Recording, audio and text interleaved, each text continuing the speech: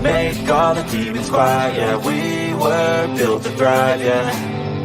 I think that we've all had enough. What keeps you up at night, yeah.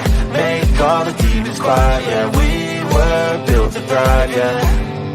I think that we've all had enough. Yeah, I think that we've all had enough. Sick of dealing with the old plan. They know that we're calling it wrong. You got me like, oh yeah, I think that we've all had enough. They know that we're calling it wrong. Hey, it's too late to try to go contain it. A generation fueled by creation. We live lives on a small screen nation. We control the airwaves, no negotiation. I refuse to think we need saving. Something good will come from creation. And when we think that the world is too anxious, we'll adapt, evolve, survive, and save it. What keeps you up at night, yeah. Make all the demons quiet, yeah. We were built to thrive, yeah. I think that we've all had enough. What keeps you up at night, yeah. Make all the demons quiet, yeah. We were built to thrive, yeah. I think that we've all had enough. Yeah, I think that we've all had enough.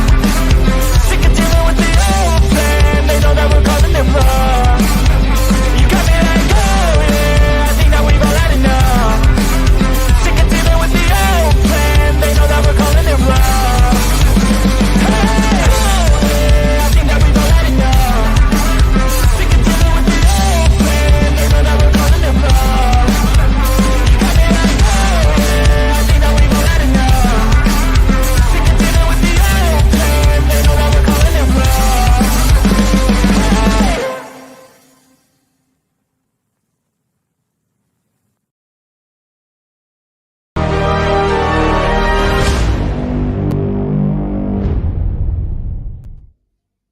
Hey, welcome to the Enterprise, which I have now called the USS Sav.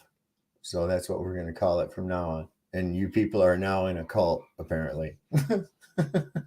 Because we have to have this cult mentality about us, or we just don't fit in.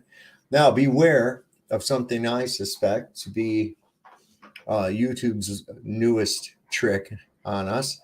Is I'm noticing a pattern of them choking the streams really heavy duty of those of us that are speaking out and talking about the true nature of our reality and getting people to open up their minds. But bear with it. We don't let it dissuade us. We know what their problems are, and that's their problems to have. So we just keep on plugging along, right? We don't give up.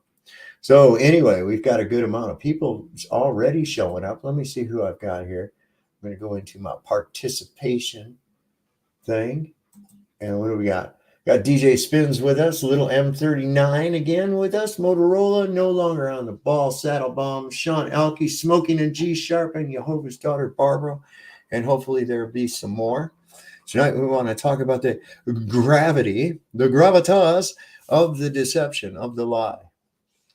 And it is quite heavy, which is what that means. Gravitas meaning weight, the weight of something.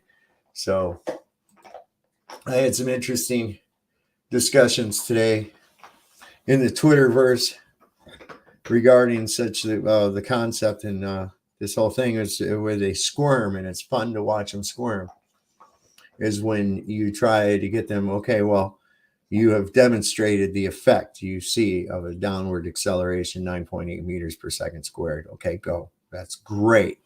You observe an effect. You claim a cause, but you have yet to isolate or manipulate the cause. So once again, the conflation between the effect and the cause. The cause cannot be the effect, and vice versa. Of course, the cause cannot be the effect cannot be the cause. So I've got some interesting stuff lined up on that, some interesting little videos that we found. And of course, as always, if you want to come up and remain on topic, I really would prefer that. That would be great. If not, Sovmonauts. Oh my God, Thrash List. Don't even go there. Don't even. We don't want cults. Down with cults. So I don't know if anybody has checked out Nut House videos, latest little clips that he's done recently. Be sure and check those out. They are pretty awesome. Barbara, if one of you guys can put some links in the chat, that would be great. Let me see here. So without any further ado, I think I'm going to bring up some stuff for you. Hang on, I'm going to close that. Yeah, I don't need that one. Let me bring this. Yes, all the way up to the top. So some interesting stuff to think about here real quick. Oh, wait, I have to do this first. And get the cart before the horse, so they say. Let me go ahead, and I think this should be okay. This I found kind of disturbing, but I'm going to share it anyway. I think you guys need to hear this. Here we go. Up to 80% of the population gone by 2025? Damn. Military intelligence website Deconstructing has recently indicated that an 80% population reduction is in effect over the next 2 years, and the G7 countries are near the top of the list. This, of course, is highly disturbing, and I regret to say, slightly more accurate than I'd like to admit. The G7 countries and their population reductions are the UK at 78.5%, USA at 70.2%, Germany at 65%, France at 48.1%, Italy at 30.6%, Canada at 29.7%, and Japan at 17.6%. They go on to state it is advised that people temporarily distance themselves from the UK, USA, and Germany. These governments are planning the utter destruction of their own populations, and most are complying. It's almost like a suicide cult. This is what happens when a massive war is waged upon the people and they don't even know it. This is what happens when you honor fake authorities rather than your own temple. This is what happens when you trust pharmaceutical companies before you trust nature. So I thought that was kind of some interesting information that I would share with you people tonight. I don't know. Let me know what you think about that. Deagle has been known to be pretty much on point with what they go with. Let me see. I have to do something here first. I really should have named these. Oh, this is cute. Y'all going to like this while this is playing because I have to go and get something out of my Jeep real quick. I'm going to play this for you. Never looked away from Earth. This is cute. You're going to love this. You guys are going to love this. Whoever looked away from Earth into the black void. So you can see the stars. Oh yeah. And, we were never able to see stars from the lunar surface or on the daylight side of the moon. It's not black void. I mean, it's black, but there's all kinds of Space is fake AF. Mashed potatoes. Space is fake AF. There's more than stars. You can see planets. You can see moons. You see the gas.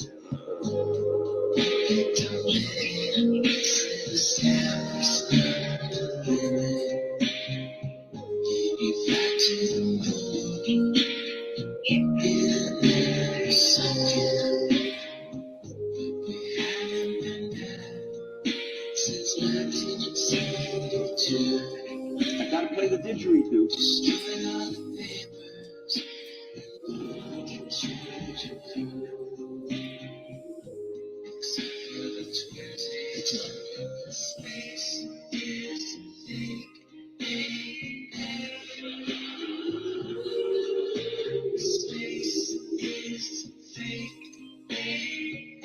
Look out into deep space away from the sun. It's the darkest night you can imagine.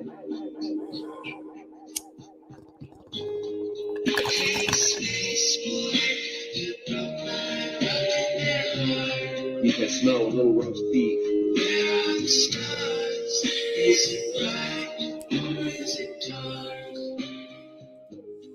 Vacuum space of the dark fury.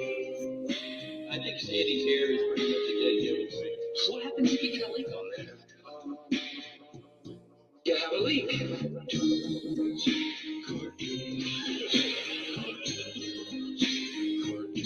Deep up my love.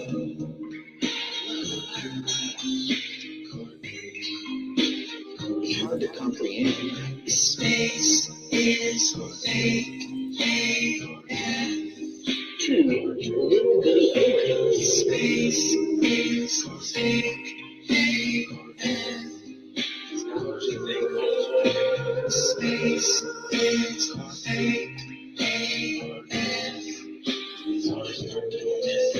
fake, space is fake. I thought you all would get a kick out of that. I like that. It was pretty good. Oh, we got Joni Rotten who's joined the panel tonight, joined up in the Enterprise here with us. That's good to see you. Rasta Bear seems to be here too. Sean Alkey's shown up, no longer on the ball. We got everybody going on in here. The Thrash List Smith is showing up. Hell yeah, we got everything going on. So yeah, this is some of the stuff I was going on. And their whole fake space rests upon this cockamamie idea of gravity. They have this idea that has never been proven. In fact, it's been disproven several times in many ways, that they then want to ascribe to other objects that they have no idea anything about them other than their speculation. It's all based off of the sun cult, every bit of it. And I've got some stuff here tonight I'm going to show you that really exemplifies that, where they had to actually work backward from a conclusion. And I've said that all along. The whole idea of gravity is ridiculous. And even Tyson with his dropping a mic, what is that? You're demonstrating an effect.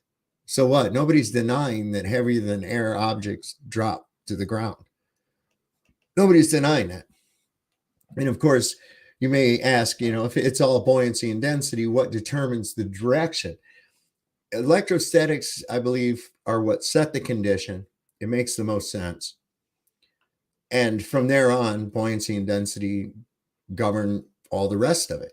It's just it's the easiest, and it can be manipulated as well, because if you can change the medium, you change the weight.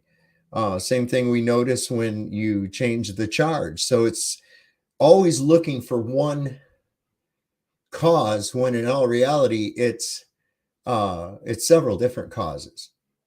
Okay, there are several different factors at play. The electrostatics, the buoyancy and density, there's several different factors at play.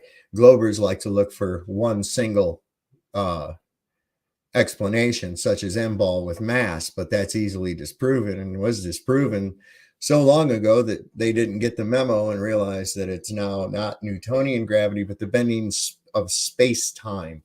So it's just mass. What explain mass? It's not just mass. It's mass within a relative.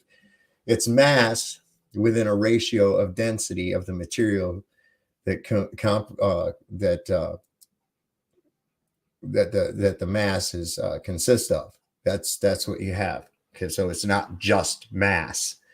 There's density, and there's no evidence of this attraction. If there is any attraction, that there is. We see no evidence of that anywhere in nature whatsoever. So sorry.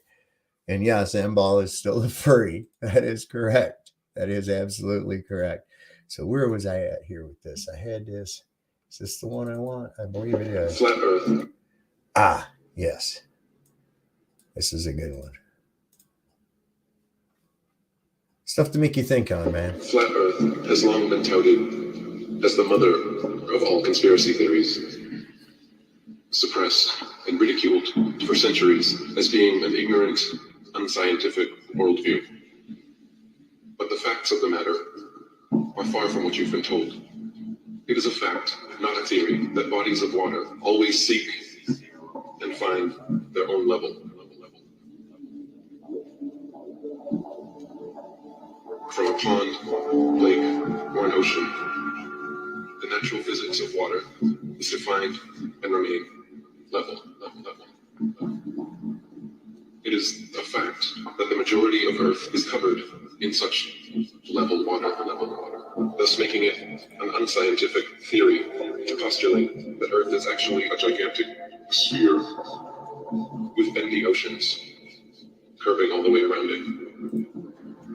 It is an unproven, unscientific theory with no observable, measurable, or repeatable evidence to claim that bodies of water can somehow bend, cling to the exterior of shapes, and show convexity upon their surface. It is a fact, not a theory, that the horizon always appears perfectly flat, 360 degrees around the observer, regardless of altitude. All amateur balloon, rocket, plane, and drone footage show a completely flat horizon as high as we can reach, over 20 miles or 120,000 feet up. It is an observable, testable, repeatable, scientific fact of reality that Polaris, the North Pole star, situated perfectly over the North Pole center of Earth, never moves a single inch. Night after night, year after year, century after century, with all the other fixed stars remaining fixed in their relative constellations, revolving perfect circles around Polaris. It is also an unobservable, unscientific theory to claim that the Earth is spinning 1,000 miles per hour, and the Milky Way shoots millions of miles per hour more off through infinite space, when we cannot see, hear, feel, or otherwise observe or prove any such motion. And we can see clearly for ourselves Polaris never moving, and all the other stars revolving around it. This is just a brief introduction to the many observable, testable, repeatable scientific facts of our level, motionless plain Earth that have been suppressed and ridiculed for centuries in favor of various unobservable, untestable, unscientific theories purporting we live on a tilting, wobbling, spinning, ball-shaped Earth. So that's kind of, I might enjoy that. What do we got going on in the chat here? Does everyone watch the speech on our, what? The Secret Covenant? Oh, I think I did. I think I did catch it. Let me see. What do we got? Lots of evidence, like thousands of pictures of the year. Oh my God. So wait a second. Let me read this again. This is lots of evidence, like thousands of pictures a year of the round earth and water from the Himawari satellite alone. But just close your eyes. You crack me up. Holy shit. There's Natasha Jones is showing up. Catch 22's here with us. Awesome. We got a cool thing going on here. Now, let me see here. I had it on. Okay, so this is what I was talking about, how it's just everything. It's like a religion, man. It's based on it's based on sun worship. Watch. Everything with this model has been reverse engineered from the truth. The ultimate goal from the beginning was to place the sun at the center of the universe. They want the sun at the center, as they are sun worshippers. Heliocentrism is simply modern-day sun worship masquerading as a science. So their goal from the beginning was to put the sun at the center. So how do you do this? Well, the first thing you have to do is you have to make the sun much larger than the Earth. For the Earth to orbit the sun's going to have to be much larger than the Earth. So they made the sun over 1 million times larger than the Earth. But when I stand on Earth and I look at the sun, it looks no bigger than a quarter. So if the sun is over 1 million times larger than the Earth, how come I observe it no bigger than a quarter? So how do you explain this? Oh, well, that's because the sun is really far away. So since we had to make the sun really big to place the sun at the center, now we have to make the sun really far away. So let's make the sun 93 million miles away. Every explanation has to be reverse engineered because they started with an ultimate goal of placing the sun at the center. Every other fact that they create is reverse engineered to make this work. This is exactly what happened in reality. All these men that we learned about who created the heliocentric model, they had to work collectively over the span of 2,000 years to reverse engineer this model. This model comes from man. This model is built on perfected mathematics that has no relation to reality, no relation to the truth. It's simply a reverse engineered masterpiece. I chopped up. See. So that's just a little taste of that. I mean, that's what we have going on, is basically sun worship. And they've been really pushing this thing for the longest time. And if when you try to really wrap your head around it in a realistic way, well, this is what you end up with. This is what it ends up with. Once you discover reality, this is exactly what you end up with right here. Oh, look at me. I'm retarded. I'm a globe. Oh, look at me. I'm retarded. I'm a globe. That's what you end up seeing, man. That's what it looks like to me, man. It is completely what it looks like to me anymore. I just laugh at these guys, man. It just crack me up. I think this guy right here puts it out really well. This guy, he really lays it out. And this is what science has actually turned into. This is what science has turned into. And this is why people believe this dumb shit. It's been infiltrated completely. Listen to this. People talk glibly about science. What is science? People coming out of a university with a master's degree or a PhD, you take them into the field, and they literally don't believe anything unless there's a peer-reviewed paper. It's the only thing they accept. And you say to them, but let's observe, let's think, let's discuss. They don't do it. It's just, is it in a peer-reviewed paper or not? That's their view of science. I think it's pathetic. Gone into universities as bright young people, they come out of them brain dead, not even knowing what science means. Yeah. They think it means peer-reviewed papers, etc. No, that's academia. And if a paper is peer-reviewed, it means everybody thought the same, therefore they approved it. An unintended consequence is that when new knowledge emerges, new scientific insights, they can never, ever be peer-reviewed.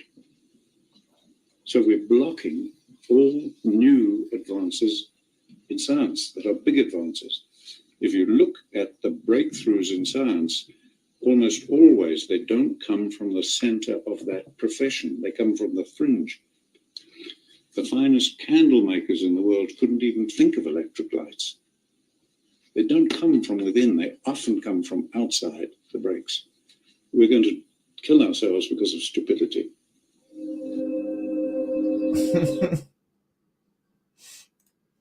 That's exactly it too. And this shit about peer-reviewed. And it's like, man. So when they hit me with that, is, these studies of yours, are they peer-reviewed? And I'm like, yes.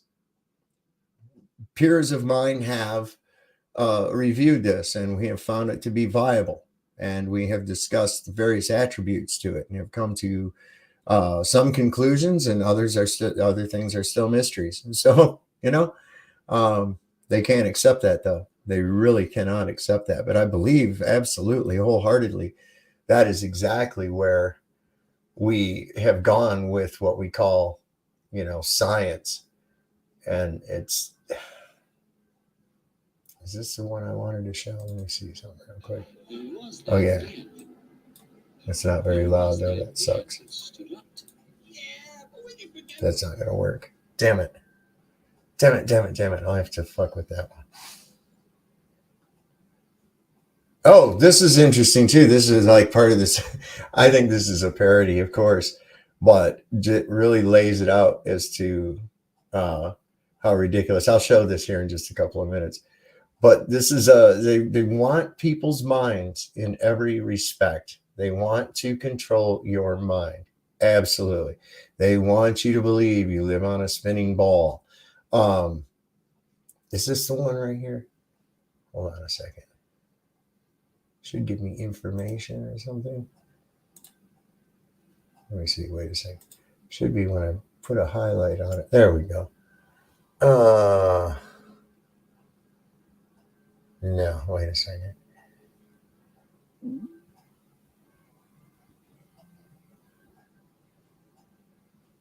Okay, yeah, this is this is part of it too. Where they try to confuse you with this shit. I can't remember which one's which. I didn't label this shit correctly. Damn it. Where's the one I just had about the gravity and NASA? I know I just pulled that one in. Damn it. Hang on while I look for it. I'm going to put this on. Some people think God created. This is really good. Atheists hate this, but hey, what the fuck? Some and people I'll think look for God that while created it's the playing. universe. Some people think nothing created the universe, which is the funniest guess. And then nothing people make fun of the God people. They say God doesn't exist. I'm like, okay, maybe. But you know what definitely doesn't exist? Nothing. That's the defining characteristic of nothing, is that it doesn't exist. So what are we talking about? Either you think it's God, something you can't see, touch, taste, photograph, and science can't prove, or you think it's nothing, something you can't see, touch, taste, photograph, and science can't prove. But I think we can all agree, if your nothing sometimes spontaneously erupts into everything, that's a pretty goddamn magical fucking nothing, you guys. And ask the nothing people, what happens when you die? They'll tell you, nothing. You go into nothing. I'm like, you mean you merge back with your creator?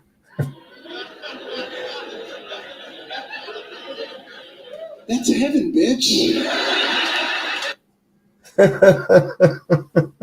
That was pretty good, man.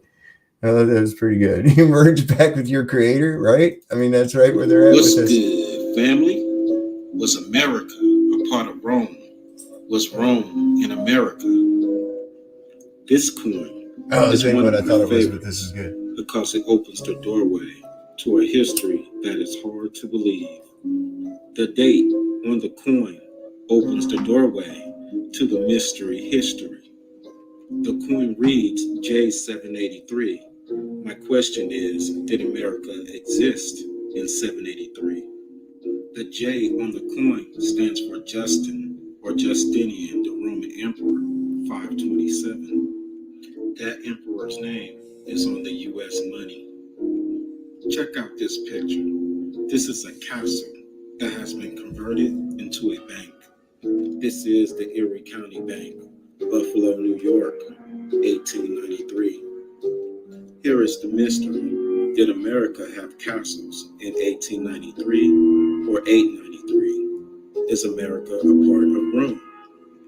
Family, these are the banks that were built in 1890. Did they add 1,000 years to hide the age of the bank castle? Check out this picture. This is a Roman home in America. They say the camera was made in 1816. Subtract 1,000 years and you get 816, and also a picture of the past. Family, here is some mystery history to read. It says hiding place of Judah and Benjamin, or is that someone's full name? Check out this Roman building in a field by itself. There are no other buildings around it. Now check out the train approaching the lonely Roman building. Notice there are no structures around. In this picture, you can see the Roman building being uprooted from the ground. Family, is it possible they removed all the... So we know that our history is a lie. Where we live is a lie. The very nature of how things work fundamentally in our realm, the way it's been presented to us, is of course a lie. And we have to look at everything now with new eyes. We have to question everything that is told to us. I am looking for this thing that goes on about the damn telescopes, and this is really good. Let me see. Maybe I have it over here. Just a second. I was going to show that all to you tonight, and it really shows you some cool shit as far as how telescopes actually work, how they can be misleading. And here we go. I could have swore I downloaded this. I'm going to go ahead and do it again, just so I've got it and I can play it that way. So I'm going to copy it. I'm going to put it over here. It takes just a minute. Yeah, hurry up. There. It's picking it up. Almost 3 seconds. 1 second. Done. Got it. All right. Yeah, I found this really interesting because you always have these yahoos telling you, oh, just look through a telescope. Like some kind of a jackass. Watch Invented this. by a Dutch optician 4 centuries ago. 4 centuries ago. Isn't that interesting? What else came about 4 centuries ago? Can anyone think? I can. Anyway. Invented by a Dutch optician 4 centuries ago. Before that, it was believed the Earth was the center of everything. The theory that it actually revolved around the sun was discounted. In the hands of Italian astronomer Galileo, the telescope brought reality into focus. This molded disc of thick, low-expansion glass will become the telescope's primary mirror. A diamond-edged tool rotates on a calculated tilt to make the glass slightly concave. Okay, if you don't know what a concave mirror does, a concave mirror can distort images. It'll make a circle appear to be spherical if used correctly, okay? Telescopes have a combination of convex lenses and concave mirrors that distort the celestial objects that you are seeing in the sky. This distortion caused by the concave mirrors and the convex lenses and the aberrations caused by the light being reassembled in the eye itself makes it to where you can't even see the stars for what they actually are, okay? This is what the stars look like without being distorted by these particular mirrors and lenses. Of course, there are going to be people in the comments saying stars look like this because they're so far away, and you should be asking them, how the hell would you know, okay? If they're so far away and nobody can reach them, they're light years and galaxies away, how would you know, okay? That would then be pseudoscience. That would be you speculating, because that would then be a claim that cannot be tested. But what can be tested are the convex and concave mirrors and lenses that are used inside telescopes and what effect they might have on the object that you are viewing with them. The footage you are looking at now are the celestial bodies being viewed through a device that does not use the same principles as a telescope.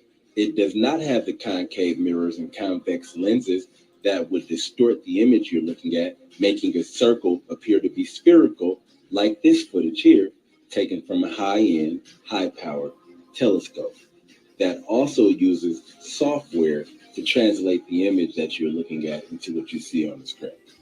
That right there should be a red flag to you, that the image has to go through some level of processing to show you what you want to see.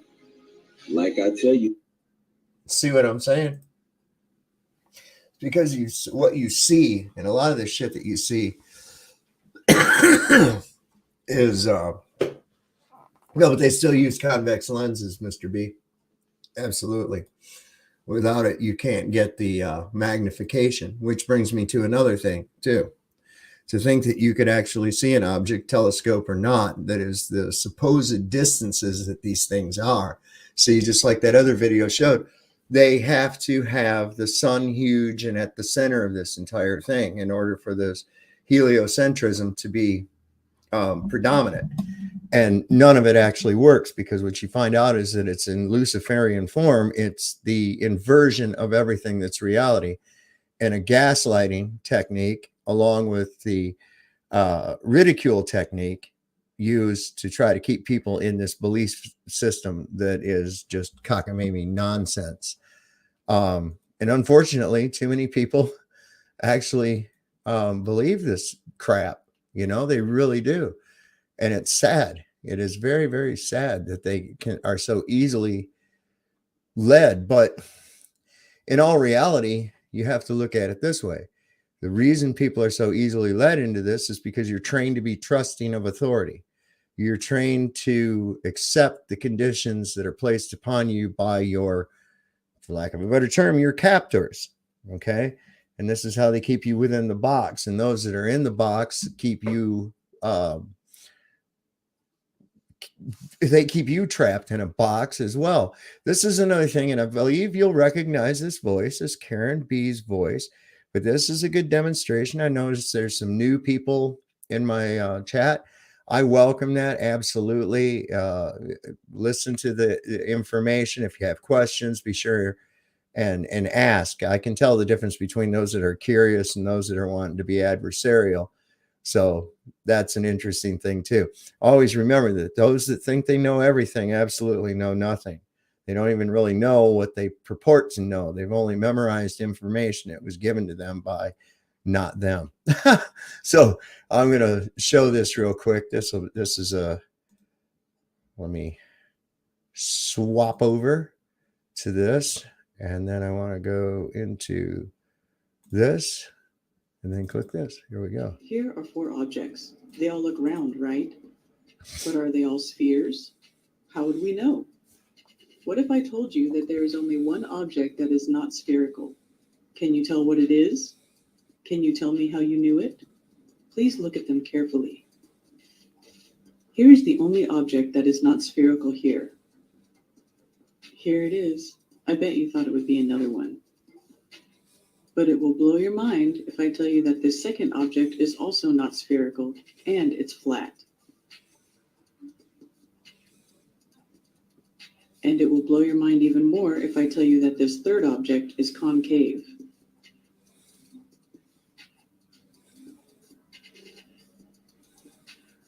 But how about this one?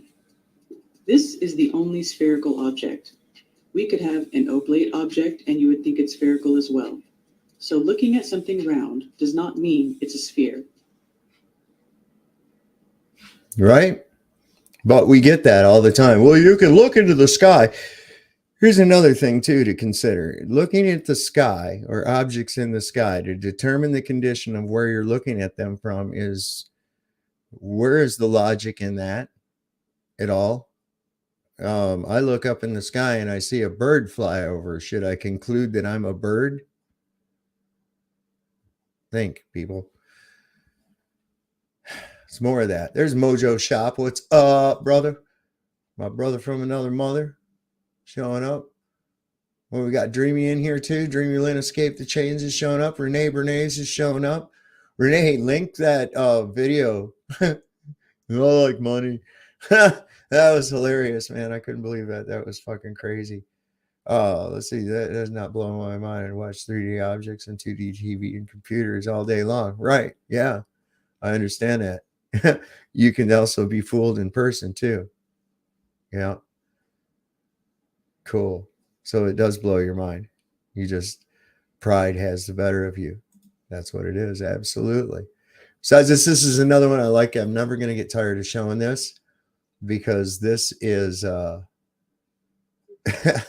this is proof positive to me, because I've always visualized this. You know, since I started with this, I've been able to visualize this, and I've tried to explain it in words by merely saying that if you were on a ball, okay, if you were on a sphere, no matter where you stood, despite if you disregard the topography, just figure a smooth sphere, right? All water, if there was such a thing. No matter where you stood on that, you would be at the highest point. And if there were 2 people on that ball, they would both be at the highest point. If there were 10 people on that ball, all 10 people would be at the highest point. Therefore, as you rose in elevation, you would have to look down to see your horizon. Okay? The horizon would be physical, and you would have to look down to see it. But we don't experience that. We just get a wider field of view as we increase in elevation. The horizon, if you were on a ball, should drop below you as you rise in elevation. And I think that this exemplifies that perfectly. Let me bring this up. Where'd it go? There it is.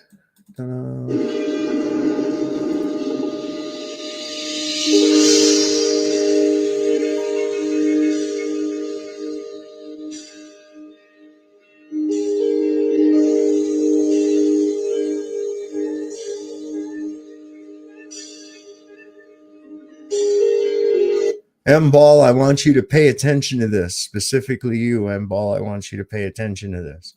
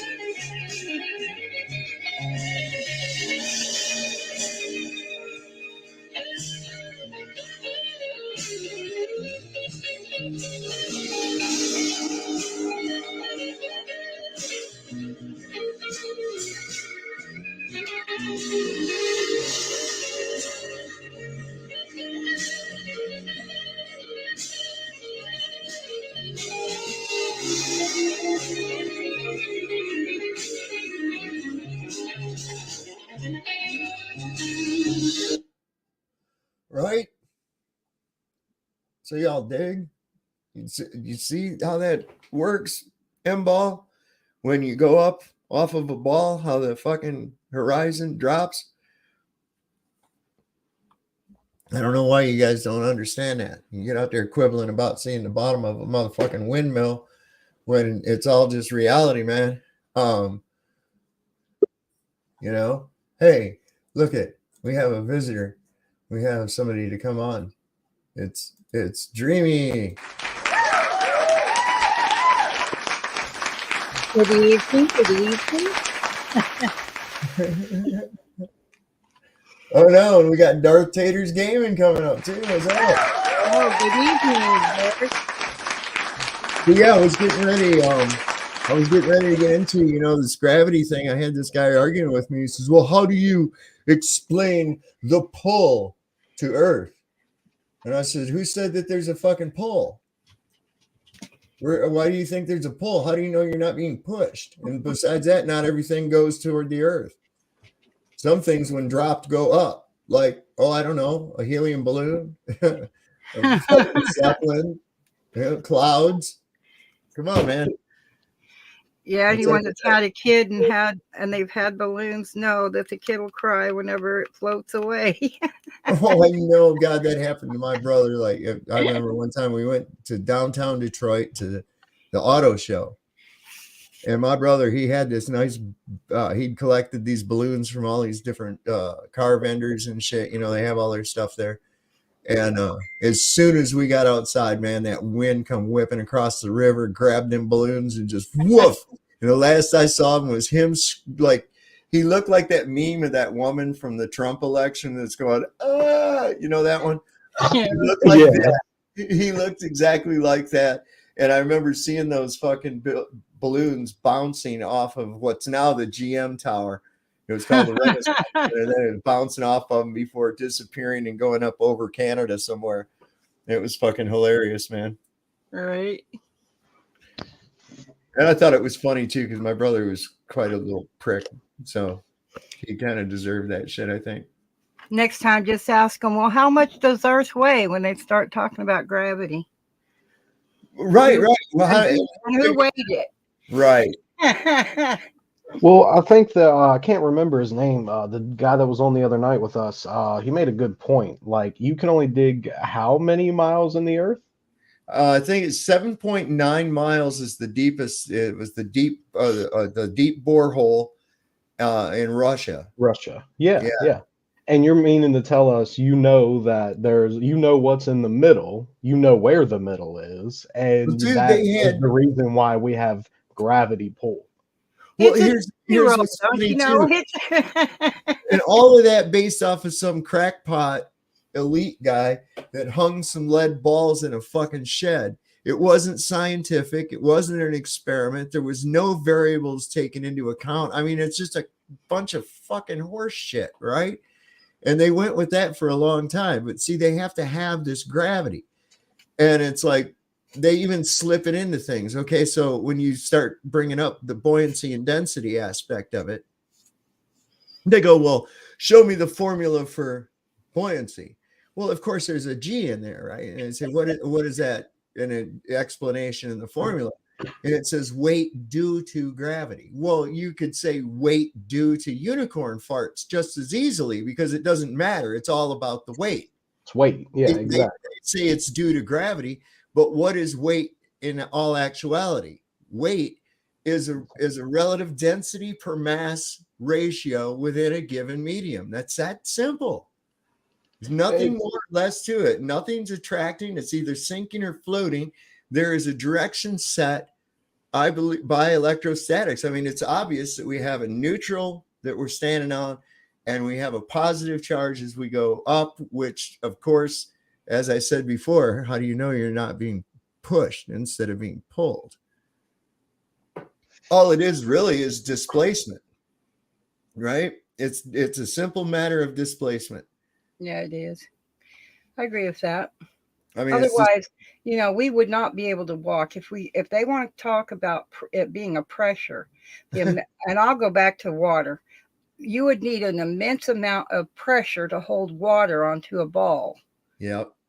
And we would not be able to move, because water is one of the most powerful things if you have a lot of it. I've been through a flood, and nothing stops it when it wants to go. It goes. and takes whatever it wants with it.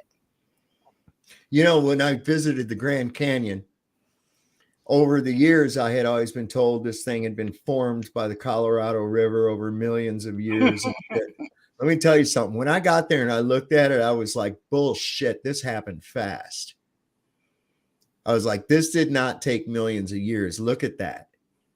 You know, I mean, you really can feel that it's not, it's wrong for the amount of erosion. The amount of erosion is wrong for it to have taken millions of years. The fucking stone is still way too rough to have been, you know, at periods of time, hundreds and thousands of years, water flowing across that same stone. It's too rough. It would smooth it out. It'd polish that thing up real quick, boy. Well, you can go back and look at the big rift that was ripped into the Earth's crust there in Turkey, and it's very similar to the Grand Canyon, where it's separated, like, you know, quickly. Yeah, I mean, look at how quickly. Listen, there was where I lived at, just outside of Lone Pine in California, in the late 1800s, 1890 something. There was an earthquake there that was so huge that it didn't kill a lot of people because it was sparsely populated. That area was, you see. So, but there was still a good amount of people that got killed by it. And they said that there was 15 to 25 foot vertical movement of the earth and average of about 45 to 60 foot horizontal movement of the earth during this earthquake. An entire little lake was formed from it too. Yeah. It's just like, it's crazy. There's a little cemetery dedicated to the victims of the earthquake. And because it was sparsely populated, but most of what was Lone Pine originally, all that remained of that was just this little tiny wall. And they have that preserved. I mean, that's some fucking crazy shit. Can you imagine that? Think about the earth simultaneously moving up and down, average to 16 to 25 feet into the air, while going back and forth 45 to 60 feet back and forth this way while doing this.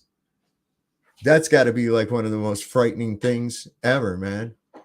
I don't want no part of that shit, man. Nope. He picked me up and shook me like a dog. Yeah, no doubt, right? Thanks, man. So yeah, let me see here. I had that other thing up. Floods are dangerous. Yes, they are extremely dangerous. Hell, we said we had a flood here back in '96 because of Hurricane Fran. That, oh my God, there was debris in the telephone wires from how high up the water got in some areas. Man, this ain't no shit. It was for like a couple of years afterwards. There was like grass and shit still up in the telephone wires. Lifted a house up and took it over a 10-foot fence. Wow. And set it down in the middle of a fucking ball field where it was floating around and shit. Oh, yeah. Tornadoes can do crazy things like that too. I mean, these one people, we knew them. They lived there in Waxahachie, Texas. And it took the lady, she was home by herself. So she grabbed a mattress and went and jumped in the tub and held the mattress down over the top of the tub. And it took when all the noise and wind and everything was gone and she removed the mattress, the wall right behind the tub was the only wall in the house standing. All the walls and roof was gone.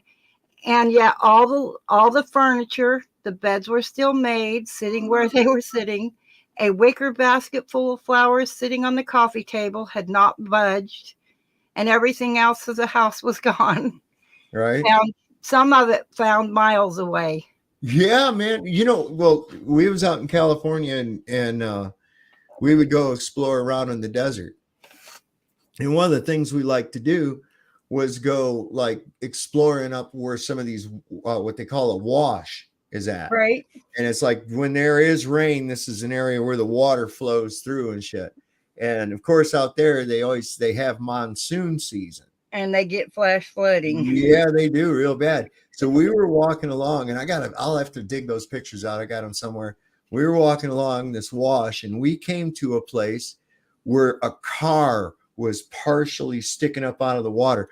And it wasn't a car from this decade or the decade before that. This thing was from like either the late 60s or early 70s. And it was like filled with dirt and then partially uncovered that had been down in this wash. And the last rain through there had washed part of it exposed. Right. Well, I don't know. There could have even been people inside that fucking thing, for all I know. I know when people go hiking and stuff in the desert, because I grew up in Arizona too in my younger years, and I watch them build their little shelters and whatnot in the washes, and I'm thinking, oh my gosh, yeah. If a rain happens, it don't happen right there. No, it comes through fast. Listen, those monsoons come. Water comes through fast. I've watched California Highway 190 that goes through Death Valley. I've watched pieces of that just disappear. Right. In just a couple of minutes. It's insane because it doesn't take long before the ground's saturated. Right. And then, whoa, up it comes. But another kind of cool thing comes is that there'll be these little fucking shrimp that hatch. Right. And live in the water for a little while, just long enough to lay eggs and shit. And those eggs can lay dormant in the sand for 100 years. And as soon as you hit water, they'll hatch. Yeah, and in the desert, it is so dry that it's what they call hydrophobic or whatever, so it doesn't absorb right away. So the water's gonna stay on the top. Yep, some of that dusty shit. It was crazy. I'd spray a hose in my outside. Yeah, and you'd see it just bead up on the ground. Right. Like you'd have these little dusty beads all over the ground where it just picked up dust and sat there. It didn't soak into the ground. After a while, it would, with enough weight, volume, and pressure, it will. But there again, there's that thing with the water, the gravity, right? The gravity. Right. This is what they're always. I got this. I found what I was looking for. Yay! Check this out. What is gravity? It's a myth. Is this relative density, or is there a force involved that established a downward direction? Fuck no.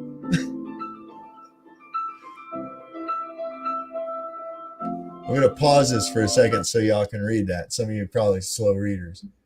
All right. So it says the Earth has a surface, as in the surface and below, has a negative charge of around 500,000 coulombs, with the upper atmosphere having a fairly equal positive charge. The Earth has a constant electrical field, which at the surface is around 100 volts per meter downward. So it is constantly creating an imbalance.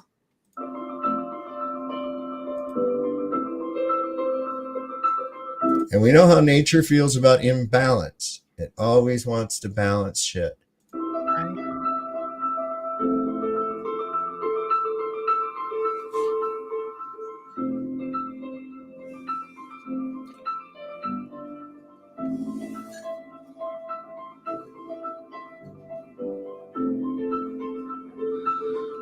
Hello, everybody out here in YouTube land. Good times for others, Zachary's about here if you prefer.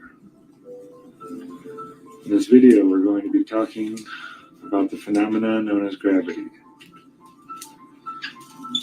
What I have here is two pizza trays. I was trying to get it focusing on that little piece of paper up there, but it's not going to happen. But you saw it sitting down there, now it's stuck to the top. See that right there? That is our test subject. Whoa. All right. As long as I apply a current to that, that'll stay there. So what he's done there with those two plates, he's created Gaussian surfaces, okay? And by reversing the charge and putting the neutral at the top and the positive at the bottom, he was able to create an attraction of the paper toward the top. You dig? Hey, Sean, Cavendish. Cavendish was not an experiment, okay? Cavendish was not an experiment. There was no science involved with that. There were no controls taken into account. It's a crock of shit. Sorry, Sean. Well, just imagine if mass was attracted to mass, we'd all be stuck together. Well, here, think about this, right? Think about it in a house, right? You got furniture of different sizes, right? Okay. So wouldn't it stand to reason if the larger table has more mass, and notice they don't include the density of that mass in what they're talking about, right? Right. Okay. So here's this, say, a grand piano and a small end table, right? Both drastically different in weight and in size and in mass, right? So that means the grand piano will attract most of the dust, and there will be a thicker layer of dust on the grand piano than there would be on the little end table. And all the other furniture in the house. Right. Think about that. It's fucking ridiculous. Hey, it makes perfect sense. When in reality, here we have all of the components to explain the downward vector, to explain the reasons why some things fall, some things rise. Everything is there. It can be manipulated. We see that with adding a charge to the static balloon that's like right at a neutral. It's just floating in the air. It's not rising or sinking. It just stays floating in the air. They had a little metal button on it. They added a charge to it, and the damn thing drew down further to the ground. As soon as they removed it, it went back up. It's amazing. So, you know, and there it is. But anyway, this, let me see. I'm not sure how long this part goes. As long as I keep turning this thing, it'll stay up there like that. That little piece of paper is right there. I don't know if you can see at the beginning of this, you could see it go twing as soon as you put the charge to it. He has a Van de Graaff generator. One to one of the plates and What? one to the other. And as you can see, instead of being positive and negative like we are here on Earth, with a negative on the bottom and a positive on the top, I reversed it. Listen here, look at Sean.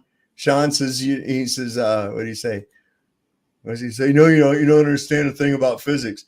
You don't understand a thing about electromagnetism. You don't understand that it's all about electromagnetism. It's electric and magnetics. It's all together. It's one sister and brother type fucking happy family, brother. And you don't get it. You're looking for a singular cause. There is no singular cause. Electrostatics set the condition, buoyancy and density sorted out. Sorry about your luck, Sean Hawkins. And it sticks to the negative, just like here on Earth. Right. Now, I know there's a lot of people that don't like saying the word gravity, but there is a force. It is not Newtonian, it is not Einsteinian, but there is a force that is creating this up and down, which tells denser objects which way to go and makes relative density work. And it's just all electricity. That's all it is. Yeah. Just like everything else around here. Sean claims he knows about physics and shit, but doesn't realize that everything is electric. He's electric. We're electric. Your whole fucking reality is nothing more than electromagnetic signals interpreted by your senses into a cohesive reality in your mind that you can interact with. That's it. It's all electric, man. Chemical reaction, every fire, every sound, everything is electricity vibrating.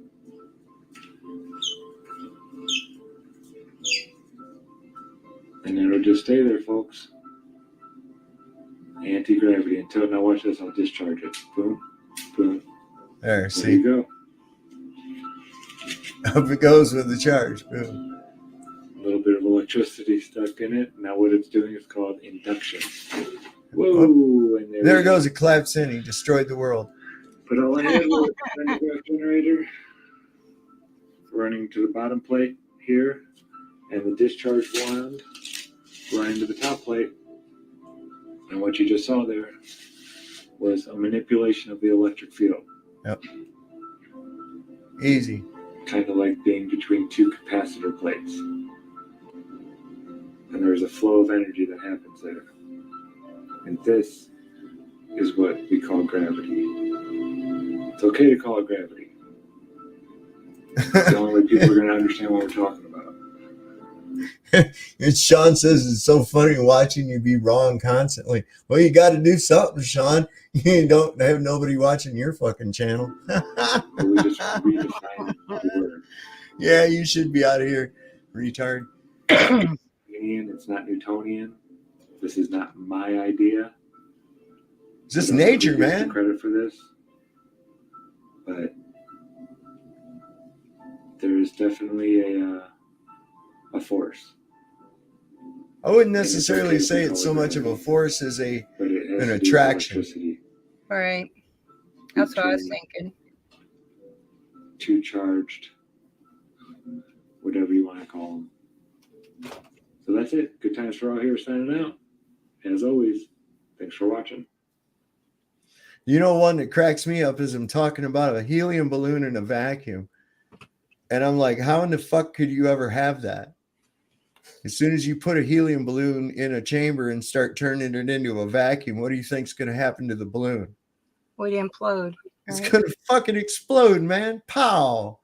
It's going to go try to fill the empty space regardless of the latex. Come hell or high water, it's going to rip it and do it, man. That's all. These people, they fucking crack me up with their gaslighting bullshit. And Sean, thank you for the view, bro. He said, have fun being dumb. I'm out of here. Well, go ahead. You can go over there and start your own stream and shit. And all 5 of your viewers can watch it. So have a good time with that. Love old Sean. Well, some people are just so hung up on what they've been taught and believe it hook, line, and sinker so strongly that they can't see the forest for the trees. He don't believe that shit, Dreamy. Oh, I'm sure he does. I'm sure a lot of you don't. He has to do it as part of his plea agreement. Probably so. I agree with that. They have to. But I am saying that there are some people that they believe in something so strongly, even whenever the truth is right in front of them, they can't see it. They just can't. And then you got people that go around and feed that by keeping it going as well. Well, see, I think here's what it is. I can't see anybody having that kind of a vested interest in this shit unless it was their livelihood, right? Why put yourself through the headache other than the fact that it is their job? Now, we think of the fact that when Alphabet Inc. Went through all of the social media, including YouTube, to without any sugarcoating it, censor anything about truth or flat earth or anything else like that. Why do you have to censor something if it's wrong? Exactly. If it's apparently wrong, you shouldn't have to censor it. But part of that effort wasn't just censoring it, but was putting out these channels, hiring people, so to speak, to have these channels, giving them a shitload of views to start with, make it look like they've been around for a while and all this other shit, give them a script to read, boom, boom, boom. That's part of it too. Because who in the fuck is really going to do that? You know, if what you're, again, like I say, methinks the lady doth protest too much. There has to be something in it for them. Yeah. In order to continue it on. I mean, it's just ridiculous. The effort that they go through with it too. This is what. Oh, that's wrong. We just had that. Well, I mean, it is like with the NASA. I mean, it's destroying their business because it's more and more of the facts is coming out, and so it's destroying their business. That's why they want to push so hard to keep their narrative going.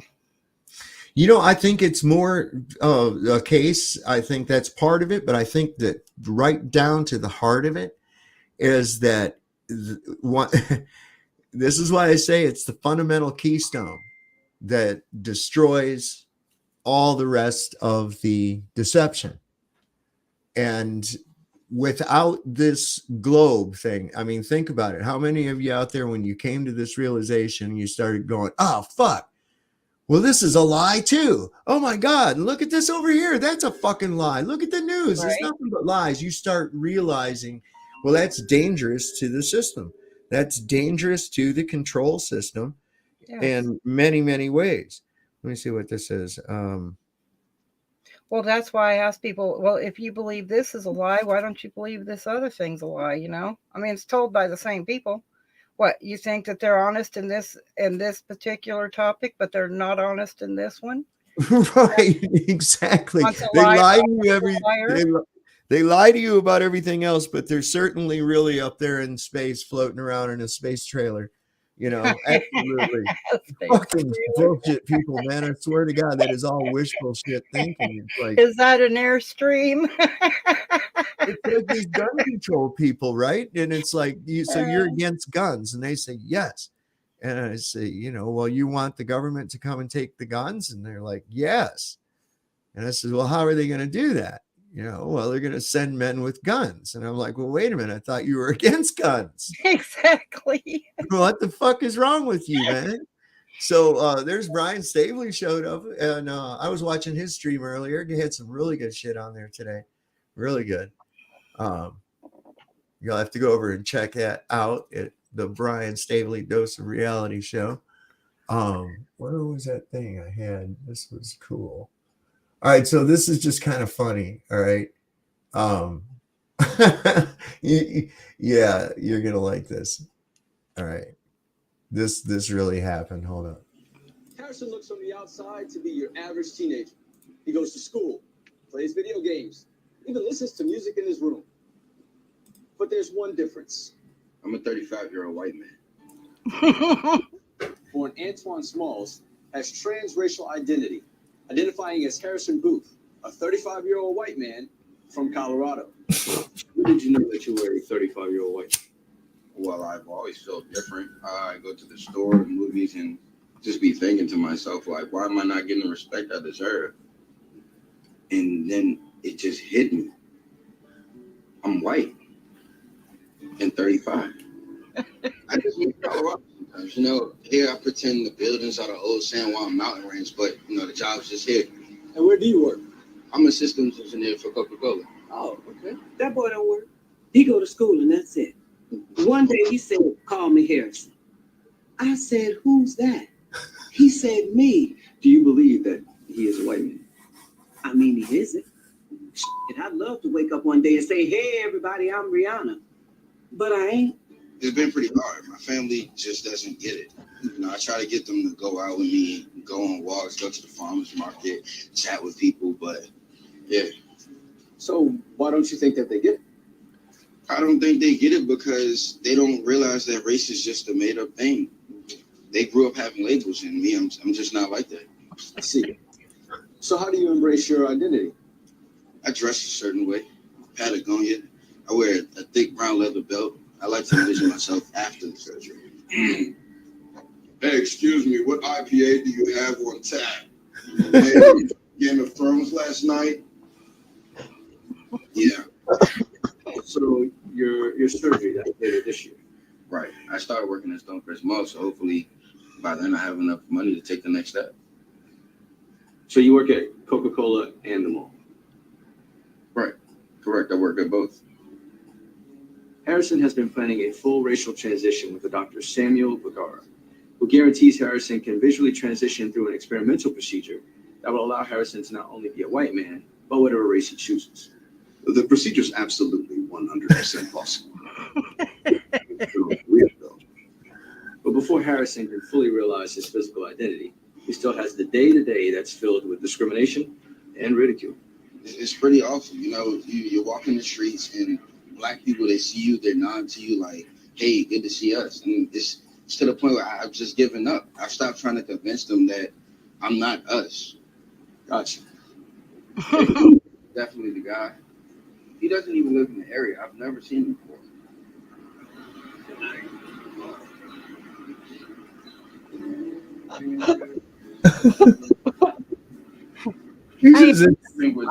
I don't see anything wrong with him identifying as white man. They let furries identify as animals. So, I mean, why not? They start teaching that to the kindergartners and the preschoolers, that they can identify as an animal. Sure. At all costs. But also, stop dressing so crazy.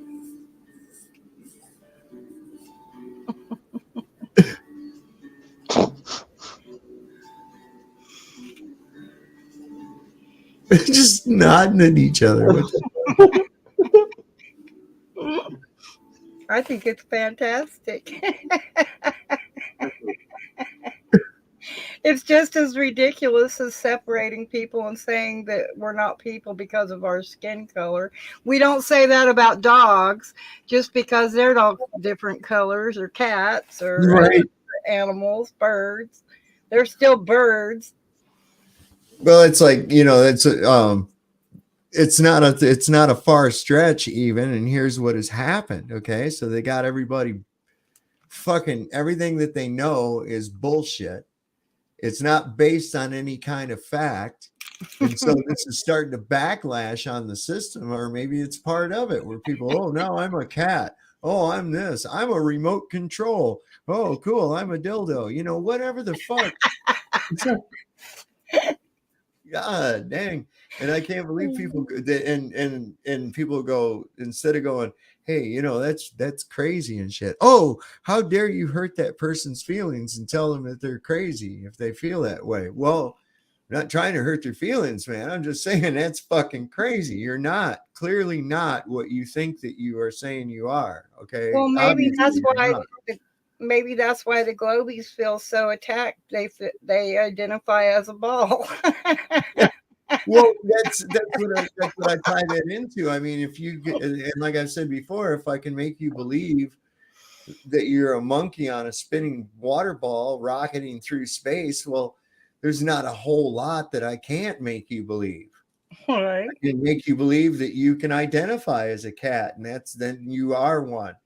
And okay, why not? That's science, especially if you notice the people that were telling people that were of an authoritative source. Right. If just some yahoo out there in La La world said that bullshit, nobody would listen. But you get professors of whatever, you know, and what's that really mean? We've already discussed what education is here. You get these people that are professors or even doctors or with doctorates saying that crazy nonsense. Well, fuck. You know, that gives people the license to go right there. Just imagine the power you would have, Sovereign, if you just put on a suit and talk all dignified like you're, you know, a know-it-all from some elite college. Yeah, that's it. I'm from the University of Flibbermeister. Yeah. Hey, Neil did it. Yeah, no doubt, right? It's, man, I swear to God, those guys are terrible. Where is that thing? Let's see. Because some of these I didn't get to go into the other night. Some interesting shit. I've been deep down in some rabbit holes the last few days and shit. It's hard to sort everything out. Is this the one? Oh, yeah, this is holy cow, 100,000. So this is what I like to get into, and this is what it gets down to, because we've discussed this before. We know NASA gets a fucking huge ass budget, right? And they give us this fake ass bullshit, right? Now think about it. It was $100 million is what it cost to make the movie Gravity with Sandra Bullock. Now imagine what you could do with $62 million a day. Imagine what that could give you. Well, not only can you, and it's clearly not spending it on their fakery because it's so easily detected, it's so easily seen. So we've looked before, where is this money going into? And we find out that NASA is spending a lot of money on researching smart dust and all kinds of active denial systems, energy weapons, and all kinds of shit like that. Right. It's not just to keep some dudes up in a space trailer, you know, or whatever they think everybody thinks they're actually doing. I mean, I think it's a crock of shit, what I think. But we'll stop this as it goes a little bit because it's a little lengthy, but Well, it's I good. think if they could just put a trailer park in the sky, they would have already done it. They'd Well, send they already got the hairspray. They'd send the trailer trash. Definitely got the fucking hairspray up there. What about the Vag cup? I got to find that thing about the Vag cup. That's terrible. Mel's Diner would be up there. Have you ever seen that? That cup they made for drinking up in space? Oh yes, you showed that. I was like, are you kidding me? And that woman, that wasn't her first time on one of those. My favorite's a space toilet. That's got anybody sees that has to know it's a joke. Oh God, yes. Come on, man. That would be the dumbest thing in the world. It's just, yeah. Holy cow, 100,000 views overnight. I had no idea this video was going to go viral, but since it has, and there's a lot of people in the comments claiming that there are pictures of Earth from space, let's address it. I don't even know where to start.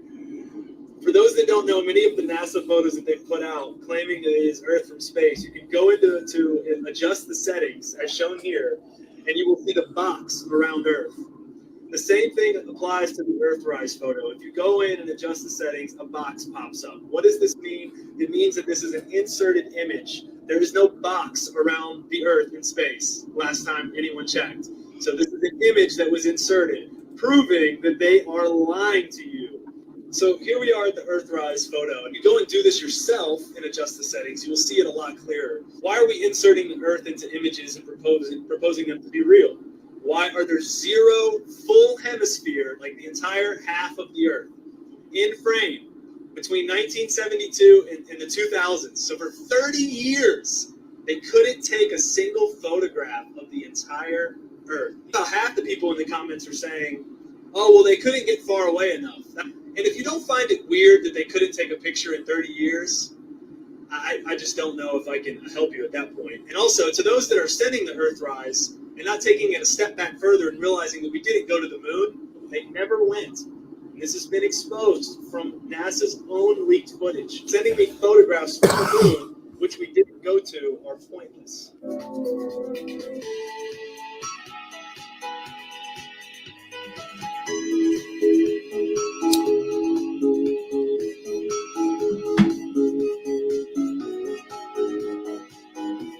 Okay, so here we are at the famous blue marble, the one that was on everyone's cell phone when the new phones came out. But this is a fake photograph. You can't just, send a rocket up there and live stream us the Earth while the rocket, and then show it to us as a whole ball, and then maybe just take a screenshot of that. It's comical. Nearly everyone interested in space has seen this picture. It was released by NASA and has the iconic name, the Blue Marble 2. You can find the picture everywhere, but one of the best places to find it is NASA's own website. This photograph is iconic because NASA says it is one of the most detailed true color images of the entire Earth to date. To put it in a nutshell, the picture is iconic. Well, amazingly, it turns out at first the photo seems legit. Here we can see clear examples that the photograph has not only been doctored or constructed, but also strong evidence that whoever done the doctoring used repeating photographic templates. That is, they cloned parts of the image and repeated it. That is, the photograph is a construction. This does not happen in nature. Clouds do not repeat in the same pattern like this. What? Clouds don't repeat in the same pattern? Are you fucking shitting me? Come on. The chances of this happening in the same photograph are low. The only way this could happen is if someone has cloned clouds and painted them on. This, of course, could be for a number of reasons. You could argue that NASA simply touched up the photograph for effect, or that it was a problem with the imaging systems that were used. But still the question exists. Why is NASA releasing fake pictures of Earth? If they are going to release a picture of Earth to be used in museums and by educators, as they state for the Blue Marble 2, then should they not release real images of Earth? instead, or manipulated or fake images? Since the natural extension of this is, what other images have they doctored? The moon, Pluto, Mars, all of them. And if they are faking pictures to such an extent, whether by wanting them to look better or other reasons, then what real scientific value are they? Isn't science about finding the truth? And is that not hard to do when you are being fed inaccurate, or in this case, completely manufactured data? No. NASA says these images are to be used by educators, museums, and scientists, which means they are passing off the image as a real picture of Earth when it is not. Then in 2002, No, I love Marble this. 2.0. Rob Simon made this. It ended up as the default background on the iPhone. I didn't even know until I bought an iPhone and turned it on and kind of did a little happy dance. Simon's job is... It's primarily taking data and making pictures out of it. That's what this is. A composite of data sets from several different instruments translated into a picture. To us, the really cool thing was the data set. Up until that point, there was no realistic color map of the globe anywhere. So the land layer here comes from the moderate resolution imaging spectroradiometer aboard Terra. And the tricky part here was the weather. So we actually had to take clouds out. They stashed the clouds for later, went onto the ocean. That came from an instrument that measures phytoplankton in the sea. Where it was low, I colored it dark blue because they're low mostly in mid-oceans. And then where it's a little bit higher, it was like a little bit brighter green. Then add the clouds back in. There's a small problem with it because there's a very slight gap in between each orbit. So some of those are painted on. It is photoshopped, but it's has to be. Then there was another layer to sort of simulate the atmosphere. And then there's this little bright spot. It's called the specular highlight. So it's the reflection of sunlight off of water. Those are the pieces, but you can't just slap them all together. It just didn't look realistic. It looks kind of flat, or the clouds are sort of too see-through. So I just hit Command Z a lot. There's artistry to creating the world. What I imagine it to be. I'm not an astronaut. I've never been to space. But I've looked at these images over and over again, trying to sort of get the essence of it. So look, if you want to believe that the only way to get a photograph is by taking ribbons of imagery and splicing them together and blah, blah, blah, that Mr. Blue Marble said, then that's fine. Look, you have to think, if you think that's real right there, you would have to think that the entire rest of the world, and I want you to think about all the land mass of the rest of the world, is occulted by that ball. It's on the other side of that ball. Right. Look how big the United States is. Come on, man. You can live with that statement, and that's fine. But the thing is even if I were to give you one of these photos or give you the couple shots from the moon, what strikes me is that, just say I gave you the photo. Okay, I was wrong. That is a real shot of the Earth from the moon, the Earthrise or whatever. The person goes, haha, got it. He's wrong and I'm right. Moving on. You don't go, wait a minute. There's only one picture of the Earth that they took of the moon in 6 missions. One? Yeah, right. They would have taken so many. Think about how many pictures people take before they go out to dinner. Bathroom selfies. I mean, I've taken more videos in my car today. Yes, it's 2023, but you're going to the moon. You would take dozens. You would take hundreds. So the fact that people are just looking to say I'm wrong rather than it set in and go, holy cow. Even if those pictures are real, they still admit they weren't able to take a single one for 30 years, and now they're photoshopping the most famous ones. If that's not a red flag to you, I can't help you. It's the only... There's another thing. If there was on the moon when they took those pictures and shit, how the fuck did they change the film? Right? No. How did they change the film? Those big ass gloves on, all that dust and shit everywhere. Come on. Pictures that people are sending me are either from the fake moon missions, pictures of the Earth with a box around it, one that Mr. Blue Marble created where he's using Command Z a lot, and you can literally see where the clouds are being repeated and copied and pasted. Or we've got ones like this. Look over my head over here. What's that say in the clouds? It says sex, S-E-X. Plain as day. Does this remind you of some of the Disney movies? We all know that Walt and NASA had a very close relationship. We know that Disney and NASA were both tightly connected with the CIA and Nazis, Project Paperclip. You're photoshopping the Earth, and the only pictures that people can find that they're sending me are sex written in the clouds and Photoshop boxes around it. There should be tons. So they're like, oh, well, here's a satellite, a Japanese satellite, the Himawari 8's taking pictures every 10 minutes. Are you going to accept that the only person that can take pictures of the Earth is some random Japanese satellite that started in the late 2010s? That has also been proven to be fraudulent. If you're up there, you wouldn't need to fake all of these. That's right, man. Videos. And please don't take my word for it. Do your own research. Compare NASA's photos to one another. Listen to their explanations. Ask yourself why America shrunk half its size in 3 years. Do you believe an organization that was founded by Nazis, Freemasons, and the CIA? I would encourage you to double check that information. Oh, but Justin, I just went on Google and looked up Earth from space, and there's tons of images. They're all over NASA's website. Guys, is that really all it takes? One Google search? You don't think we've done that? This topic has been raging on for 7 years now. We've verified NASA's photos. Look at these two pictures. 5 years later, same exact cloud pattern. Copy and paste. Find me someone that's taken pictures of our Earth that's not lying about it. If your girlfriend lied to you or your boyfriend lied to you 99 times, would you believe them the 100th time? Would you say, well, they just walked in and said it's not true, so therefore it's not true? I just went to the .gov website. It says here Jeffrey Epstein killed himself, so he must have killed himself. Guys, let's not be so gullible. There are now more questions than there are answers. Yep, absolutely, man. We are really people are they lie about everything, but not that. Boy, they would never lie about that, of course. Fuck. They went on 6 missions and only took 1 picture. Is that what he said? Yeah, man. Nah.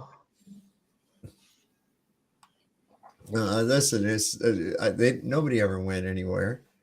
Maybe to some soundstage in a hangar someplace. That's what I think took place, man. I mean, come on, these people are fucking a joke. Everything. I mean, look, if space can be faked, then how do you know that it isn't? That's the way I look at it, man. It's like, come on, man. Let's see, what is this thing I got? And why are they so fixated on war if they have all this interesting stuff to discover, right? Well, it's not just that. It keeps you distracted. Focused I know that. Yeah, having the war. You got to have that, man. I'm just saying, though, you know, they're over here. Well, they got their puppet over here, you know, with their hand up its ass. Yeah. And then over here, they're, you know, creating war weapons. Yes. War equals money. I mean, if they could, but they wouldn't need war or money if they could fly off into outer space, right? Well, yeah, nobody gets out of here. You're not getting out of this thing, man. I'm just saying. They want you to Not think. my words, that's theirs. Right. Well, here's the thing too, and I hear a lot of people say, "Oh, we got to wake people up. We really got to wake people up." And this guy's got a point, man. And this is why, you know, it's like, hey, you can come here and listen to the information. We can talk about it. You want to look at the different aspects of different sides of the argument, what have you. That's all well and good, but that's whether or not one actually wakes up is up to them. It really is ultimately, and up to them alone. And this guy makes a lot of sense. You can't wake anybody up. It's not part of the process. As much as you want to, and you want to have a partner in this, or whatever your reasons may be, you can't do it. Waking up is a series of purging. It's a hard thing to do. We've been taught a bunch of stuff, and we have to let go of those things. And a lot of times those things have to be forcibly removed by the universe, not by us. So if you try to tell someone a truth that they're not ready for, that they're not like been prepared for, they're either going to think you're crazy, or they're going to think you're an asshole. Because a lot of times these processes of purging are very painful. It's a lot of suffering. It's losing a loved one, losing a job, losing a relationship, whatever. This is how those things that we hold on to, that we have our identities built on, get stripped away. And you got to let the universe do that. You telling someone a truth that has been revealed to you but is yet to be revealed to them is not going to work. And honestly, if you're trying to wake someone up, you really should probably think about why you're trying to do that. For me, when I was doing that, I was trying to validate the things that I had learned that had been revealed to me. I didn't believe them, or it wasn't enough. So I was trying to teach them to someone else. And then if someone else believed it, then maybe it was okay. Learn to self-validate. Learn who you are. Show up authentically everywhere you can. And then people will be magnetized to you. If you are meant to teach someone something, they will come to you and they will ask. People need to ask and seek. You can't force. Hope that's helpful. All right, well, I love you guys. Have a great day and just be, because you can't mess this up. See you. It makes a lot of sense, man. I mean, we do really want to see people wake up to the truths, and all we can do is offer them out there, but you can't make them take it. You know what I'm saying? You just can't make them take it. And as much as sometimes you want to, I think that's exemplified really well in the movie They Live, when they are fighting. The guy's trying to get his friend to put on those glasses, and the guy won't put them on, and he about fights him they just beat the piss out of each other. It's like one of the longest fight scenes in movie history, but it's a great metaphor for how hard it is to get people to look. But once somebody does look, then it's all over. I think that the best way to make them look is just casually give them glimpses. That's what I try to do. I try to just give them the glimpses of what they call it putting splinters in their mind. You know what I mean? I call it putting splinters in their mind. Yeah, They Live. That's a great movie, man. Too many of these movies are coming true.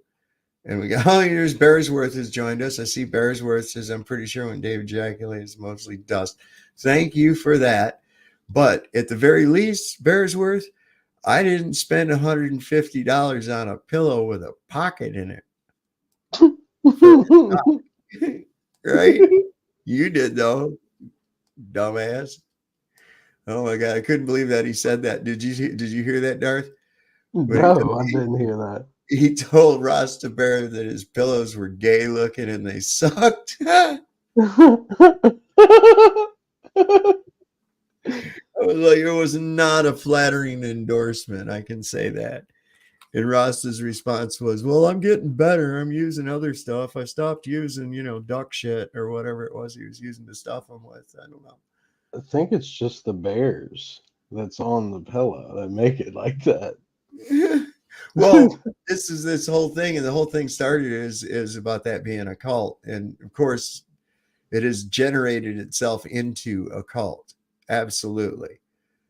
And, proof of that is right in the way that how like Rasta wants to jump in and defend Owen Benjamin and his actions, whereas though he himself are being attacked.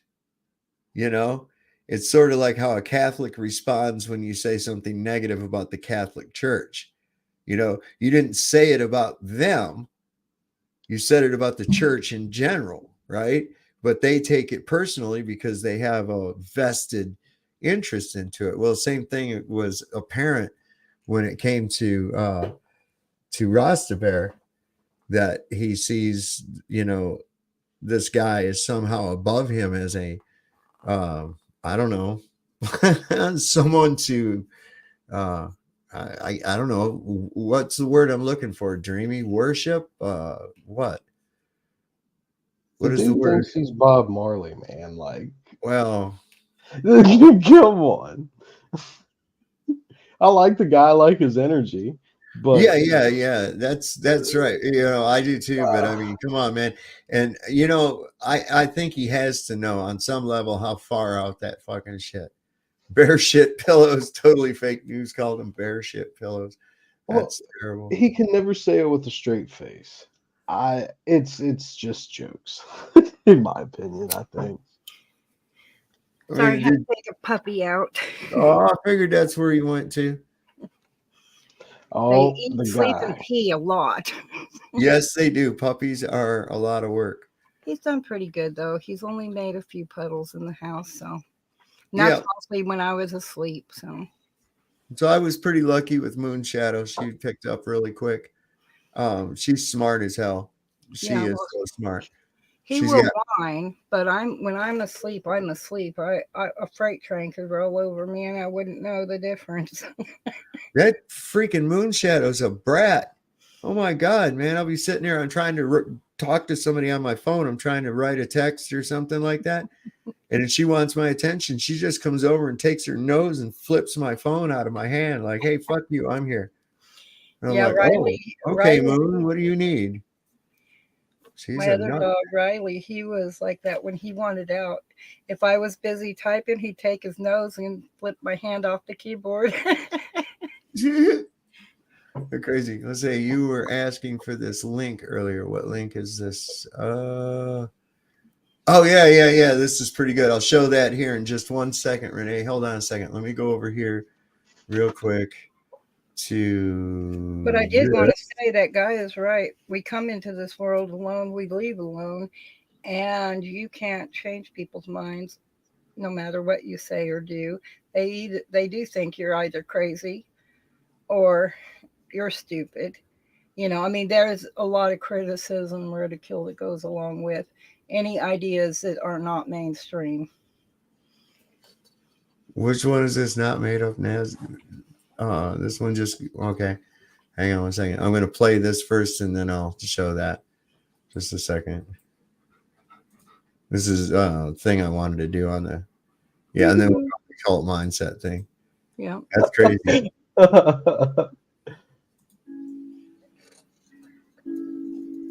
Hi there. Today I want to talk to you about the inverse square law and what that has to do with the stars. Let's go! The professional guessers at NASA tell us that the closest star to Earth is Proxima Centauri. Proxima Centauri is a very distant 25 trillion miles away from Earth. Now, before we go any further, I want to ask you, do you know how long 1 trillion seconds is? You guessed it. 1 trillion seconds is 31,709 years. 25 trillion seconds is 792,745 years. So to put that in perspective, if you were to travel 1 mile every second, it would take you 792,745 years just to get to Proxima Centauri. Now, since we have a pretty good understanding on how vast of a distance 25 trillion miles is, I want to talk about the inverse square law of light. In physics, the inverse square law of light states that when you double your distance, the intensity of the light source is 1/4 of what it was at your original distance. If you triple the original distance, it is 1/9 the original intensity. If you go 10 times further away than what you originally started, the intensity of the source would be 1/100th of the original intensity. Because light, no matter what the source is shaped like, spreads out over distance. This same exact law applies to radiation.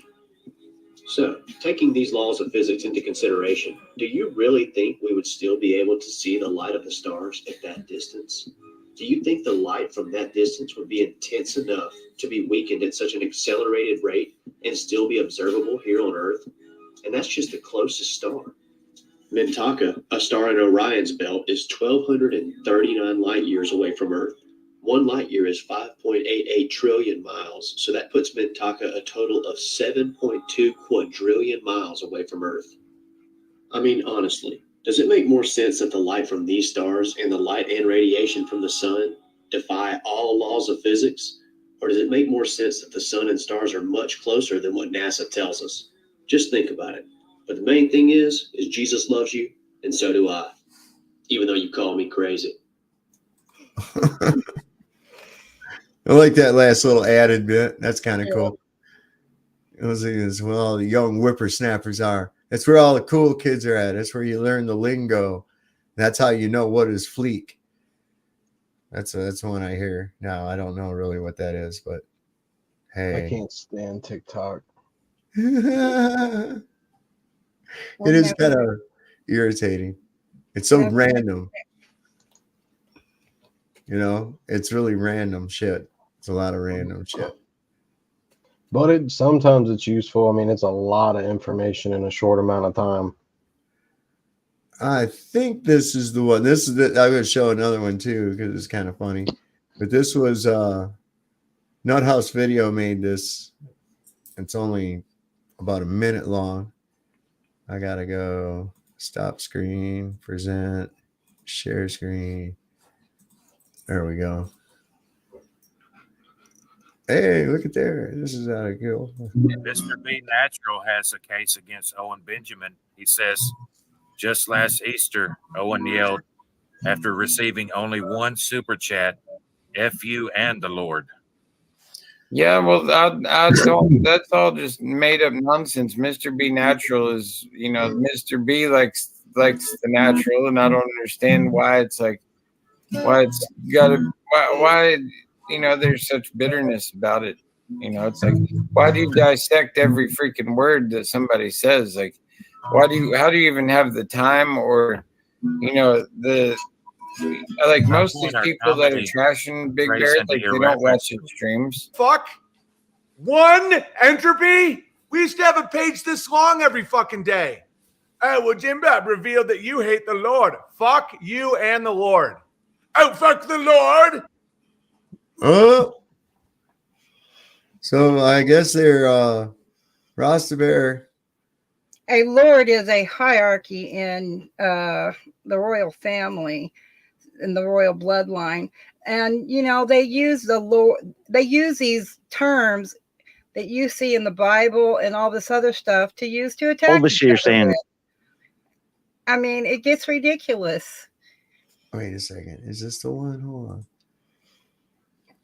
A lord and a lady, a duke and a duchess, the master. You know, they talk about the janitors. Well, the janitors. All the shit you're saying, I'm like fucking like in the castles, because they kept all the keys to all the dungeons and all the rooms so that they could let prisoners in and out.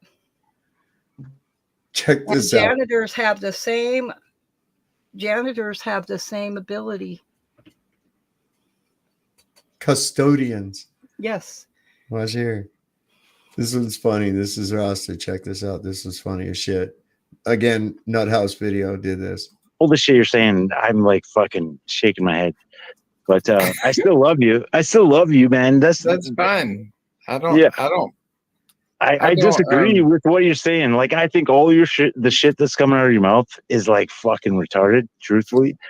But well, it might sound that way too, because like you can't comprehend it in a way that. Do you like money? Yeah, I love money. I like money too, dude. That's wild. We should like hang out. Yep. Yeah, money's good. I could use a lot of it right now. I'm trying to go to Japan. Can't believe you like money too. We should hang out. Totally.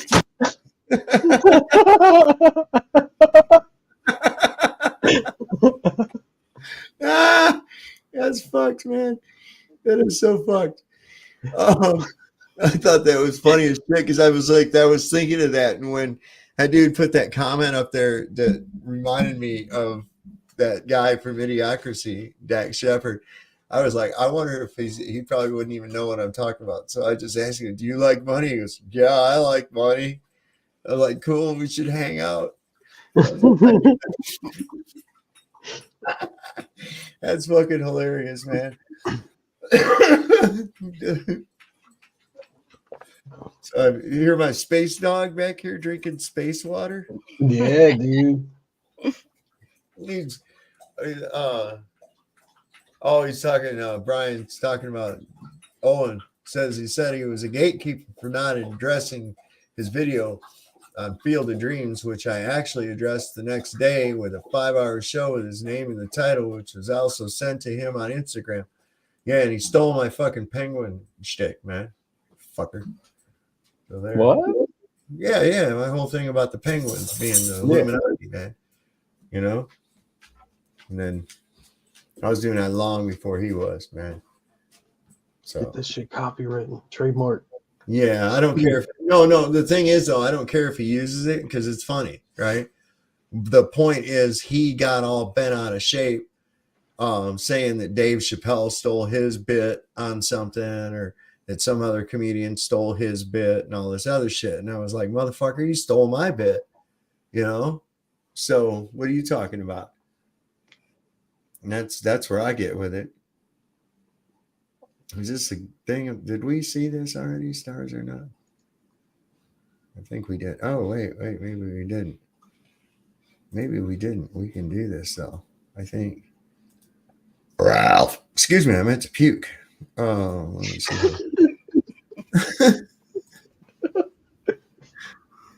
Here we go.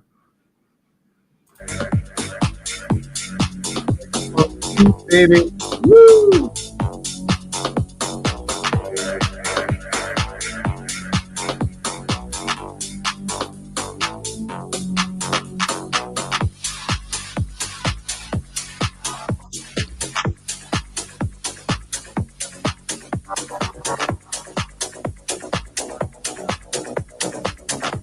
Doesn't look like a ball of gas. Let me know when it starts looking like a ball of gas to anybody. I don't see it, man.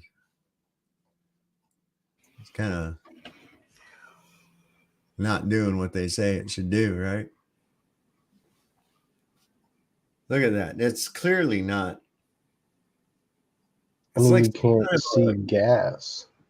I know, right? Where they say, they say that because they use spectroscopy and shit. It looks like somebody zoomed all the way in on an Android phone and had told somebody to stand a mile away with a flashlight.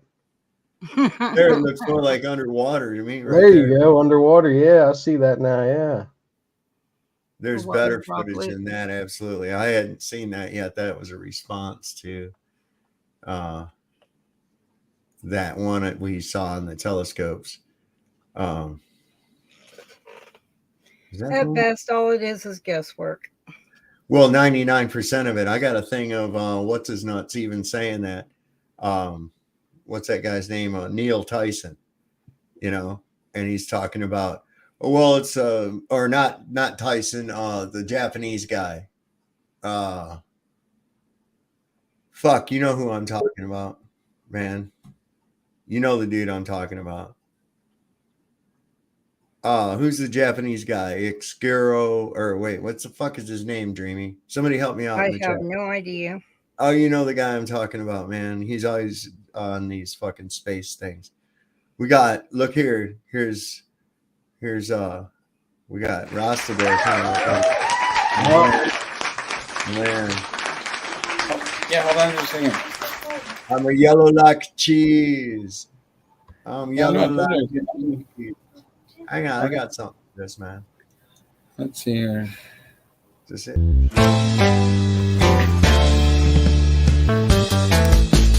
I knew it. What is it? What do you want to show me? There you go, man.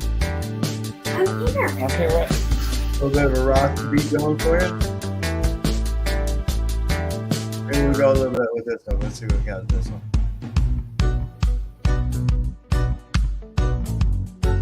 Oh no, where'd he go? He left. You gave him an intro and an outro. Bob Marley had a mission. Yeah, man. Yeah. No doubt. Ross is a good guy. He just, I think, a little mixed up, but I'm curious. Well, he's right on some things and a little confused on others, but yeah, I'll give it to you. Overall, he's a good guy. Yeah, I don't think he has any kind of. But I don't think anybody's right on the mark these days. I don't care, not even any one of us. It's all based on our limited knowledge. But collectively, we have a good amount of knowledge here, I think. Right? Hang on. I think we got him back again. There we go. We back? Welcome back. Yeah, my internet's acting all funky for some reason. I don't know what's going on. But Yeah, how y'all doing tonight? We're doing good, man. How are you, man? I'm good. I felt y'all talking about me or something here. I had to pop on. Yeah, you're I started to warn him, but I was busy with a puppy. Yeah, your name was brought up. Yeah. Yeah. What's up? What's up? Because I've been thinking about you guys. We were showing a video somebody did. Isn't that flattering that someone took the time to actually make a video? I mean, they only have I love 100. What's that music from? You playing that? It's Rasta music, man. Yeah, I'm playing it. Okay, cool. Yeah, that's cool. I appreciate that. Yeah, but I'm so flattered that someone would take the time to make a troll video about me, and take that time. They only have like 110 subs, so like, that's, they got a lot of work to do to get those subs up so people actually enjoy their clips that they make. But I mean, shoot, I can't imagine taking that much time out of my day to clip somebody and put it out there on the internet. Not do anything myself, but to put it out there. Just unless it does. It sounds kind of like you, Sob. Like it sounds like kind of like you laughing at the end of one of them. Like I was like, are you making clip videos and just taking the time to? No, it's somebody else made that clip. I knew it was somebody who was going to end up clipping it because it was funny as shit. What, are you laughing at the end of it? Yeah, I was laughing on the video that we were talking on. That's where you heard me laughing at. Yeah, there's no audio of that. Everybody's like, I'm stoned. Dude, my eyes are naturally like this. I get no sleep. I hate sleep. Yes, I medicate, but I'm fine. Yeah. No, I'm grateful for the Nut House videos though, because I'm in Portland, Oregon, which is an open nut house, and it is what it is. I feel like anybody who's going to take the time to get my word out to people, and if they I stand behind everything I say. And so, it's promoting me more. So, yeah, big up to that. Portland isn't all bad. They are one of the first places I know of where they had seasonal restaurants where they only cook based on what's in season. And I think that's a better and healthier way to eat, because like when your winter squashes are in season is in the wintertime, and they're packed with vitamin A, which is a healing vitamin. And when do people get the most sick? In the wintertime. Yeah. So, I mean, there's some good things about Portland. There's a million good things about Portland. I mean, it's, so health conscious and environmentally conscious, even though like that's one thing about like the boomers and the rest of the other people in the truth. Why can't we just be people? What the hell? What's a boomer? What is what a boomer is? Like, why are you gonna let me go down that path? I'm just stating fact. Like, if you don't know what a boomer is by now, like I think it's probably in the dictionary at this point. Doesn't make me stupid. I'm asking you a legitimate question. What the fuck's a boomer? Well, I honestly, from here on out, I think it should be like like I'm part of the Bears. Like your tribe of people could be the boomers. Like that could be like what you're identified as is like your tribe of people. First off, I've thought a lot about it, and I think it would be great. All right, so Rasta, we don't need a collective to begin with, okay? And secondly, all right, a boomer refers to one who was born during the baby boom that occurred after World War II. You realize how long ago that was? So most boomers are pretty much almost dead. Okay. So my generation, which is the cool generation, okay, we grew up tough. I'm a different breed than you all are, right? Me and Dreamy, we're of a different, complete breed. And this is why we find your generation laughable. Okay. I hate my generation. But anyway, The thing is, but we don't need to have a collective. So when you errantly or erroneously refer to me as a boomer, you're way off. Okay, because I was during the beginning of Vietnam, right? So just 2 years after Kennedy's assassination, I came along, which means that I'm actually a reincarnation of John F. Kennedy as well. That would explain why I get a headache. Okay. So anyway, I got this video. Anyways, I was just going to jump on here for a second, just because honestly, I just saw people mentioning my name, and I just wanted to come and represent, for what I am. And much love to everyone. I'm about to go live on Boston Ray's channel. We're doing a show tonight, so I got to dip out. So, all right, yeah, it was pretty good. It was Nuthouse is made a couple of clipped a couple of the things from stream. They're kind of funny. I checked them out. They're out of context, though. I mean, if you look at them, it's so deceptive. It's like really just like such disgusting behavior. Like when you look at how someone's trying to make fun or make it, like it takes a lot for any of us to get on here and make content. You said though, Ross, you said that Big Bear. Why do you got to chop up people's words, though? I mean, that's a disgusting act in itself. Like to take people's language and then chop it up to use it as an attack mechanism for someone else is just it's despicable. It's really despicable, and you should be ashamed of yourself. Whoever made that video should be ashamed of themselves, and anybody who's watching in the chat who thinks it's funny, you should be ashamed of yourselves too. It's disgusting. I don't know how you all sleep at night and get a good laugh about it, because honestly, it's like.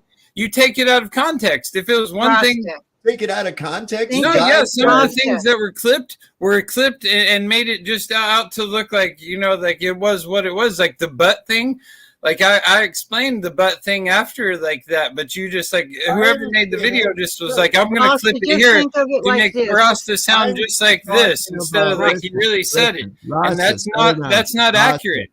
No, I'm not going to let you all get another word of your voice in until I explain myself. Yeah, you will. Yeah, okay. You will. I can make you go like that. Right? Now, what I was referring to is the one where you said that Owen never said what was clearly said that he said. Right? Where he never said that shit about fuck the Lord and all this other stuff because he didn't get any money. You said he never did that. There was a clip of him doing it. All right. Now to get mad at me because I show a clip that somebody else clipped and put in my chat, that's, you deal with it, dude. You got to get mad at me, but come on here and tell me you're not going to let anybody fucking talk. That's crazier than shit because, ultimately I have control and I will talk. He needs to see it as free advertisement.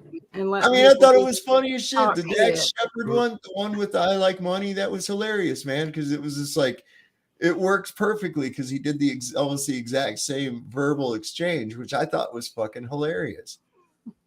There ain't nothing wrong with that. It ain't nothing negative on him. I think it's funny because he might not have seen the movie. I don't even half the time realize how old of a movie that really is. I think that they got the time frame wrong. They said 500 years in the future. I think it's only been 25. Come on. Anyways, this thing right here is pretty good about the level Earth. This is more along the lines of what we were talking about.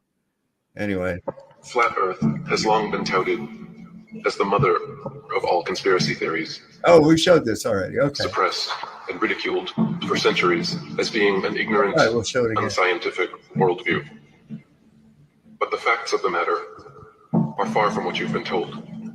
It is a fact, not a theory, that bodies of water always seek and find their own level. That's the one Dreamy's always on with too, is that the water doesn't lie. Well, think about it. The beach is level, right? If there's a dip in it, it's going to create what? An inlet. Yeah. So, no matter what you do, you can go down, take a shovel. to the beach, dig yourself a hole. It's going to fill up with water, but when the tide goes out, it's going to do what? Empty, become a pool. Still going to be level all the way around it. I mean, no matter how you look at water, it's always flowing downhill and it's always leveling out. Yep, exactly. You're never going to have water conform to the outside of a container. I mean, it's just not going to happen. I mean, and if it can pour off the side of the earth, then it can pour off a ball just as quickly, if not faster. I mean, the stupidity of the talking about, the earth being a ball. And then they say, oh, well, it's because of gravity that it sticks. Well, I'm sorry. That just still doesn't work, because the amount of pressure you would need to keep water on that round surface is not, I mean, it would not allow animals or nothing to move. That's an immense amount of pressure. You can't have a selective fucking force of some kind. If you have a force, you have a force, and it has a certain strength to it. It's not going to be selective. Yeah, exactly. It's dumb. That's just dumb. Where was that thing? I put this up too. I'm going to get off that. We showed that earlier. Well, here's what happens right here. Let me just show you real quick. Let me stop that screen. And I'm going to share this screen right here. Wait, no, this one. And this is exactly what we're talking about right here. There's what happens when water curves. You'd see evidence of it, but you never do. And there again, water doesn't lie. The water doesn't lie. And people don't get it. They just don't get it. What is this I'm being sent? What is that? All right, wait a second. Okay. So here's this is important, because this is what people have to understand. And I want you to take into consideration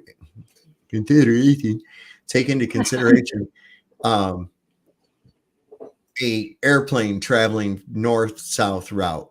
Okay. So there's basically what you've got going on, right? At the equator, you've got 1,025 mile an hour. Up here around where you got about the Tropic of Cancer, it's at 963 miles an hour. Up here, 792 miles an hour. See, so it gets a slower centripetal speed as you get to the more diameter of the spin. You understand?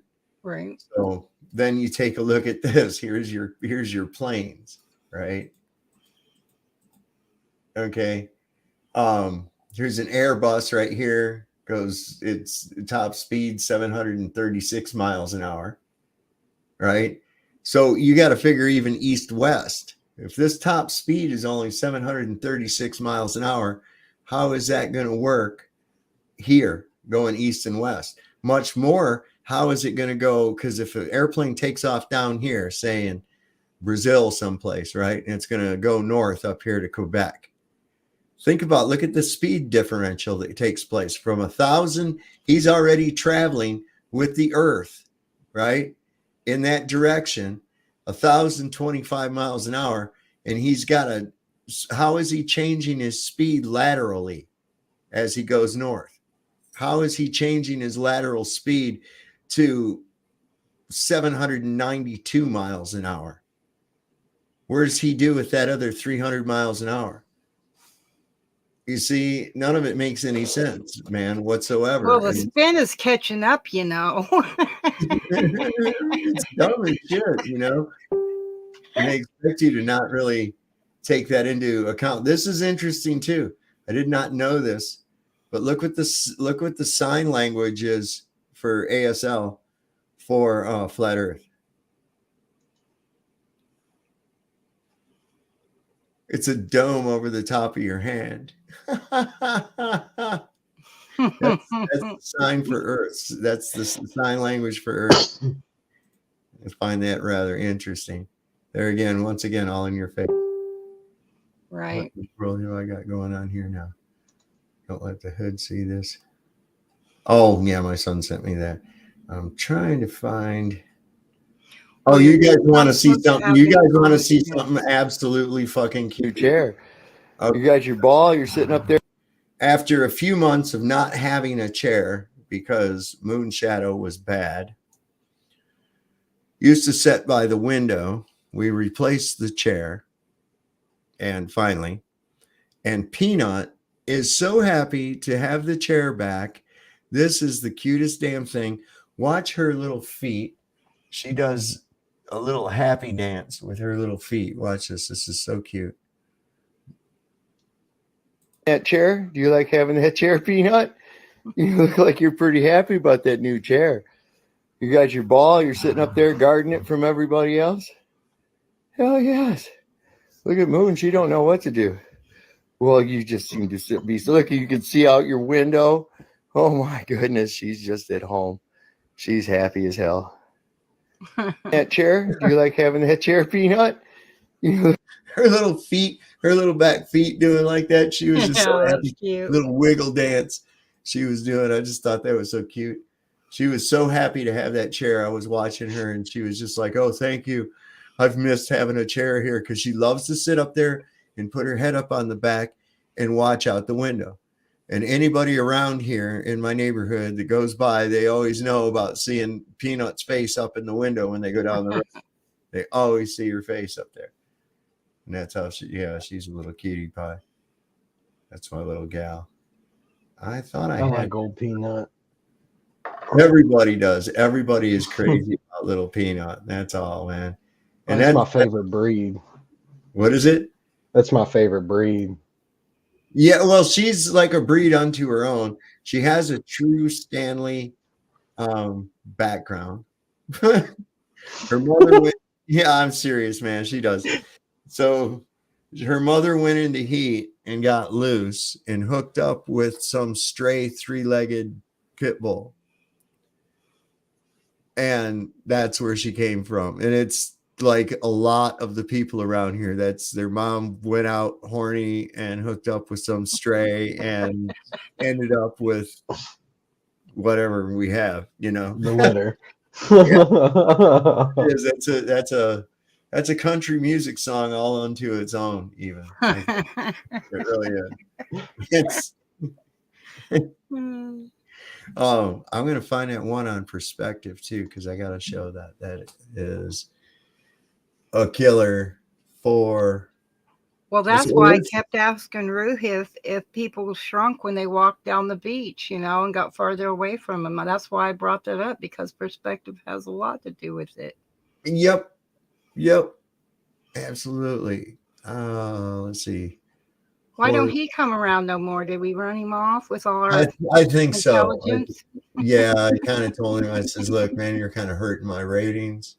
People aren't really digging on what you got to sell. I'm tired of the kind of like them. Well, I mean, he's all right. I don't have a problem with him or anything. And I don't really care if he comes back around every so often. But it's like, look, you're trying to sell a fantasy and you can't get past these initial things that we're talking about. He keeps wanting to use 2-dimensional orthographic geometry to represent an isometric 3-dimensional view of reality. And that's why what I'm about to put up here while I go take a leak and it explains it. I've shown this before, but this is beautiful because people don't really understand this. They'll be shown by the Globers a 2-dimensional orthographic geometry of a sun on a flat plane. But what they're not taking into account is the visual perspective of the observer. And that's what this is kind of going to show. Well, it's not going to kind of show it. It's absolutely going to fucking show it. Watch here. Dun, dun, dun, dun, dun, dun, dun, dun, dun. All right. Come on. There it is. And then it hit me. What's wrong with this picture?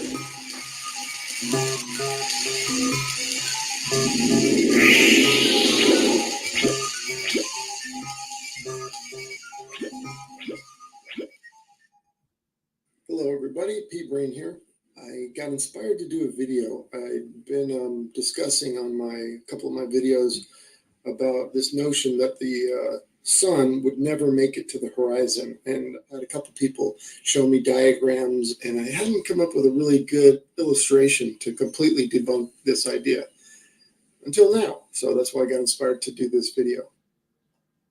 Yeah, first of all, let me just say I don't know how high the sun is. So I'll just go with the 3,000 miles that many flat earthers use. And that's what I'm going to use for this video. This guy sent me this picture, and he's got all the maths included, and it looks good. You know, at first I had a little tough time with it because there's a couple things true about it, right? It's showing the sun traversing over the ground, over the flat earth, and it's parallel to the ground. So it had that going for it. And it's showing that when the sun is further away from you, it angles down, just like perspective. Same as this guy, Daz, the cameraman or something is his name. He has a video out and he shows this picture. And it's the same thing. It still shows a parallel sun to the ground. And instead of moving the sun, he's moving the observer. But it's the same diagram. If you flip it upside down, it looks like identical. Anyway, so it's the same notion. So I was a little bit perplexed. I was like, wait a second, you know, makes you start to doubt. But I mean, I know it's wrong, but I was like, wait a minute, it's got perspective. So I thought. And then it hit me of what's wrong with this picture. What's wrong with this picture is that they are attempting to calculate visual angles to the sun from a non-visual, non-perspective drawing. So the drawing is not taking the visual perspective of the observer into account. And that's what's wrong with this diagram. You see, you cannot calculate visual angles to convergent positions, which is where the sun is from the observer, by using non-convergent parallel lines, which is what they're doing in the diagram here. They have two parallel lines and they're drawing visual angles to it. It's true that this drawing is an accurate representation of actual relationships and positions of the observer to the sun, but it's a non-perspective side view representation. So this diagram is not accurate at all as it relates to the perspective of the observer. So if we add perspective lines, we get a completely different picture. All right, take a look at this wall of lines. Now, this wall is not an illustration. It's not a cartoon. It's a photo. It's reality, okay? This that they put up here, although it has a lot of truth, you know, in it, showing the parallel sun and all that, it's nothing but some geometry. I mean, they're showing us some angles, but it has nothing to do with perspective and how we would see the sun. So it's bunk. So in this next slide here, I'm going to superimpose these lines, the perspective lines, over on top of this. Okay, here we go. All right, and as you can see, the way they're representing the sun as staying parallel to the ground is not correct.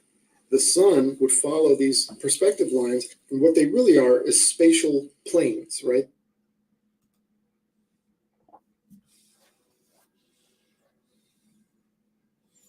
They're invisible spatial planes that are around your z-axis. Now, your z-axis goes from your eyes, a straight line out from your eye in any direction. Okay, that's your z-axis. So anything parallel to that will start to converge toward that focal point or the horizon, right? In line with that z-axis. Everything does. Any lines going away from you are going to all converge.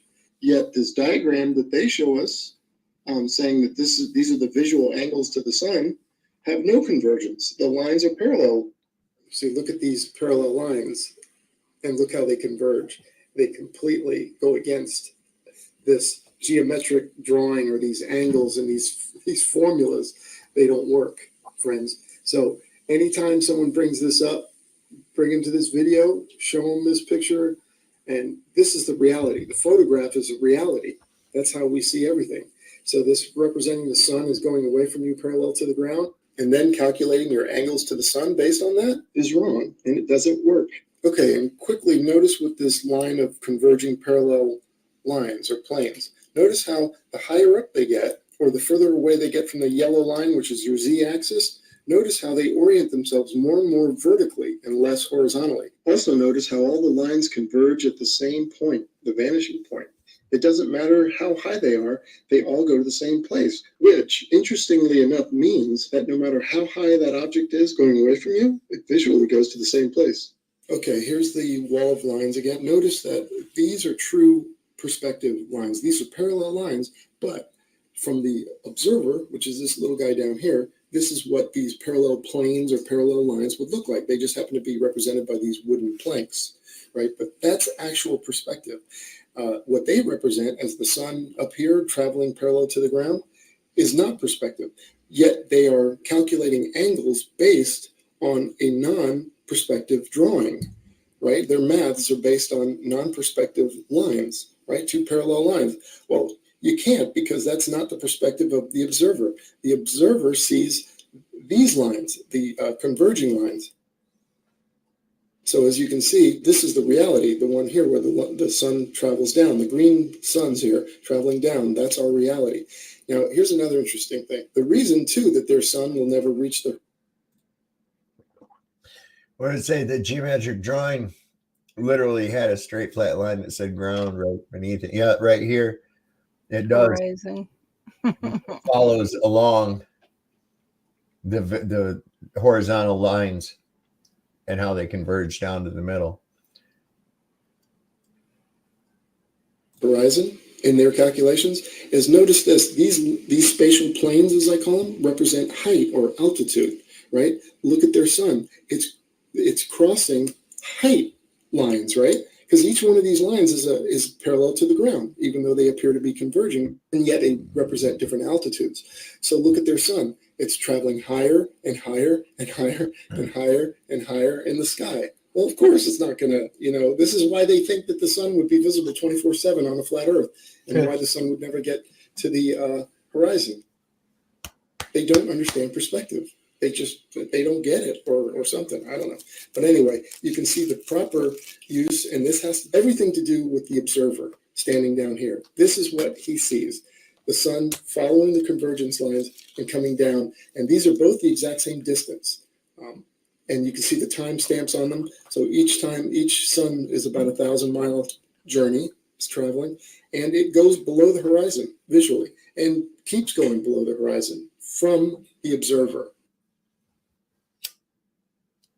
Like I said, this is a photograph. This is real. This is reality. They've just showed us nothing but a bunch of angles, showed a couple lines and drawing some angles. Oh, hey, fellas, nice geometry, but it's not perspective. That is definitely not the perspective of the observer, and that's what counts. Debunk 100%. Their maths don't work. Their calculations are wrong.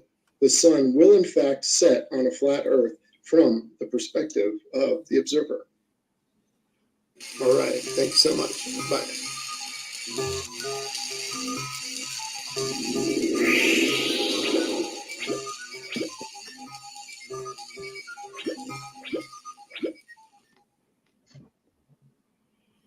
So that right there is why I hate when he tries to use that orthographic fucking geometry to, oh, look, you can tell the earth is curved because of look at how this how this geometry works. And it's like, you're not doing it right, bro.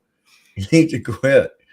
So, well, I mean, it should really be apparent with all the computerized imaging we have and the 3D games and different things like that. It should become more and more common sense that, hey, what we're told is not correct. Just in their games alone. Oh, I know. I mean, 3D is incredible. I really like it. I enjoy it, and it makes a lot of sense.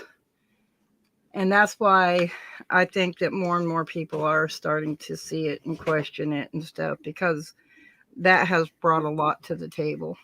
Well, I think what it was, I think a big part of it was the fact that over the last 3 years, we had all these people, and the mantra, of course, was what? Trust what? Trust the science.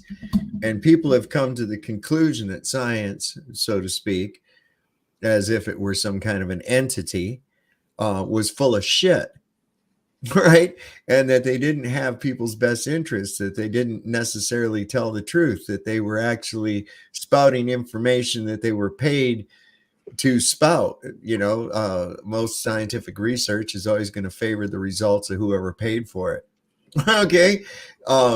So yes, but there's true science, and then there's this bullshit they're calling science, and they're two right, different but things. the only thing that gets traction is that which is promoted, and it's usually promoted, and it's always promoted with some kind of an agenda behind it. That's not, and this is what people have realized, and that these people that science is not an entity, it is not a person, it is a method, and more people have come to that realization. So consequently, they've started to go ahead and question all the things that quote unquote science has taught them or told them. And anytime you hear somebody says science doesn't fucking say anything. Okay, it doesn't say anything. It's not an entity. It doesn't have an email address or anything. Okay, I never looked at it as an entity, but yeah, I guess some might. I mean, that's what people actually think, and it's a religion. Scientism, heliocentrism is definitely a religion, and it's treated like one. It Belief takes extreme systems. belief. It's a belief system, absolutely, without actual evidence. It's a Right. belief system. Much of their shit contradicts any kind of tangible reality. Most of what they hypothesize, if not all of it, can't even be proven. The distance to the sun, the size of the sun, convexity of the earth, orbits around the sun that can't even be proven. Yeah, reification fallacy. Exactly, Dr. Law. And you find that it's circular reasoning, just like within these people with their paleontology and shit like that. They say, well, we know how old something is by the level that we find it in. And okay. And I said, oh, how do you know how old the level is? They say, well, because of the shit that we find in it. And it's like, well, that's just circular logic, man, which is, what is that? That's nothing, it's a bunch of hoo-ha. There you go. That's a good word. Let's use that from now on. Hoo-ha. Well, it's a bunch of fucking hoo-ha.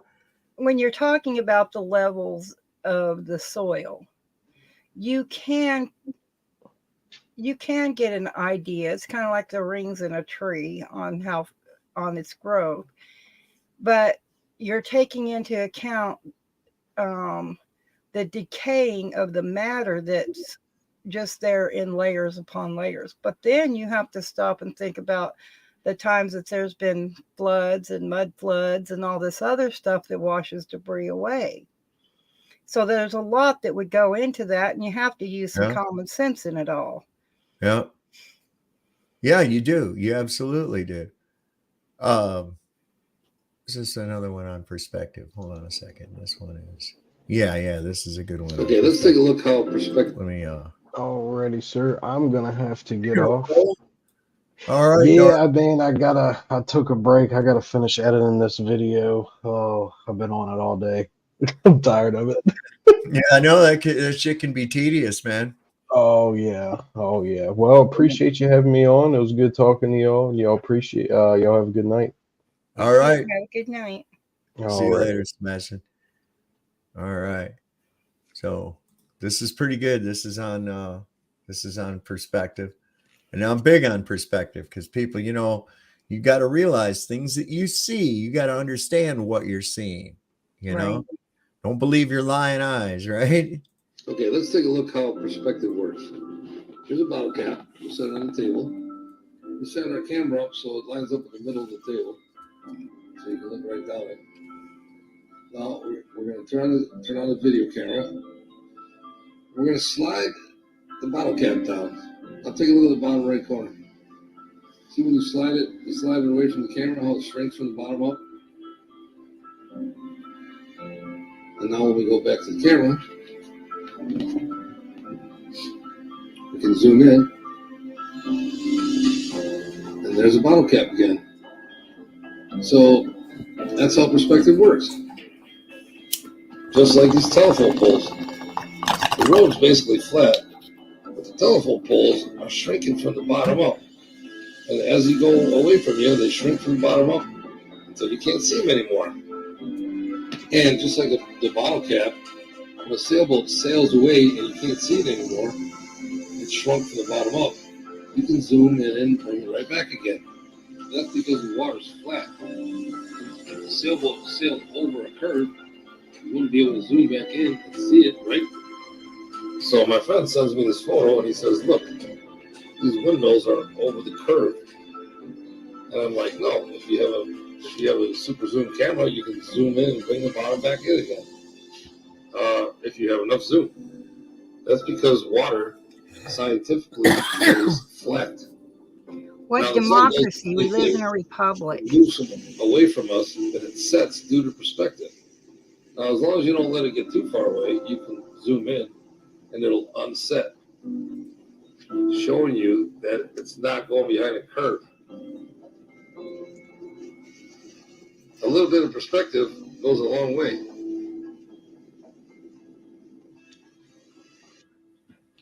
And just like these telephone poles, the poles have a straight line going straight to the ground. The sun does the same thing. When the sun rises and the sun sets, it makes a straight line to the ground, just like the telephone pole.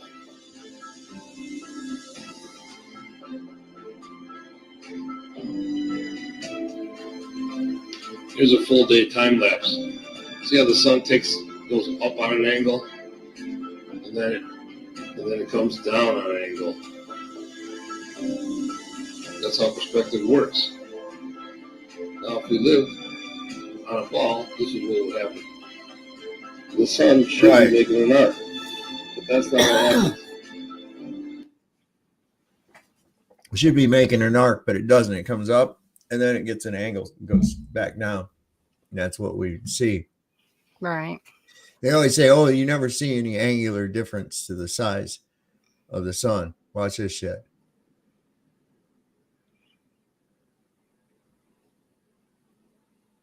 Oh no, what's happening? Oh, for fuck's sake, what's going on? Why is it getting smaller? What's happening?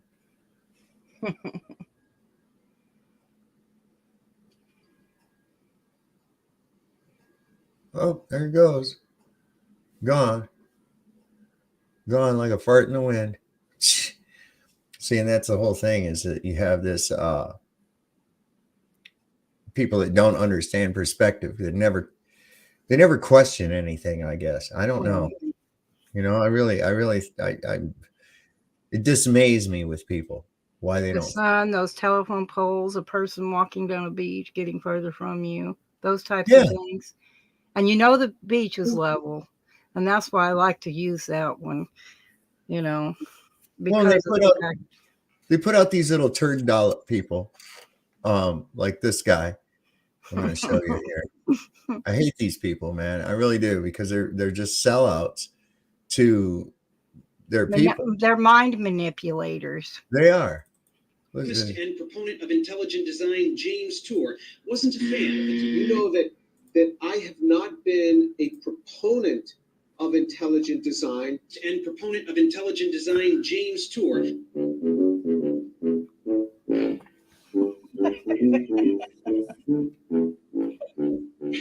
I just thought it'd be fun to have like a little persona. You know, Professor Dave is just a little name. You know, I don't have a PhD in chemistry or anything. Aaron but Ra. I did work in, you know, I took courses with laboratory components as an undergrad, and then I did most of a master's in synthetic organic chemistry. But I didn't really last long. I dropped out in my second semester. I wanted to move up to San Francisco and play music, and then I moved down to Los Angeles again for music opportunities. And but I eventually got this teaching job for organic chemistry at this little trade university. It was a pretty lucky break, because with a bachelor's degree, I was only supposed to teach the laboratory portion. But on the first day, the lecture instructor had this freak out. He just took off. And so my boss came up to me and he said, look, you got to go teach the lecture. There's nobody here. They offered me the job permanently, but contingent on me getting a master's at the same time. So I went over to Cal State Northridge to give a second shot at a master's degree in chemistry, and found that I really hate it. I really didn't like it at all. Do not enjoy doing chemistry, but through a bunch of bureaucracy, quite frankly, I lost that job. So I had to withdraw yet again from the master's program. For a lot of you ask very incredulously, are you a real professor? I sit literally in this room like 60 to 70 hours a week, and I chose the name really without much thought. It was kind of tongue-in-cheek, to be honest. I just thought it'd be fun to have like a little persona, Professor Dave. It's just a little name. They offered me the job through a bunch of bureaucracy. I lost that job. I chose the name. It was kind of tongue-in-cheek, to be honest. So Are they buzzing him? I had no interest in being a chemist. Do not enjoy doing chemistry. So I really hate it. Professor Dave. It's just a little name. Not a real professor. Taught courses before he had a master's degree. Dropped out of master's school twice. Lost his teaching job. Tongue-in-cheek move. Then created a YouTube channel, called himself Professor. And where'd this fucking guy come from? It's part of a plea agreement. It's got to be. Well, that one dude, he used Ra in his name. That's the sun god. Yeah, Amen Ra, that guy's a douchebag. I mean, come on. I mean, if you just look at the names and listen to their trash, you know immediately. Yeah, you can tell. Here is another one on him. This is pretty good. Unbelievably offensive. Do you think that the curvature of the Earth is supposed to be like this or something? Do you have no idea how big the Earth is? Do you not understand that the curvature is not detectable at the surface of the Earth? It's really big. It's a really big planet. We can see boats go over the horizon. We can see boats go over the horizon, but we can't see the curve, right? Dave, according to your math, not everybody can be a robot polisher. So I go into that information. I'm very passionate about public science literacy and science denial. He didn't know what gravity was. Einstein gave a better explanation. We're probably going to get a better model later. We're looking at light, and we are understanding about the materials, right? We're understanding the composition of things based on light. We're understanding the composition of things based on light. That's so retarded. Do you want to learn something today? The things in the sky move. And do you know what spectroscopy is? No. Stop. Do you understand how vision works? no one sees I get it. I know your talking points. So, and I'm here to tell you why everything you're saying is stupid. Well, we can't kill stupid people. Because we figured it out 2,000 years ago. I just proved the Earth is a sphere multiple times in this exchange based on looking at things in the sky. I just finished proving the Earth is a sphere by looking at stars. The easiest way to figure out the shape of the Earth is by looking at the celestial You gotta be shitting me. in the sky. One of the easiest ways to know that the Earth is a sphere, because everything we see, everything, including the Earth, stars, planets. Well, like your analogy, just because you see a bird in the sky don't mean we're birds. Thousands of years. Right, you're looking at things in the sky to determine what the fuck you are standing Maybe on. we're, or maybe we're lice on a bird and just don't know it. God damn. I know, it's like, oh, there you go. Hey, you know I'm how sorry, I get sarcastic when I see stupid. well, I mean, it's like, what does that got to do with anything at all? You know, I want to know if my floor is level, so I'm going to go look at my neighbor's roof. You know, what the fuck? Come on, guys. Or the mountains behind your house. Yeah, right. From the ceiling that determine the shape of the floor. I would like to get off of the lights in the sky because I'd rather talk about the shape of the Earth. Lights in the sky again did not prove the shape of the Earth. I want to move on from looking at the lights in the sky. As I prove the Earth is a sphere by using that. Is that why you want to move on? No. I've never seen stars do that, like they keep showing on there. Well, they all.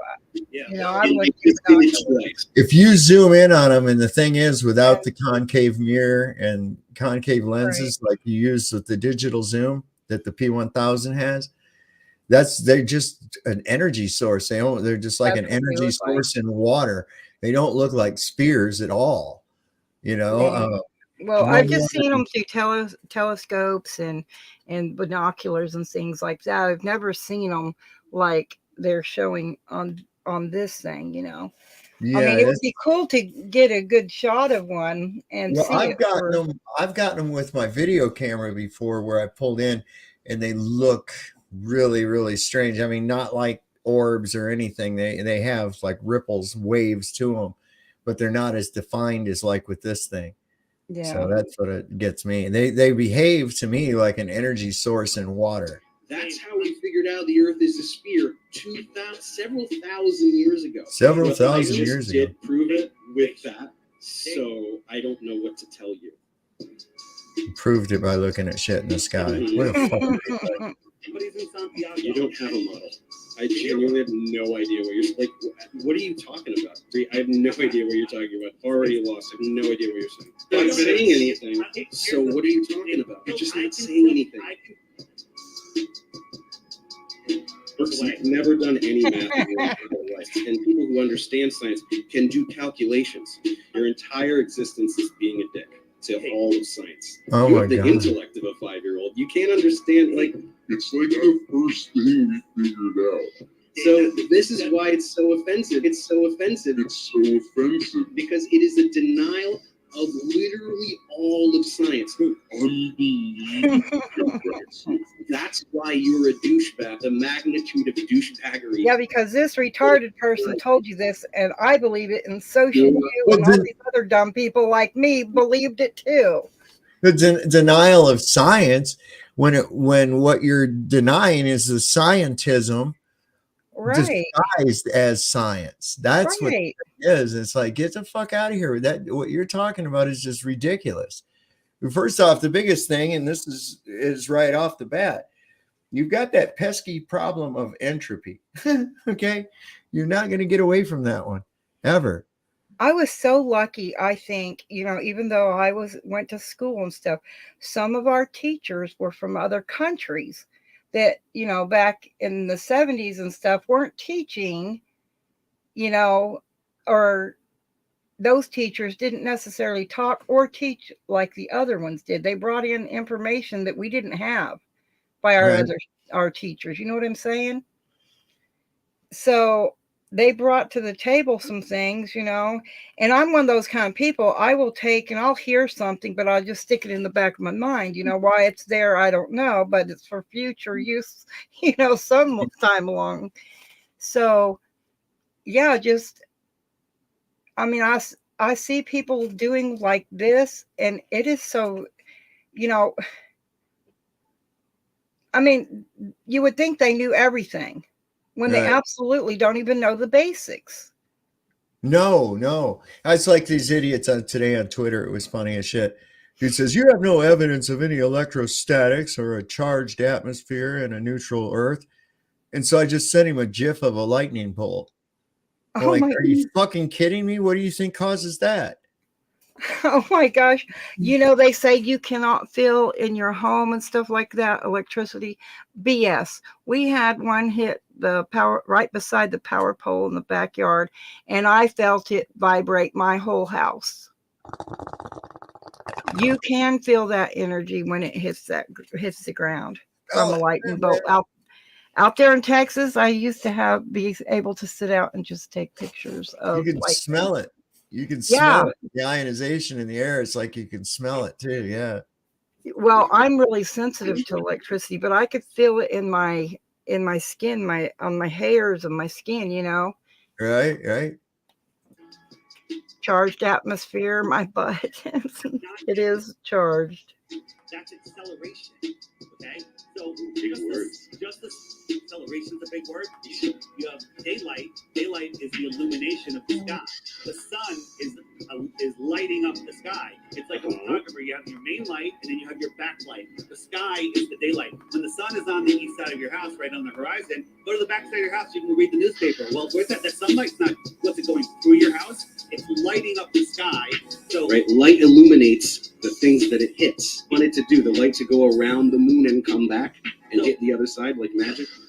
That's a line and that's a line. And if we're just looking at less than a mile, Yeah, it looks really straight, but it's not because the Earth is a sphere. So it's not because the Earth is a sphere. So It's not because the Earth is a sphere. what a fucking bitch, am I right? Not everybody can be a robot polisher. We're probably going to get a better model later for understanding the composition of things based on light. We're basing things on the composition of light. What? Are you shitting me? So you just determine that because you think something emits a certain spectrum of light, that must be what it's made out of something else that exhibits that? What a bunch of fucking malarkey, man. I mean, for real. These people believe this shit too, man. They really do. This is well, I mean, I wish I knew more about Tesla, but I don't really understand electricity. It's the one thing that I love, but it boggles my brain. And a lot of it is not, I don't like being shocked.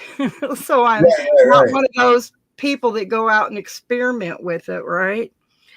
Well, the thing is once you find out that electricity and magnetism are brother and sister, where you find one, you find the other.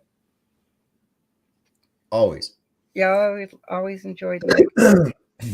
Growing up, I didn't get schooled, Sean. All that Dave did was insult. Like you don't ever offer anything of any substance, and Flatsoid destroys you on a daily basis. I think it's funnier than hell.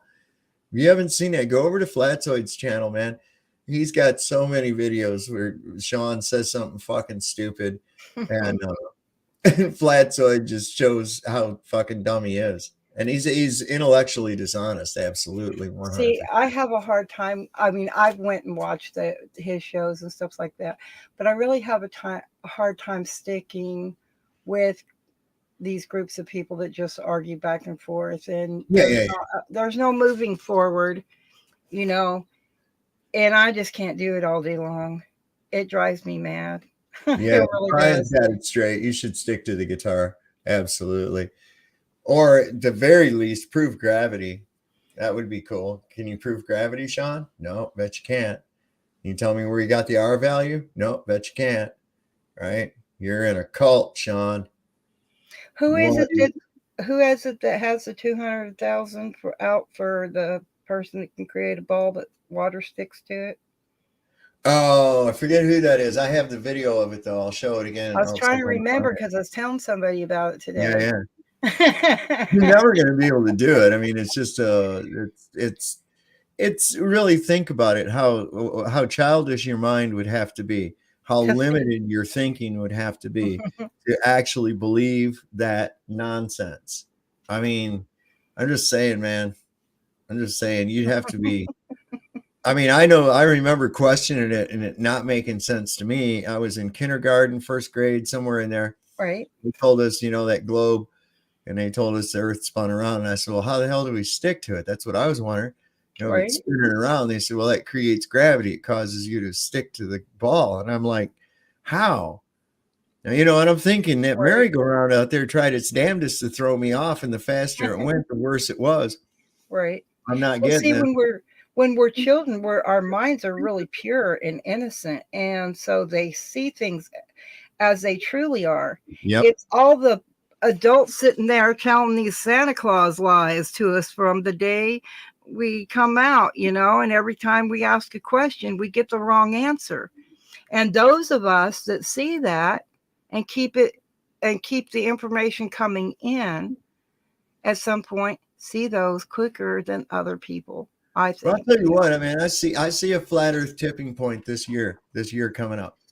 I see it within this next year because it is going, and the panic. And here's another thing. Let me tell you another thing, and I'm surprised they haven't done it to me tonight yet. Okay. But it seems to me that from what I've observed, one of YouTube's favorite things to do now is to fuck with somebody's bandwidth in their stream. Yeah. Okay. They've done it to me, and I know for a fact is my cousin's been over here and checked my whole internet setup, right? And I got like better than best of what you could have. And it almost like clockwork. Every time I start spitting fire, boom, this thing starts pooching. Same thing with Brian Stabley. His thing will start pooching. And I've seen this with other channels too, and I'm like, okay, this is a new clandestine tactic that's being used. Well, I'd be grateful. I'd be grateful for the for knowing I was on target. I wouldn't even be upset by it. Be happy because they're telling you, hey, you're on target. You know, you're right over it. You know, they're letting you know where you're standing. So be grateful. You know that they're willing to let everyone in your audience and yourself know that we're right on. Thank you, Live Music. That's the guy that I was trying to think of, that Japanese guy, Michio Kaku. That's the guy I was thinking of. And now it finally came through, and I forget why it's relevant now. But hey, oh, anyway, it's proof through experiment. This is pretty cool, man. Watch this. No one has ever done that in a controlled laboratory. Okay. So if they can do it, there's some magic that they do. And okay, it's just not useful if I can't reproduce it in the lab under controlled conditions with cameras and everything. It's just not useful. Not everybody can be a robot polisher.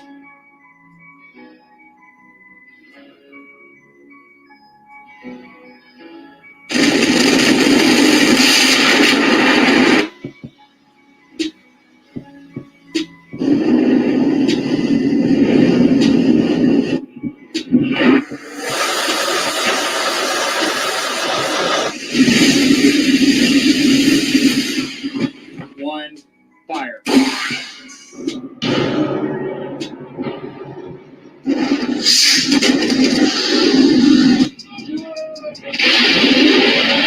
of neat. You go from 0 speed on the pad, 8.5 minutes later, you're doing 17,500 miles per hour. Over 5 miles a second. It's the first time we've been able to show you how dramatic the speed looks on orbit. We're much faster than the speed of a bullet. Bullets move so fast that they can't see how it flipped upside down. 200 Formula One cars pushing together. 24,500 miles an hour, or Mach 32. 5 miles a second. Mach 32.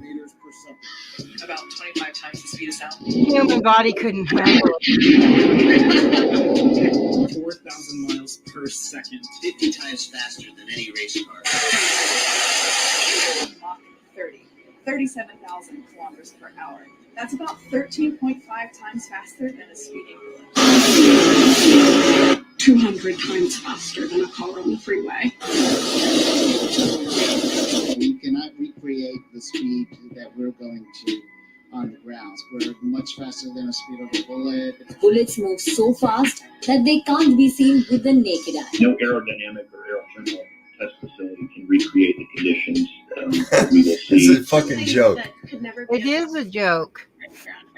Much faster than the speed of a bullet. Not everybody can be a robot polisher. No one has ever done that in a controlled laboratory. No aerodynamic or aerothermal test facility can recreate the conditions that we will see. So if they can do it, there's some magic that they do.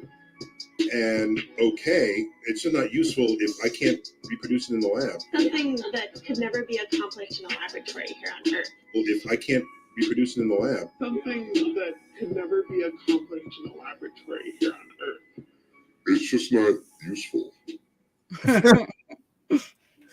So recreate gravity in a laboratory and show it drawing air together into a mass. That's the dumbest shit I ever heard in my entire life.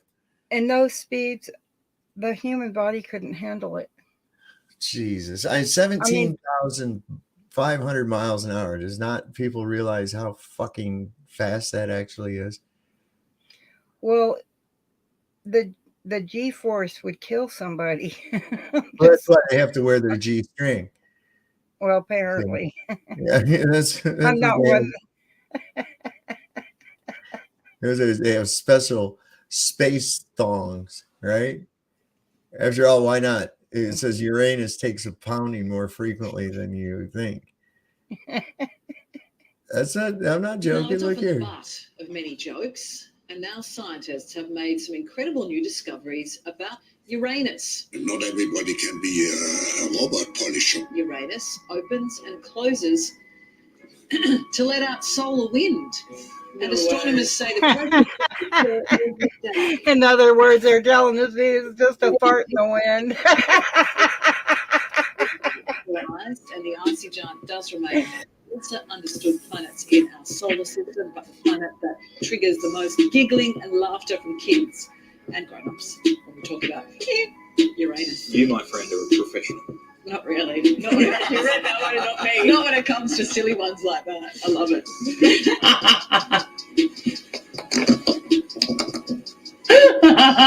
This is live.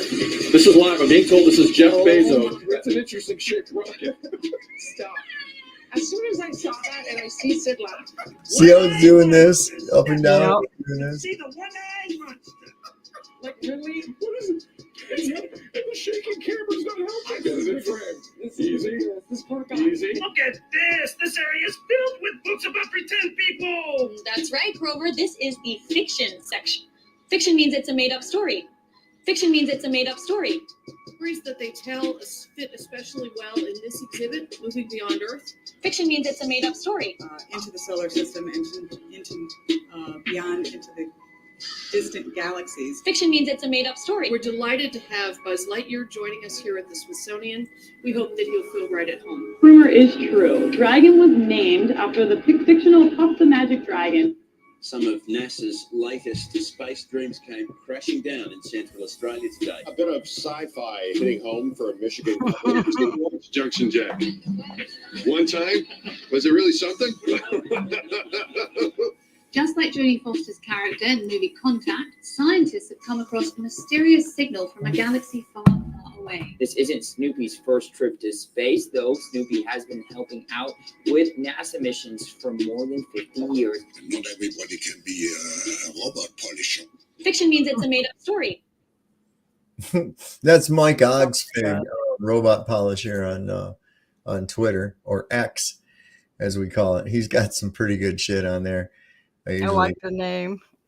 Or what he says, no one can be a robot. Not everyone can be a robot polisher. Not everyone can be a robot polisher. No, that's cute. Those are funny as hell, though. You know, I've got some more from him too on here. I'm just looking through. I've got this entire directory. I was so glad to find everything finally. That was so great. I was really getting bummed. I was like, God damn, they lost all my fucking shit. It was just in a different place. I had to do a search. Right. Where was that thing? Did I ever grab that? If I find it again, I sure will. But I saw a really cool thing that showed why, or how they're doing these gardens. Like they got these terrariums underwater. Right. And they're growing different plants and stuff in a bubble under the water. Right. And I was like, and it's all the microorganisms and everything, and the plants are producing their own little ecosystem within that bubble underwater. Right. And I was thinking to myself, oh, that's exactly what all he did was just make a microcosm of the macro. Right. And they did that. And I wonder how many people look at that and go, oh, that's just really cool, and don't see the significance of it. You know, yeah, always like terrariums and paludariums and stuff. I think they're beautiful. Well, there was a guy that they've had this terrarium going inside of a sealed glass container for over 60 years now. Over 60 years. Without adding any water to it or anything. It's all just its own little fucking ecosystem, and it's all about this big, you know. Like, right. They've had this thing going for 60 years. Yeah. When people use their imagination, they create all kinds of things. And that in and of itself tells everybody, because once the water's sealed in and everything, those plants create the air and their own food because of their decaying matter. A lot of people, they also, put in actual dirt that's already cultured and stuff and whatnot that helps keep the plants alive, living critters in the dirt. But I mean, they are beautiful, and to my aunt had one when I was a kid. When we'd go over to her house, I loved seeing that thing. It was in a big 5-gallon like water bottle thing. So I thought this was pretty cool too. This is because a lot of people say, "What difference does it make? Why would they lie?" Blah blah blah. I know. Control, mental, physical, spiritual, every way, shape, or form possible. You have to remember how big of a conspiracy this is. This isn't talking about just the JFK thing, or isn't talking about just 9/11. It's on an umbrella kind of system to where it is the biggest deception that there is. It actually exposes every other deception, and nothing else brings down the power of the elite, because it really exposes education, science, the economy, television, museums, universities. Think of all the things that have been fooled. I feel worse for the people that are out there building satellites, the people that are out there actually working for these space agencies, the people out there teaching in schools as professors, because they would all come to the conclusion eventually, once this gets out, that they've all been contributing to the lie. Why do you believe what you believe? Prove it without using NASA or any other space agency, the government or military of any country in the world. Why would I say that? NASA has been proven to be liars time and time again. I could spend a whole weekend here showing you the lies of NASA. How many of you believe your government is 100% honest and can be trustworthy? And how many of you know the military answers to their government? Okay, so if those three sources are all proven liars, why would you trust them? Fool me once, right? Shame on you. Fool me twice, shame on me. I say, continue to believe pathological liars and you're an idiot. But that's what we've all done. And so, I look at these stuff, we've all seen the textbooks, we've all seen the videos and movies and all these things, and there's so much of it. Do you know what the budget NASA has? You know how much they get? How much money they get? Have you seen the movie Gravity? Okay. That's made for about $100 million, give or take. And if you saw the movie Gravity, that was pretty impressive. I saw it on IMAX, big screen, like, wow. I mean, I felt like I was with Sandra Bullock flying around in space, freaking out myself. Okay, this is what they're able to do with $100 million. What are you able to do with tens of billions of dollars a year since the 60s? What difference does it make? What difference does it make? Yeah, that's their favorite line. A lot of people, what difference does it make? You can't figure out what difference it makes? If you can't figure out what difference it makes that the people running your world have lied to you over and over your whole life, if you can't figure out that someone lying to you is trying to control you, suppressing of information, of knowledge, is control. Deception of information and knowledge is a form of control. So what difference does it make? It makes a big difference, because once they start omitting information or lying about information about where you live, they're doing it to control you, period. Why am I having to explain this to critical thinkers in the truth movement? The way you control billions of people is to keep them divided and fighting each other. Flat Earth is not a psyop. Flat Earth destroys the psyop. There you go. Psyop has been used to control. Exactly. I agree. For as long as they've known about it.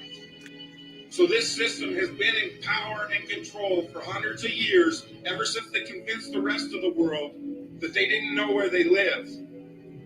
It created this fantastical scenario to make people feel insignificant and to follow those that appear to know better. Why is the flat earth so important? Because it shows the deception. And if everybody would just come together and demand answers, they would be in checkmate. They would not know what to do. That's absolutely true too, man. Yep, I've said that. they've got nowhere to go because that's the foundation. It's like, okay, now I've got you believing nonsense and you trust me, so I can run lesser nonsense by you. Exactly. And you'll definitely believe it. And what's so funny is like Rob Skiba, the late Rob Skiba, I should say, was saying in there that that's the fundamental deception that's used to hide your true identity, God, creation, all of that. And to believe what the heliocentrists push, you would have to think that it would be possible for somebody to blow up a well, that's a why letter you have to factory and know have who it you produce are. the Bible, you know, I mean, Right. just, Well, you that's can't. why you have to know who you are. If you do not know who you are or from whom you came or where you came, then you will be lost. And I keep seeing a lot of people, they'll believe this lie, but this lie they will not believe, you know? Right. And Well, it's like, if they lied to you if once, you're like he said, if they've lied to you once and right, they've lied to you twice, right, they've lied to you on multiple occasions, why would you believe anything that they told you? exactly. You You know, know? that's why, you know, I mean, I'm glad to see people come into realizations daily and whatnot, but religion, whether it be in the form of flat earth, a globe earth, you know, a church of this denomination or that, it's all Right. belief system, every bit of it. And if they've got you to believing bullshit, and I do like the way some people spell believe with the lie all in capitals and stuff, you know, in the middle of it, because that's truly, it's all that fiction. Yes, absolutely. And it's also part of it. They can't hide it. I mean, it's Right. definitely satanic. This is a good indication of that. This is pretty good. And look at, there's just too much. How many times have we heard? Look at these guys. Let's check who they really worship, man.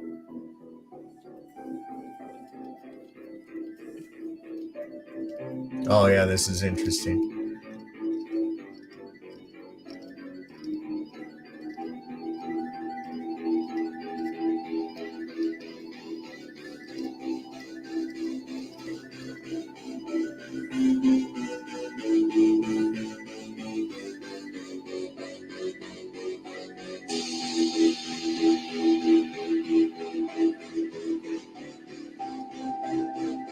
Mirror it.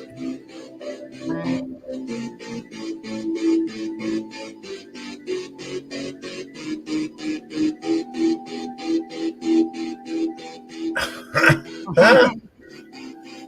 The fuck? It's Pokemon. You shouldn't worship Pokemon.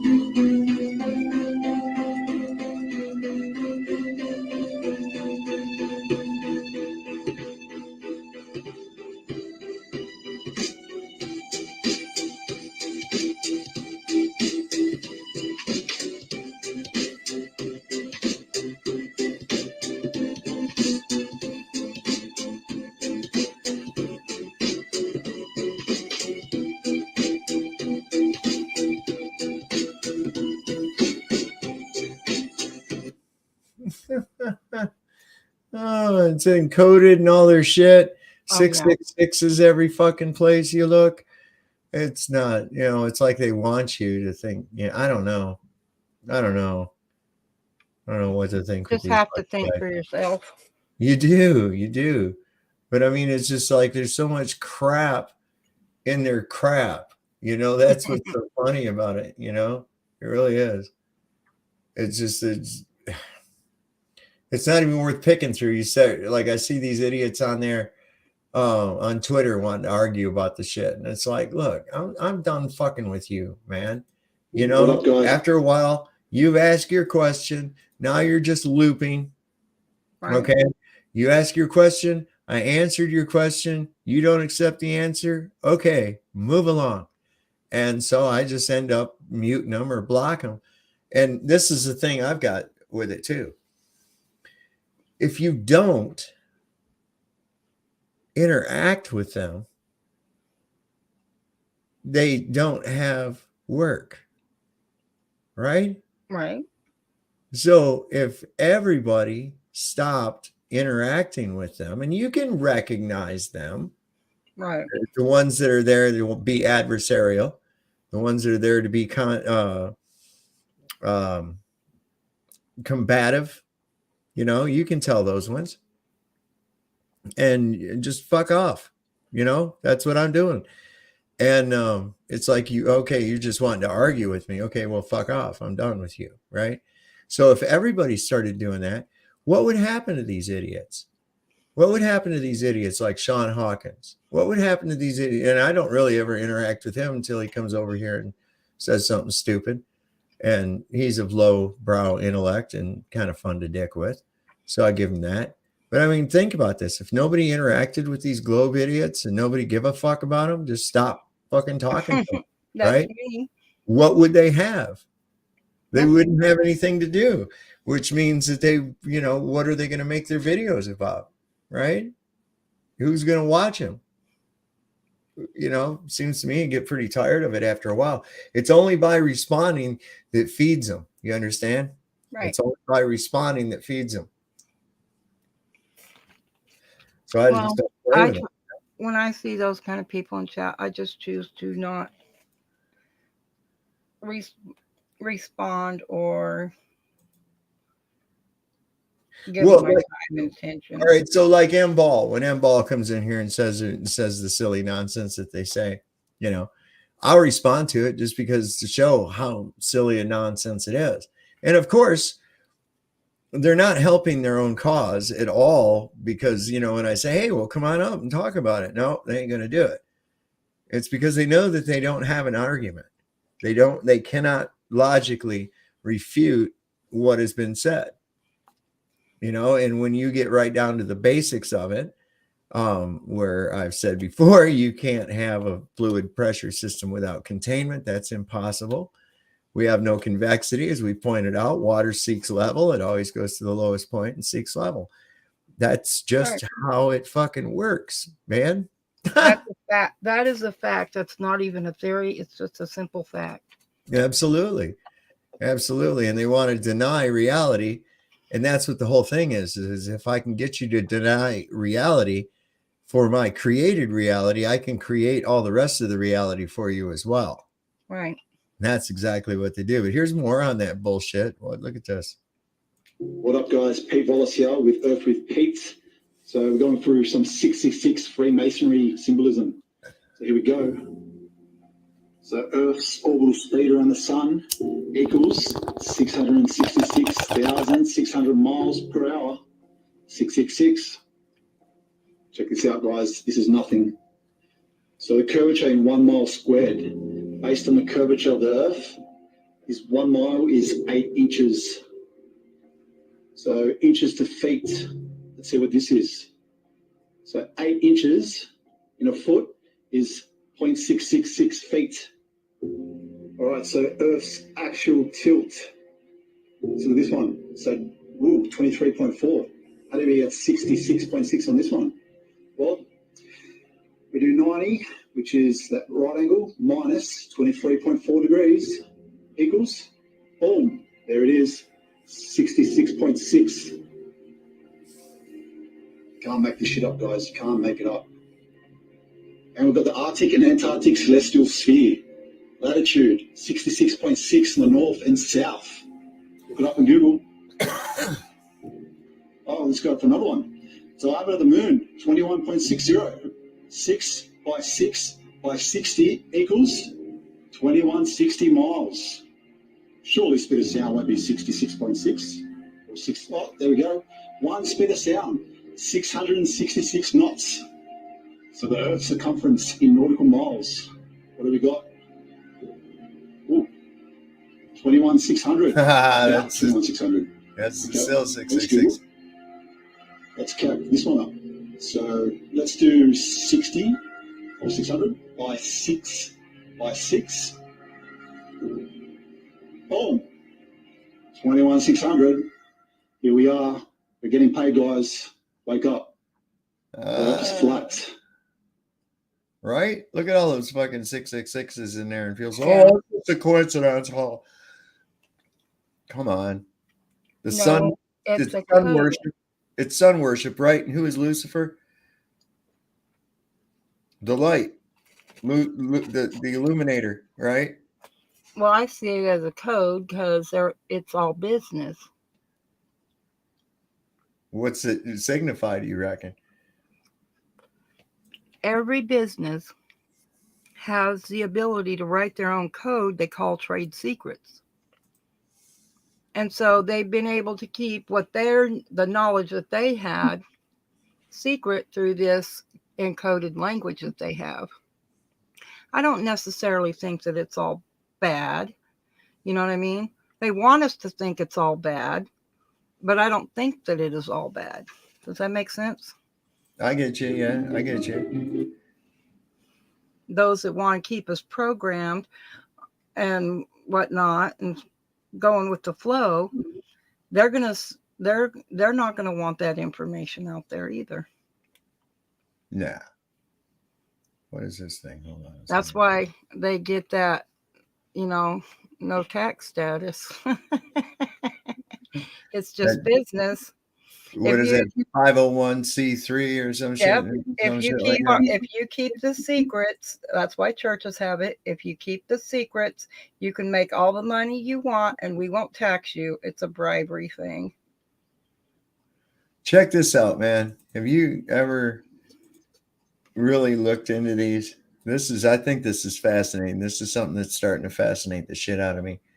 These Zeppelins, man. Check this shit out.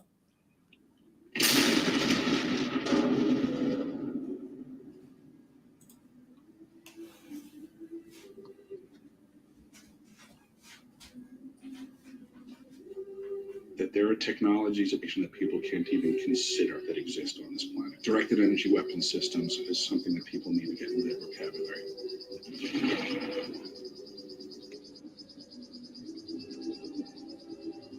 Laser weapons, directed energy weapons, and others that we can only speculate about.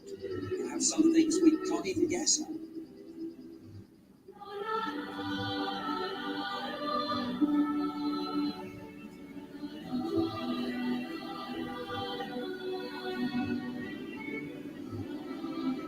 Look at that thing. Isn't that elegant?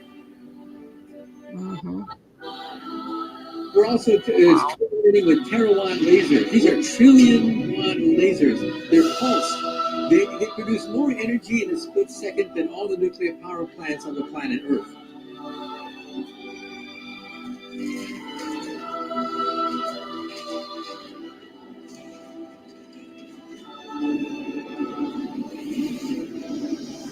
Physicists are firing lasers into the sky to actually precipitate rain clouds and actually bring down lightning bolts. This is potentially a game changer.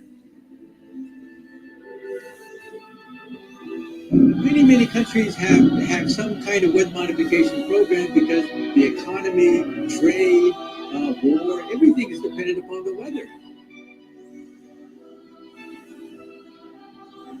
Fire a laser beam accelerates rain in the Middle East. They get 4 inches of rain per year in Dubai.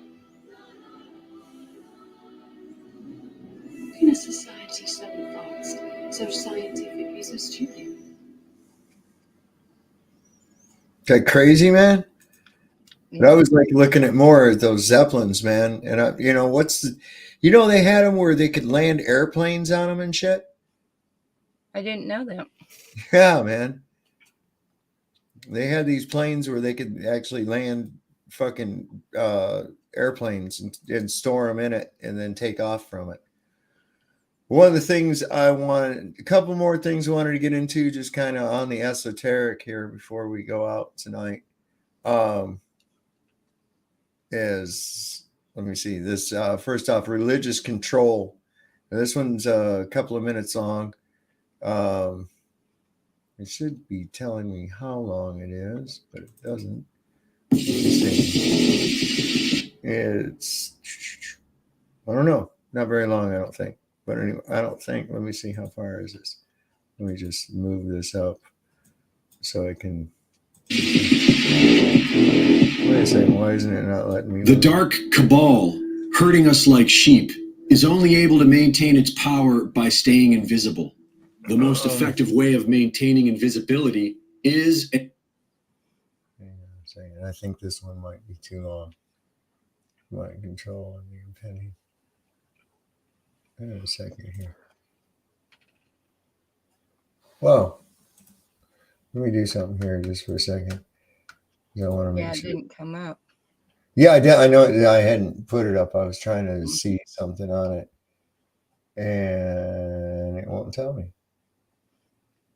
What if I open it with? I thought I had VLC downloaded on here.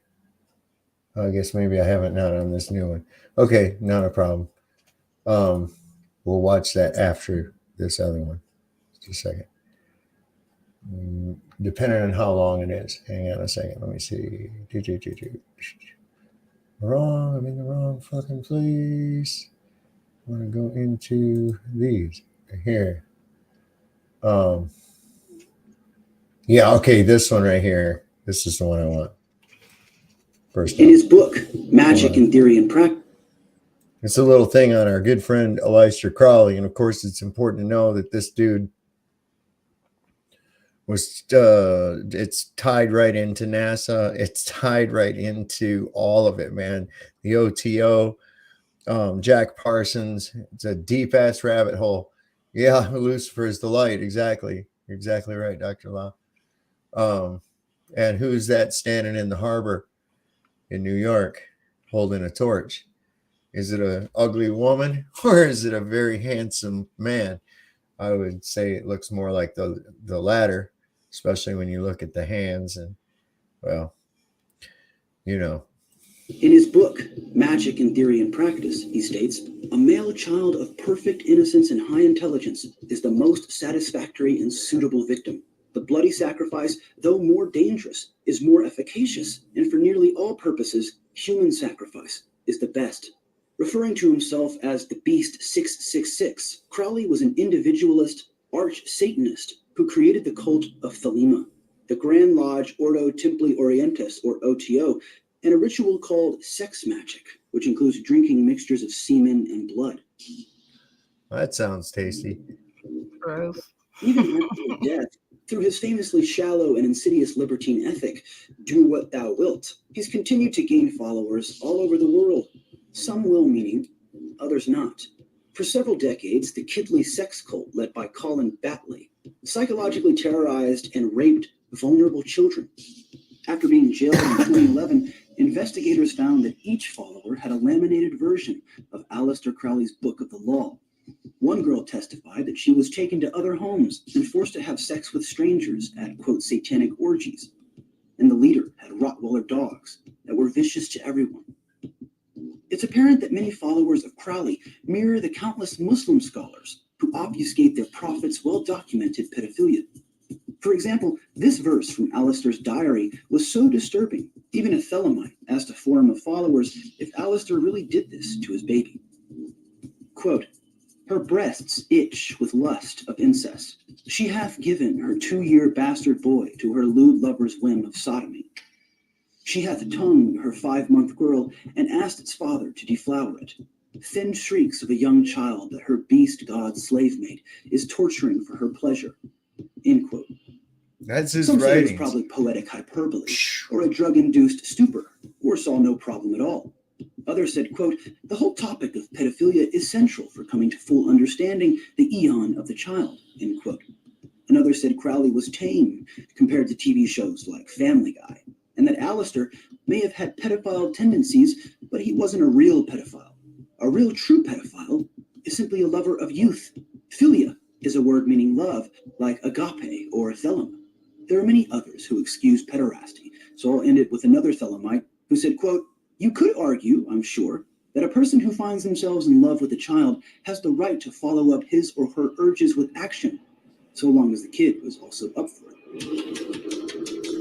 That's terrible, man. This very same thing goes up through the popes and the bishops and stuff like that as well in the Catholic It Church, does. as well as other churches. I'm not just picking on Catholic; it's in all churches.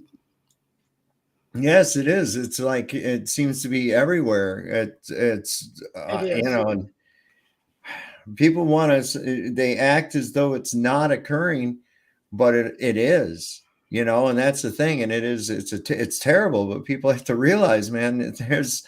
You might not believe the things these people believe, but they sure do. Right.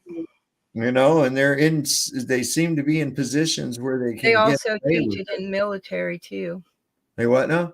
They teach it to the military personnel as well. Well, that goes. The OTO goes right even into Michael Aquino at the Presidio and places like that. This guy. I don't know if you've ever seen him, Michael Aquino. He was a colonel in the United States Army, and wow, something else.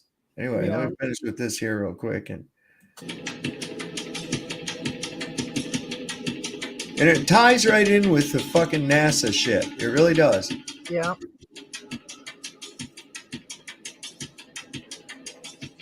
After Crowley died, George King published The Secret Rituals of the OTO. This infuriated their new leader, Grady McMurtry, who conceded the book was, quote, accurate enough to be used for initiations. The most significant secret revealed was a word being used during Thelema's rituals, a word that forever tethered their cult to the contentious origins of Freemasonry. Jabulan. Yeah. Also, those that know their Bible know that the Book of Ruth was all based on child sacrifice and sexual abuse as well. Jesus. So it's not a new thing. No. It's important to note that the majority of Freemasons are good people, separate from the alleged malevolence of those at the top who both know and keep the secrets, which established the need for the society in the first place.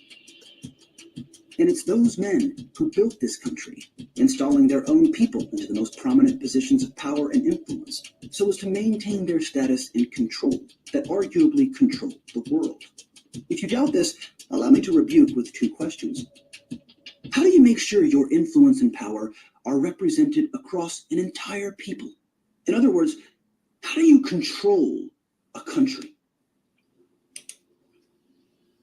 You build one. Right. Yeah. While none of this is evidence that Tamara Luzzatto is necessarily sinister, it certainly hints to a specific pattern of belief so often found among the most powerful in our society. One can confidently say that members of the Luzzatto and Tidings family knowingly named their children after two infamous cult leaders, one of whom has amassed a following of, on one hand, decent people who are merely interested in Crowley's aesthetic and counterculture variants, and on the other, pedophile apologists and sexual deviants. Which side the Luzzatto family is on, I leave up to you. Either way, Tamara Luzzatto is one of the most powerful women in the world, having worked as the primary advisor for Senator John D. Rockefeller's National Commission on Children, then as chief of staff God, I hate for Hillary her. Clinton, per the recommendation of John Podesta, and is currently the senior vice president for the Pew Charitable Trust. She's someone you don't want to fuck with. Even the articles written by so-called reputable publications compare her and her husband to Francis and Claire Underwood from House of Cards.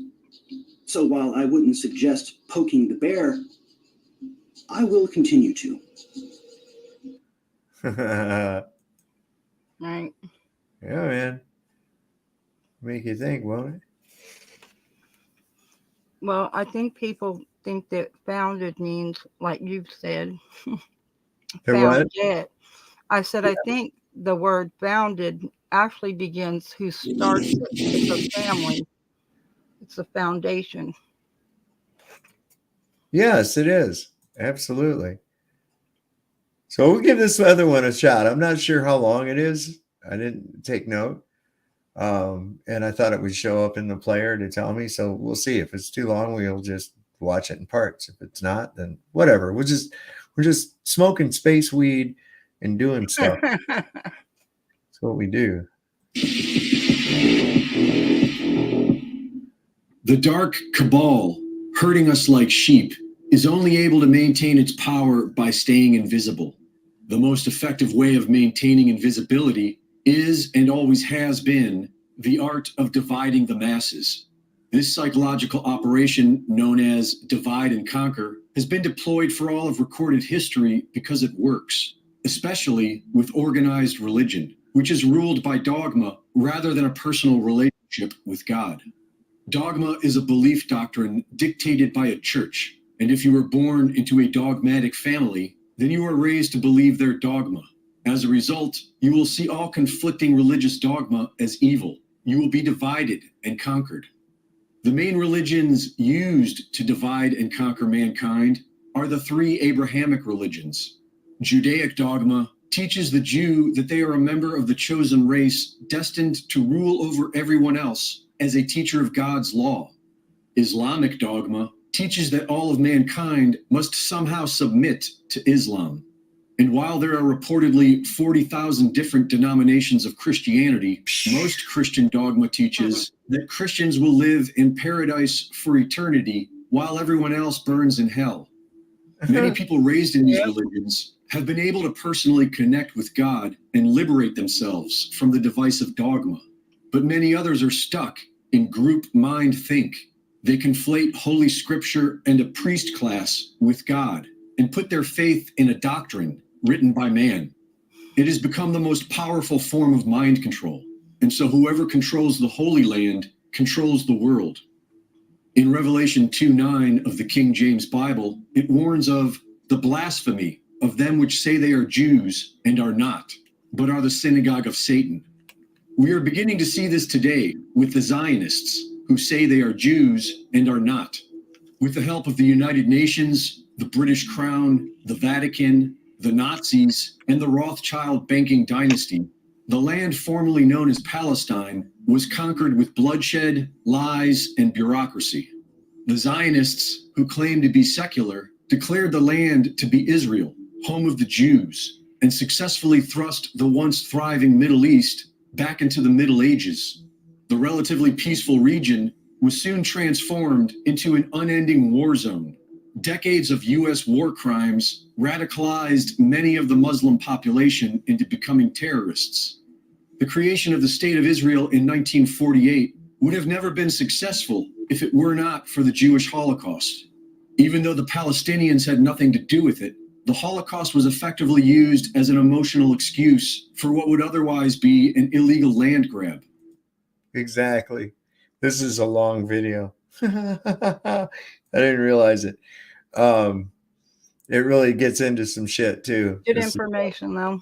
It is. It absolutely is. And you know, like I've said before, this is all orchestrated, as you can see in that little short example of, you know, we created these people that would wish to do violence.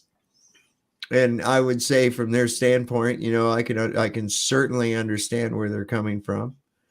And then the brainwashing of our own people to suggest that, oh, look at these people, they're just savages. They hate you because of your freedom, which is the dumbest shit I ever heard in my life. So we got to go over there and stomp the shit out of them. That's what we do.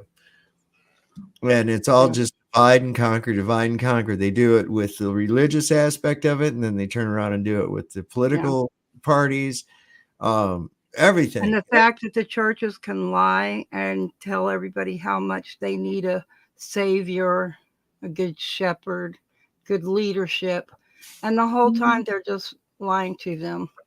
You know, I mean, from the day you're born till you actually open your eyes and see the truth. Absolutely. And it's sad because on one hand, it just sounds so fantastic, you know, to love everyone and this and that, until you start seeing that that's only for the congregation. When you find your pastor in another town sitting at a bar drinking, talking to some lady that he isn't his wife at church, you know, those things start making you go, huh? What? Right. You know, I mean, yeah. Well, I'll tell you what, we need to let's see, hold on a second here. Need to welcome Cage to the panel. I gave you, thank you. I put in the private. The entire time I was trying to find it because I seen your play some multi-good stuff. But I found where the guy went. Everyone thought he died or something. But apparently he's alive and put everything beyond a paywall, but there's a damn channel there. Oh, I got this looping. I got this thing looping. Yeah, I know. It never ends. My crowd was going crazy. In here, man. Yeah, pull it up. I'm telling you, it's great information. That's the only reason why I came on, because I heard that. I was trying to show you that a long time ago. And This is a good channel. Shazam. Yeah, but it has all that multi-Buddha guy. You know the one talking about Crowley? Oh, yeah. Listen, it just ties in. If people haven't figured out that this fucking thing is all based in Satanism, man, and especially with this whole fucking thing with the solar system and living on a ball, flying around, all this dumb shit, you know. And it's like, wait a second, think about this. If you can make somebody believe that insane, crazy shit, think about all the other shit you can make someone believe. You've already taken away all their critical thinking in lieu of believing what an authoritative source tells them. They throw all their own senses out the window at the expense of listening to what some authoritative or what they perceive to be a authoritative source is. You know, and it's ridiculous. It absolutely is. You know, and I've said that before. You can take a guy and put him in a suit and put a tie on him, which a collar and tie, it's just a leash and a collar. That's what it's symbolic of. That's why a lot of times when people retire from something, they cut their tie, right? It's like a tradition to cut their head. It's cutting your leash. People don't realize it. It's like, and they go like, oh, look how good I look in my collar and my tie. And it's like, wait a minute, man. You know, it's like, oh, look at Sparky so happy with his new sweater and his leash. You know, what the fuck? Exactly how it is, man.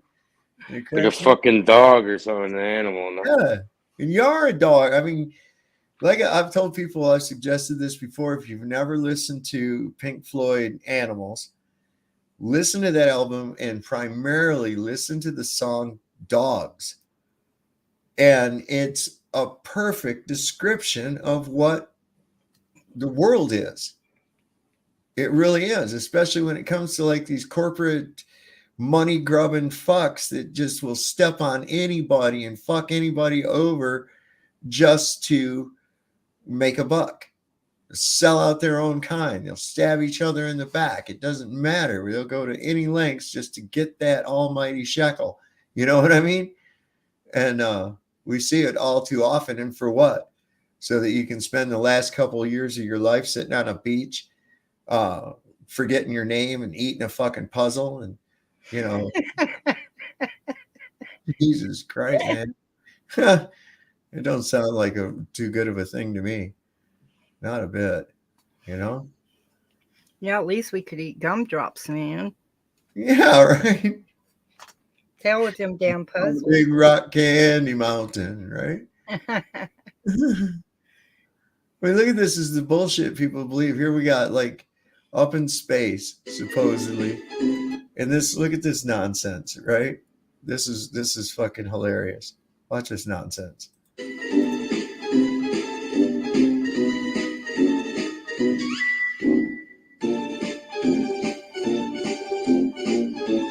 What in the fuck is that? Why would he even have that? Does that zipper close? Right? Zippers in the vacuum of space. Look at that shit.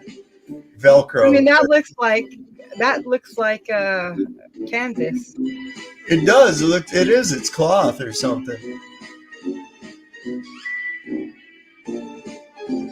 I'm serious. It I've looks like seen- canvas. You know the canvas that they take camping? That's all it is. But you know they're doing it on purpose, obviously. Like, it's so low budget that and fucked up. Like, you know, like how they're just kind of rubbing it in people's fucking faces or something at that point. That's real. It is. Yeah. And they do that, man. They do rub it right into your face. This is what you got to believe. Entertainment. It's the world stage. Get your popcorn and your coffee. Look at this shit. This is how you have to believe. The concession stand will Yeah. it'll be an intermission. This is how they say the earth formed. Here's how they say the earth formed. For some reason, there were rocks flying around in space in all different directions. But yeah, watch this. This is stupid. And they just bang into each other and stick together. They don't break apart or nothing. They just stick together. Right? Oh, no. Terrible animation. What's making them get hot, too? Oh, look, some other little tiny pieces or into a moon or something. Oh, come on now. Look at that. Oh, and then for some reason, water came from space and covered the earth. Get the fuck out of here.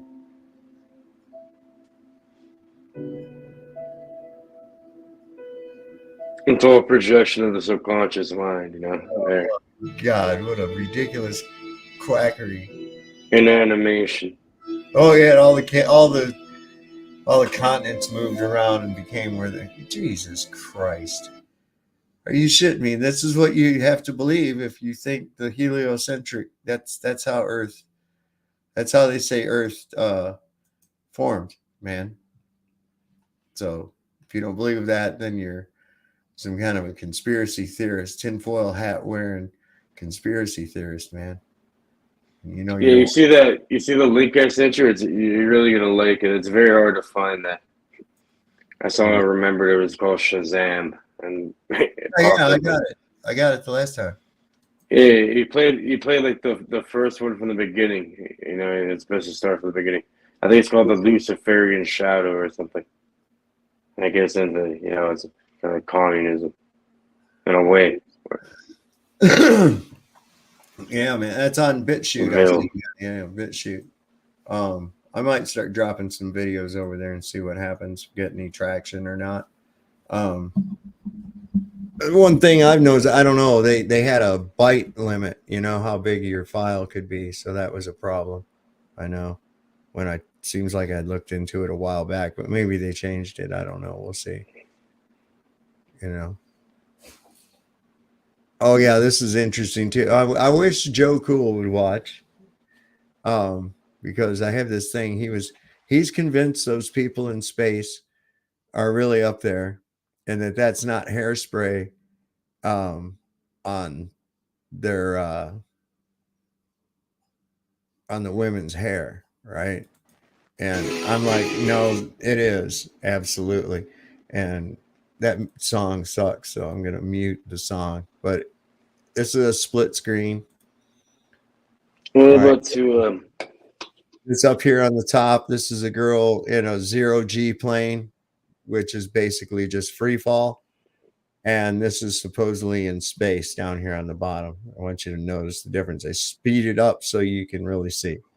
Itself, I was wondering, what are your thoughts on like the jinn or whatever? You know, there's different names for it, but like it's more of like an interdimensional being, not something that's coming from outer space or whatever.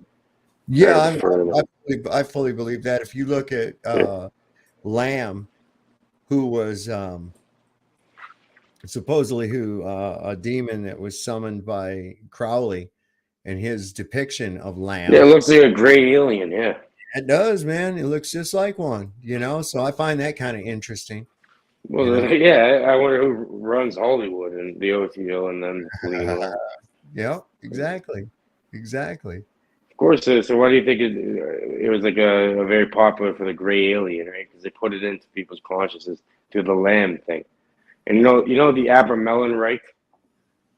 He fucked up trying to do that. You know the rights of Abramelin, you know. Oh, what is it? The Abramelin right, or it's like you know Abramelin the mage. No, I don't know who that is. Some crazy fucking shit the man was trying to attempt, and that's why Crowley died he didn't die to pay for it after. He even knew he fucked up while he's dying. He was trying to regret it all. Too late, you fucking idiot. Yeah. Summoning. These guys say it's like a perfect psyop. It's been a giant psyop. Let me see something here. Is this the one I was looking for? That's why when you know that Shakespeare had a lot to do with setting up governments and whatnot, and they call it a world stage, and they call themselves actors. Yeah. And, you know, they're telling you exactly who they are and what they're doing. It's a show. So here's a little something I got on pseudoscience and the space travel aspect of shit. This is kind of cool. I'll point out that there's only 48 active astronauts worldwide out of almost 8 billion people. And this gentleman here says we can only send a handful of astronauts to space at a time. Who is we? That's my first question. Mm-hmm. My next question is, if we're just a speck of dust in this infinite amount of space that is ever expanding, why is there no industry for it? Why is there only a handful of astronauts going to space? I'd imagine it's because a handful of people can keep a secret much better than millions of people. You know, everything that has anything to do with space has been debunked and is currently being debunked every single day. No one's ever stepped foot on the moon. And if you believe that they did, I don't know whether to feel sorry for you or to feel sorry for myself, because I didn't have such a great childhood to where I'm still believing in fairy tales. Satellites, they are attached to helium-filled balloons and they are within our firmament. This is a fact. Find me a picture of a satellite orbiting our, quote, planet. There are allegedly 6,500 of them up there. You mean to tell me one satellite can't show you the others? Come on, make it make sense. Then people are going to get in the comments and say, space is dark. You know, they can't take pictures of. Dude, look at the ISS footage. Pretty bright up there if you ask me. None of it makes sense. But you're not looking at it critically because you've been indoctrinated to accept a set of beliefs. That's what indoctrination is. And after you accept these set of beliefs, it becomes your religion. No different than Hinduism, Catholicism. So it does become like a religion, you know? And that's what happens. You get indoctrinated into that bullshit and you believe it. Yeah. Exactly. I think, is that the one? Hang on. Oh, here's that asshole. Listen to this guy. He's such a creep. I hate this guy.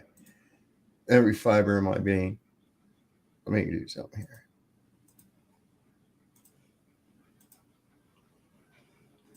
Wait. Which one is it? That one. There it is. He's our friend. Hey, everybody. Some questions have come across my desk. What would happen if Earth suddenly stopped rotating for 5 seconds?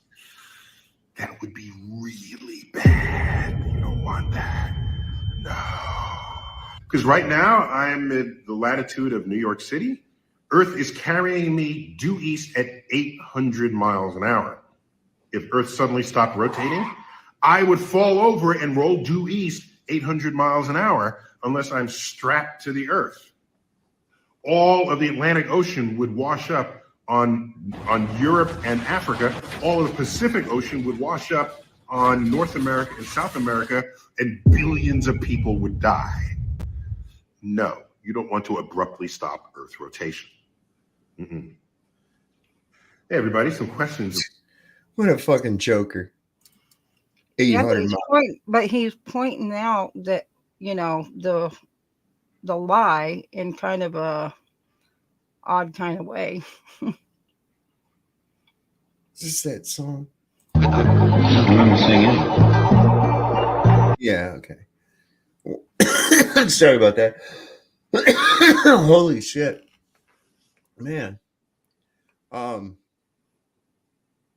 I had a couple more things I was going to go over. Oh, this is kind of cool about Mercury, not the planet. Not the planet, as if there were one.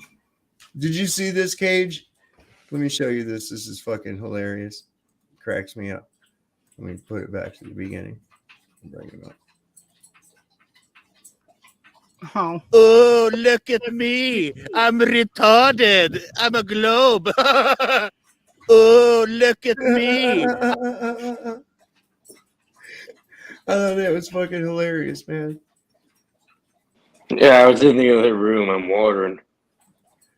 You didn't see it? Yeah, I see it. It's a globe face thing. Saying that globe face, that is cute. That is cool as shit. Man. So in a way, flat Earth and not having a globe is a religion in a way too. It's a dogma, isn't it? Yeah, I think that maybe it's a religion for atheists. You know, maybe along. Is that what it is? It's like a low level Satanism. I'll tell you what, they need to bring this shit back. Look at this. There is a clear reason why most of the skies we see from the old world are whited and bleached out, and the occasional ones that aren't are littered with these airships. It is because, much like many other things in history, they attempt to cover it up. The cover up of free and uninhibited travel. The reason why we have so many spires and empty bell towers. These were the old mooring stations, docking stations of the old world. This form of travel has been around a lot longer than we thought, and it could not be so easily regulated and controlled like the aircraft travel of today. Research the mud flood and fall of Tartaria. There is a clear So, what do you think about airships, man? Not airships, airships. I'm gonna fly fucking F-22 Raptors and shit. Enough of that. Not me, man. I think that'd be cool as shit. We have be on one of those things, be like a cruise ship in the sky, man. That's what I think. I mean, you got to see some of the modern ones that they have now. Oh, is this the one that I had? The foundation. And why did they say they stopped using them? Because they easily caught on fire? No, well, they made everybody scared to death of them with the Hindenburg. But you have to look deeper into what was actually taking place. Germany had a thriving airship industry, okay? And they were offering inexpensive, luxurious flights across the Atlantic to South America, to all different places, destinations. And it got up in close into the 30s, you know, and we started fucking rattling sabers, and the U.S. holds most of the helium reserves, like 90% of the helium reserves in the world. And helium was the primary source of lift that these dirigibles were using, that Germany had. So we stopped selling them helium. So the only alternative they had was to use hydrogen. So you're right. So they used hydrogen, which of course is combustible. Helium is not. Hydrogen is combustible, but also lighter than air type of and gas. it's also how it's handled. Well, they had made all kinds of preparation and precautions against any problem. It was a sabotage. Hey, so hold on. They made sure that the press was there when it happened to be able to film it and everything. Right. And that scared the shit out of people, and the airship industry went down the tubes. That's all it took.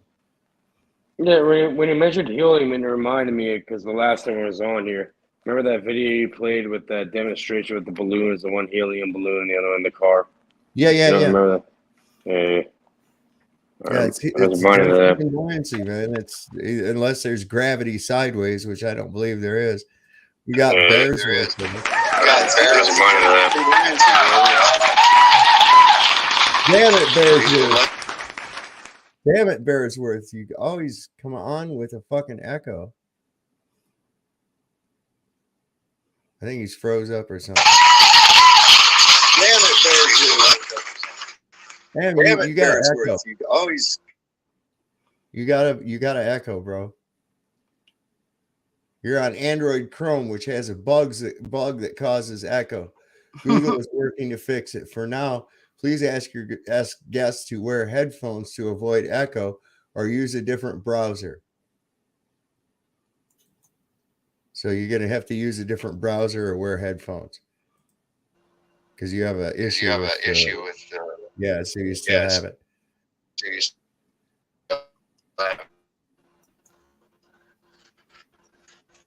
Yeah, you still have it.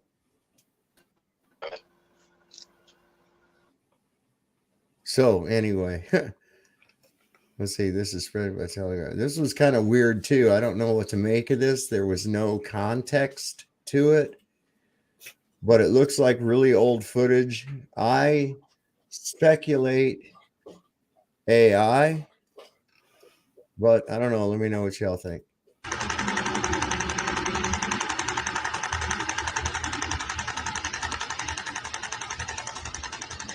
Well, these airships look like going over pyramids. Another kind of airship or something. Blowing shit up, it looks like.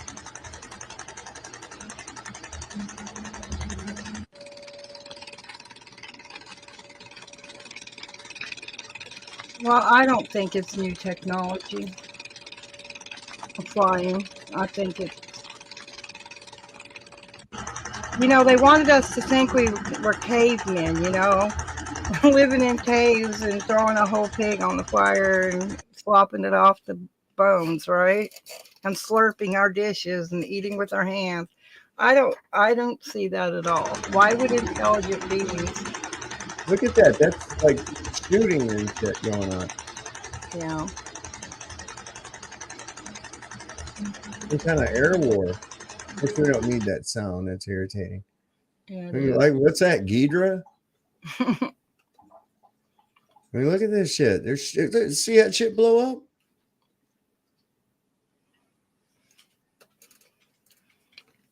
I don't know what to make of it, man. Could very easily just be somebody creating a computer game over, some old footage. It could be. I hate it when somebody puts some shit out like this and there's no context to it. Yeah. Well, there's a lot of things I've seen that there is context to, but they've taken it completely out of context, used it by usurping and plagiarizing it, having nothing to do with where it came from. And some of them are just computer they're created in 3D animation programs and stuff. So, yeah. I see stuff like that all the time, but see, because I'm used to it and know where it's coming from, because you can take any picture and use it for a background, and you could go out, just take your camera and just do a slow panorama in a circle all the way around you, and then create something within that. you know, Right. using that as Right. the background, you know. You can take a fake car out of this because like in 3D animation, you have to be able to work in a 2D world. And then when it goes on to a wire mesh, making it a 3D, you can spin it around and see all the way around it. You know, you could walk around your house. Like, let's say those little fun stickers that say good morning, and they might have a dancing bear waving on it, you know. All you do is take the one little paw, and you take it and you cut it and remove it, separate it from it, and you stack those, and you can make it wave back and forth. I mean, it's not difficult to do. You can use GIMP and do it. Dig this. I'd like to start this video off by saying that we're not trying to needlessly embarrass anyone who is a geologist, scientist, or an atheistic evolutionist. What's in this box, though, could change some minds, and let's take a look at it.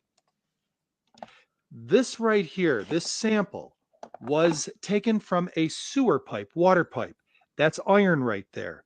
Inside is the minerals that went through the pipe. That's argonite. Let me approve it. It turned to stone. Minerals turning to stone going through this pipe. How many years do you think it went through this pipe in order to accumulate 3/4 of an inch of pure rock-like material? It was 70 years. And if rock can form quickly, could it be that all the sedimentary layers that we see on Earth now were formed during the worldwide flood, and very quickly they hardened and became the rock of today? What you think about that, yo? That was. I think he's hitting into something that certain people understand, you know. I'd like to start this video off by the rough ashlar. Well, it's that they. Well, we know that that when they make coal, it's just organic matter and pressure and heat all at the same time. It's been done in garages. It's so coal you can make, you know, reproduce it just with a stack, you know, big stack of leaves and whatnot. Put it in one of those heated pressure chambers. That's all they did, and they turned it to coal. Yeah, I know. Its whole storyline is ridiculous. The shit that I hear. The cubic zirconia is actually stronger than the diamond, they claim. And a lot of this stuff they say, oh, look, we found this fossilized, you know, in stone. And it's like, oh, well, that must mean it's, you know, thousands of years old or millions of years old. No, it doesn't. It doesn't mean that at all, man. No, this could be very recent, you know. So that I think explains some of these anomaly artifacts that they seem to find. You know, they're like, oh my God, look at this, encrusted in stone, some kind of thing that it didn't exist until the 1900s, you know. And it's like, well, it is from the 1900s. It's just been encased in stone and rather quickly. You know, you've been selling us a fucking load of shit on fossilization and stones. All right. Well, look at the petrified forest. You know, I mean, it didn't take years and years and years. I mean, that happened quickly. That was a redwood forest. Yeah, I've got a really nice piece of petrified wood.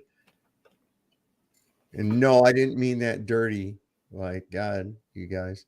No, I didn't take it that way. I know what you're talking about. Bearsworth did. He started snickering like fucking Beavis and Butthead over there. You could see him doing it. Mineralizing or something. He said wood. Because I remember actually a long time ago, I was on here. I don't know how we got up. We were talking about minerals, and I brought up Bancroft. Like, if you ever have a chance to remember, it was a long time ago. I remember. And like, if you ever had a chance to visit Bancroft, they have 90% of the world's minerals all in one small area. The most minerally diverse place in the world, in Ontario and Bancroft. Not even far. Yo, what's up, B? What up, dog? Hello. Hello. That's what the Hold Helios. on. That's what all the cool kids say. I'm like, yo, what up, dog? Money, or I shouldn't say that word. Easy now. Not with a hard R. Please, not with a hard R. Definitely. How's everybody doing tonight? Oh, man. We find her in Prague here. Up here smoking some space weed. You're the Enterprise. I traded James Kirk 2 green hookers and some space crack for this. And so we're able to travel out further to where no man is going before.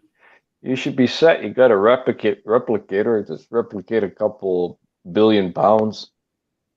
Oh, yeah. I listen, I just replicate weed all day long. That's what I do. That's how I do it. So, Sovereign, you're the kingpin of the world. We finally found out where the supply is coming from. That's it. That's it. We're just beaming it down at random. Is Scotty doing it? Is Scotty doing the beaming?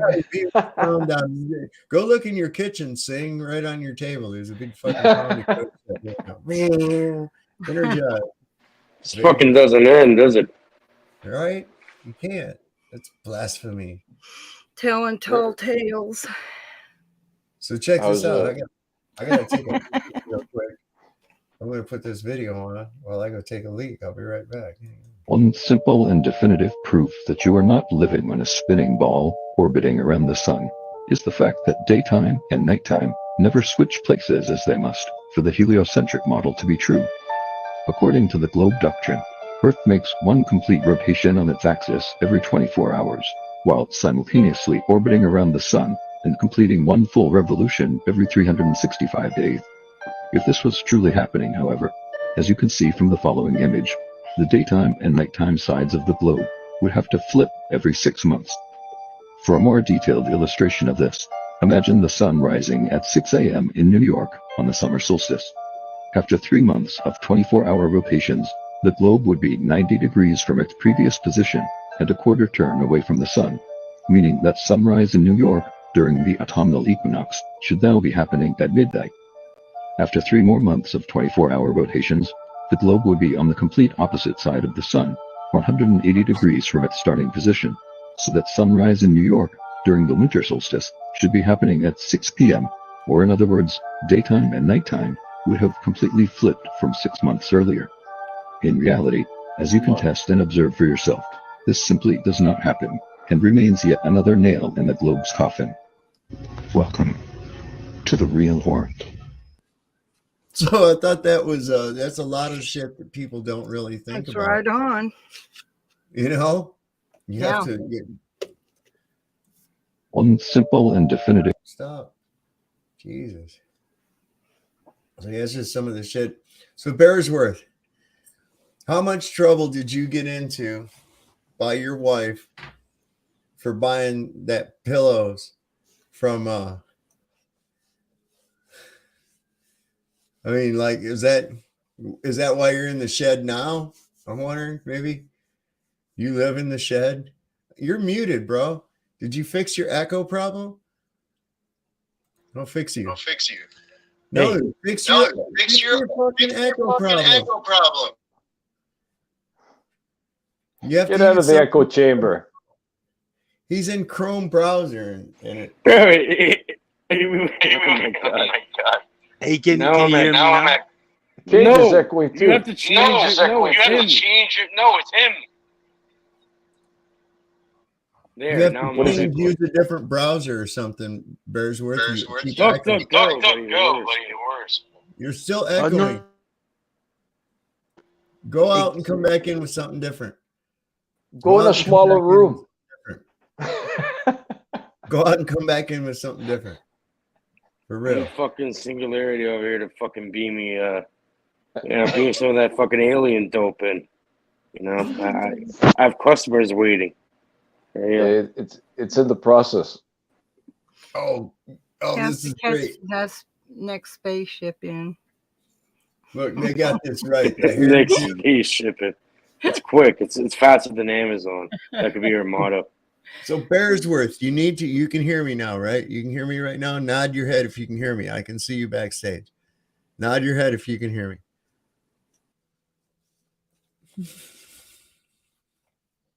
I don't know what he's doing. Nod your head if you can hear me, Bearsworth. Okay.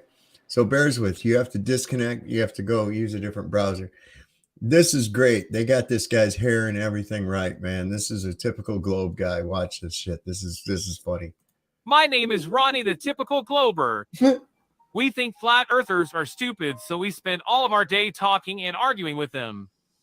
Some of the best conversations I ever have are here with flat earthers. They make such good arguments that we have to have secret meetings discussing how we can best rebut their new claims. We fumble around in the dark just repeating claims from our Daddy McToon's videos over and over until the flat earthers come along and ask us a real question. They make us think. This is why we stalk them like vindictive ex-girlfriends. Out of love, not out of hate. We can't ever tell them that we actually admire their intellect. We really just want to be cool and fit in with them. But, like little children in grade school, we misplace our emotions and end up starting fights with them instead. I secretly wish I was as cool as a flat earther. My name is Ronnie, the typical globe. I thought that was funny. That's hilarious. Is that About what Waldo's? it's like. Is that Is that Waldo's father? Waldo's father? It might be. It might be actually McToon's dad. I don't know. Might have been McToon. Who the fuck knows? Did you guys hear about this? That there was this was on the 10th. Of course, today's the 14th, but there was what did they say? How many? 1,400 earthquakes in 24 hours in Iceland. Oh wow. Yeah, the AI generated thing is kind of weak. No offense to, but I swear you can make a way better one, Dave, if you want it for your channel. It's easy. Well, I You have heard something that called over there in 11 Labs Mecca, and there was DID. major flooding in Mecca. Hold on, Cage. What were you saying? I'm saying you can make, like, if you wanted to, you can make, like, imagine on your own thing like that. You can choose the character and make your own narrative if you wanted to. Oh, really? Is there an app? Your own Is there script. app? Yeah, it's so easy. Is it an What's, app or what's the app called? You can clone any voice. All you really need is like less than 30 seconds of somebody's voice. You can clone it exactly. You can choose any voice. Way better than that low level. Yeah, those Cage. Thing, Is there a whatever certain how that website works. or an app you got to download? Yeah, 11 Labs. It's not an app. It's a website. And then 11 there's also something called Labs? 11 Labs, right? You can get the script, the narrative, the voice of it, and then you can sync it to a cartoon or any person's, anyone really. Like, you can generate something and make a character or whatever, and then, yeah, you can make it say whatever you want. 11 Labs for the voice, DID for the. That's how people do it. And obviously, they're using some low. I don't know what kind of app. I think they're using some sort of shitty app for it, but outdated. I'm not sure how old was that. It's I don't advanced know. quick. I just ran across it on what's this? Twitter. So I don't know. I just thought it was funny. I thought it was cool. The character looked a lot. He had that iconic little turd dollop hair, like they all have, like that FTFE guy's got. And who's the other nonsense? Cyman Dan. You ever seen that artard? No. Oh my God, he's terrible. These people, they're just awful people to begin with. I mean, that's the best I can say for you. They're just awful fucking people to begin with. And then on top of it, they just are. They're awful. And then you take into, that they are knowingly throwing bullshit. And that's what pisses you off worse. It's sort of like a traitor to your own species. You know what I'm saying? Why would The game's too easy though, because I could show you something to freak you out. Like within 10 minutes, I'm not even joking. I could have you, like, same background, your mouth moving, and I could run any narrative I want, make it say anything, right? And stream it and show you right now very quickly. I could do it. It's so easy to do. I'm happy that they have that technology, because now I can just say any fucking thing I want to. And if I'm perfect. Yeah. I can say, oh, that was a deep fake. Exactly. It's like now you have what do they call it? Plausible deniability. Plausible deniability. Exactly. Thank you. Yes, exactly. It's going to work. I'm doing it. That's it. Backfired What- again, yet again. What happened to Bearsworth, man? I want to hear about that because Why are you was he- planning on not buying pillows too? yeah, he bought some of Ross's pillows, but then he told, I guess Rasta said he's gotten better at making the pillows, but Bearsworth said he got in trouble because he spent like $300 on the pillows or some shit like that. What kind And, of pillows did you buy? Versace? Well, no, they have a pocket in them. Oh yeah, good. What are you, a Okay. fucking kangaroo, buddy? I'm not Australian. No, it's to put a crystal in. Oh, okay. He could What have about just a Joey, a Roo or whatever? No. You see So the what video made where him worth- these kangaroo, Oh. the guy punches the kangaroo, he's trying to fuck up the dog. Punches him and he's like, the kangaroo doesn't know what the fuck hit him, he just ran away after. You can use So what? you can did use he buy the pocket pillows? for, listen, you can use the pocket for other things too. Yeah, the double pocket P, right? Don't tell him about your prison pocket, Dave. It's a prison pocket. That's what it is. It's a double P. But this is Bearsworth's account, not mine. So yeah, Voice has a stash pillow that would work out good for that. But I don't know. I've never. So he paid $300 for the pillows and casing, or just the casing No, just a pillow. with no It casing? came with a crystal though. What kind of crystal? I don't know. Quartz, I think. Krypton? Might have been Krypton. Could have been. I would say You should probably. you should take it, throw it in the ocean. Maybe it'll be a good investment. Island might appear, claim it, and start a resort. Yeah, Kevin says, he says if someone likes that Simon Dan goober, they're pathetic. He's awful. I agree. Yes, they're awful human beings. They really are. And I really, I hesitate to call them human beings, at this point. Because it's like if you sell out your own fucking species, to dark forces like that, you're a piece of shit. That's all I can say. So what's the kind of dark Well, forces? you kind of need them, though. If not, it'd be kind of boring, you know what I mean? You need an opposition. There's always going to be an equal opposition. Well, I don't mind that. But they don't offer that, okay? Because all they have is ridicule. It's ridicule and fake space. That's all they've got. And as soon as you take that away from them, it's over, Yeah, well, fake space. Why? And you could look at that just like it's just because everyone's behind the damn internet, right? I'm pretty sure if people were actually in the room really talking at the table and stuff, there would not be this much disillusion. Well, the thing is this is once you get right through the gate, you have the biggest problem, which of course is entropy.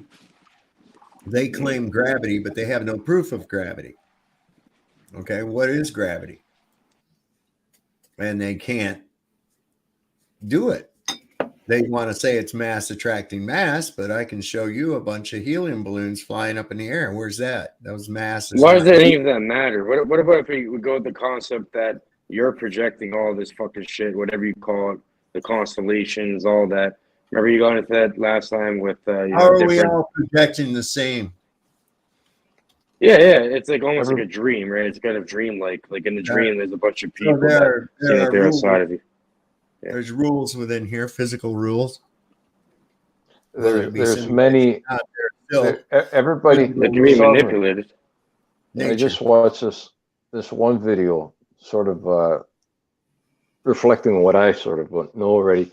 Is everybody's thought of experience is their own world. It's like everybody's in a multi-layered system with so many parallel copy worlds within one's thought core. So it's kind of complicated because one could cross it to somebody else's thought core that I don't suggest doing, or one could actually breach somebody's thought core, and that's where you get the archon thought parasites that invade somebody's mind.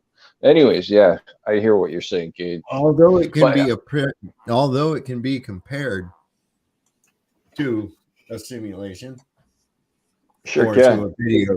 to a video game, I doesn't prefer mean video game. that you can just have anything that you want happen in it. It is still Well, governed by certain rules that are inescapable. One of yeah, which is and I, equalization and entropy. Okay. yeah, at this So level of ascension, certain rules. Next level of ascension, you unlock certain features like a video right. game. The more you So progress, the here more where we're at right here. This is what we're defining. That's if you stick with their plan. This is what we're defining is within this realm here. And as yeah. I've stated, there are certain rules that govern this, physical rules, what we call physical rules. And okay, so one of which is that we know you cannot have a fluid pressure without containment. It doesn't happen. So, in order to have fluid pressure, you have to have containment. That blows it right out of the water to begin with. How about if I made a device and proved you wrong? They say, well, if you can do that, you know, by all means. But the reality is that the next step is they have to claim gravity. But they're claiming a force based on an observed effect. Okay. And making the assumption that there is only one element at play, that being this force that they cannot define called gravity. They often, well, almost always conflate the effect as the cause, and the cause and the effect cannot be one and the same. Okay, so when you offer to them the concept and the reality of buoyancy and density with a downward vector determined by electrostatics, oh, it can't be that. Well, of course they panic, because this all throws their entire fucking outer space, their planets, their orbits, right out of the window. Nobody's ever seen anything orbit the sun. Nobody's ever proven any orbit of the sun. Nobody's ever proven any movement of the earth.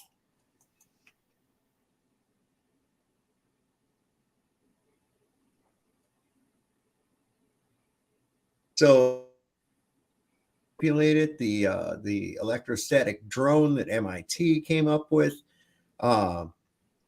No flight surfaces on that thing whatsoever. People say, oh, it's because of ionic wind. Where's your flight surfaces at? There isn't any. You just merely change the electrostatic charge. There it goes. It's not a difficult fucking concept, but without their idea of this heliocentric, nonsensical fucking model, well, there goes everything. There goes everything. The idea of going to space, other planets, exploration, blah, blah, blah, blah, blah, blah, blah. I think the whole idea is what they're really trying to hide in front of you. You're looking in a way, Dave, where it's like an esoteric, right? It's a surface level way, you know, like the design, like the things that are supposed to be seen. Oh, it's fake. Oh, it's this shape. Da, da, da, da. It's really the esoteric knowledge that they're using to control and really manipulate. You're given incredible senses. And they train you to deny your senses. That's exactly. Yeah. They train you to deny your senses. You know, oh, I don't feel all these movements. Well, that's because of math. Look at this weird guy who wears women's shoes came up with this fucking cockamamie idea. Oh my God. Fucking I've seen the funniest fucking meme. It was like you know, I forget who, I don't know who it was. It just randomly popped up. It was hilarious, but it was like a video, and they show all the health ministers of Canada, US, all these different people, and they're completely not healthy at all, and they're trying to tell people how to be healthy. It's hilarious, right? Yeah, go to Dunkin' Donuts diet. Yeah. So sovereign. Make it a double. Triple it. Fuck it. So gravity could be broken down to density and density increase, right? So basically, what people define as gravity, it's density. It's weight. And what is weight? Weight is nothing more than it's a ratio of density to mass within a given medium. It's that simple. Right. The tighter that things are packed together, the more dense they are. And the larger the amount of that denser material is going to be heavier, okay, as opposed to a less dense material of the same mass. You understand? And that's only within this medium. Okay. Right. So it has to do with area and volume packing. It's about the displacement ratio. Okay. Yeah. It's all about the displacement ratio. And that's going to determine whether something rises or whether something falls. That's all. It's all right. just a ratio of displacement and it's Correct. weight. So what is weight? Weight is gravitas. Gravitas. What is gravitas? Gravitas is weight. So gravity due to gravity. Weight due to gravity. Weight due to weight. It's the same fucking statement. So It's weight due to weight. Yeah. It's almost like different densities of oceans that things may perceive they're floating in. I just see the air as a different density of an ocean, where the airplane is using the turbines to sort of counteract the weight to actually reduce the plane. They're all, turbines are a type of anti-gravity devices actually. Well, what you got? Sovereign. Remember, sorry for interrupting, guys. Think of the Atmos. Think of the Atmos as it's a fluid, just like liquid is a fluid, gases are a fluid. They behave the same way. It's called sublimation too, though. But remember, Dave. Remember when we were talking about magnetite? We were going into the magnetite thing, and the magnetozones in the mind. Now they interact with the Earth's magnetic field and magnetic fields. Thoughts are measurable, and even if somebody thinks of light in their mind, you can measure it through, with an instrument. When I heard Singularity talking about, what if I make an instrument that can measure it?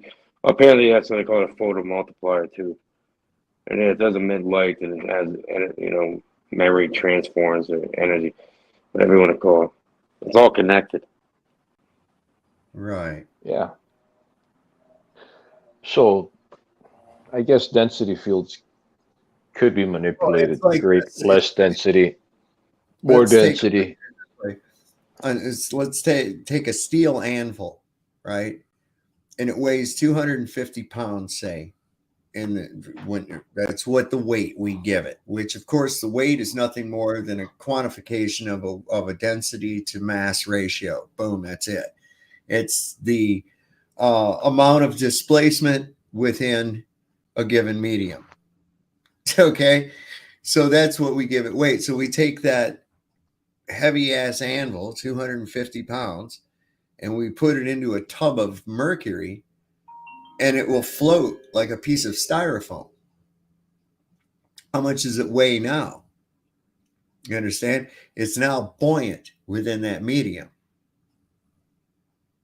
That's where it wasn't buoyant in the medium that we gave it that quantification in, because this is the medium that we're used to dealing with. Real incident. Yeah. So it's just basically the density is just the ratio at which how tightly together packed the particles of that that make up that matter are pushed together. So it's like basically, it's like the difference between putting 20 people in a theater that seats 100 or trying to cram 150 people into that auditorium. Okay. Once you got the 150 people in there, it's packed down to capacity. It's as dense as it's going to get. The mass has remained the same because the theater didn't change size. Right. But the material that makes it up has become more dense. Well, it's just like the lie that helium is a non-renewable resource. Didn't you say that one time or something? somebody I heard saying that. Somebody said That's that. not, I don't know that to be true. but that's not true because it's a product of natural gas, which can be created in a biogas chamber. Yeah.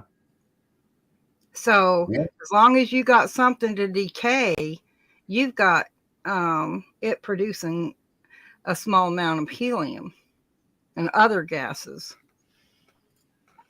You can use natural gas, biogas, and natural gas are pretty much basically the same. And they say, oh, well, we have a shortage. No, we don't. As long as people are shitting, the bears are shitting in the woods, we got plenty. Well, our entire system works on the concept of artificial scarcity. So of course that's what you're going to do. You try to. It's a massive they did amount. that by labeling oil as fossil fuel. They gave it a sense of limited amount. You see, natural gas is just decaying matter, basically. If it's a herb or regenerating everything, it is. It's constantly generating and regenerating everything. Yes. Happening all around us. We breathe the shit.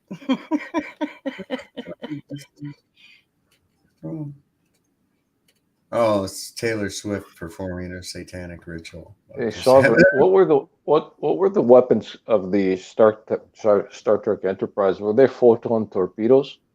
They had photon torpedoes, and they had a thing called phasers.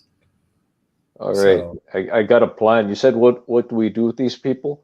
Well, we put them in the photon torpedoes, and we fire them at the Klingons and get rid of them. I always use just toilet paper to get rid of the Klingons. I never personally watched Star Trek, but for some reason I know, the Masons, they fucking love Star Trek, buddy, for some reason. Well, they're going Spock. You know the Spock hand symbol? Yeah. It's directly related to the tetragrammaton. I have a good idea why they like Star Trek. All those sexy guys in those tight suits. I think it's beyond that, buddy.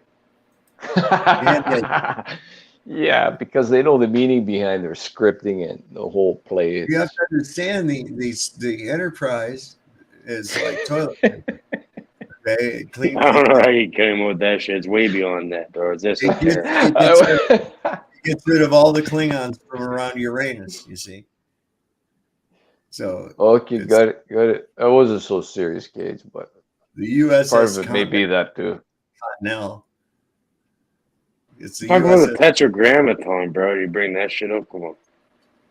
But, you know the hand symbol, it's Spock. You look like fucking Spock. Is that you or you? Like, see, you have some weird Star Trek ideology because you look like Spock and everything. That was in a way. But you're fucking Italian, so you give me a whole different hand signal. But somebody I did say that before too, actually. Well, you see that hand signal. I know that's the tetragrammaton. You can look it up. What do you know what it means, Cage? Yod He Vav He. Yeah, but what does that mean? It's the God of your Bible, your Quran, your whatever, Torah, Talmud, all that. But yeah, it's the reason why there's 26 letters in the alphabet we're speaking. And digress on that. Research. Digress on that, please. Break that down for us. 26 letters. How's that work? Well, if you look into the numerical value of Yod He Vav He, but remember, it's the esoteric way of reading is left to right. Right to left is the actual way of dealing with it. But you have to do something called transliteration.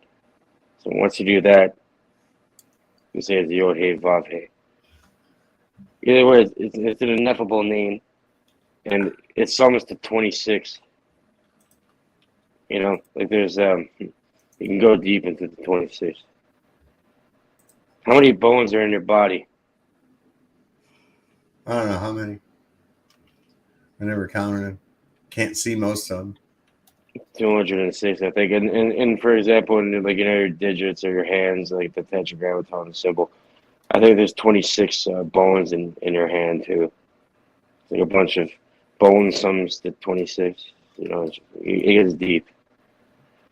It really has to do with human how many bones are in the cage? Do you know how many bones are in the foot? Is it the same as the I think hand? 26 probably. Yeah. I don't know. You can search it up. I'm probably rusty, but I know most of the stuff I said is right. Probably shall be the same. Yeah. But what it shall be is what it is. Someone needs to someone needs to fact check me sometimes, yeah. Right, man. Check that motherfucker out. Make sure he's right. Or else we'll do the globy thing on you. You're lying.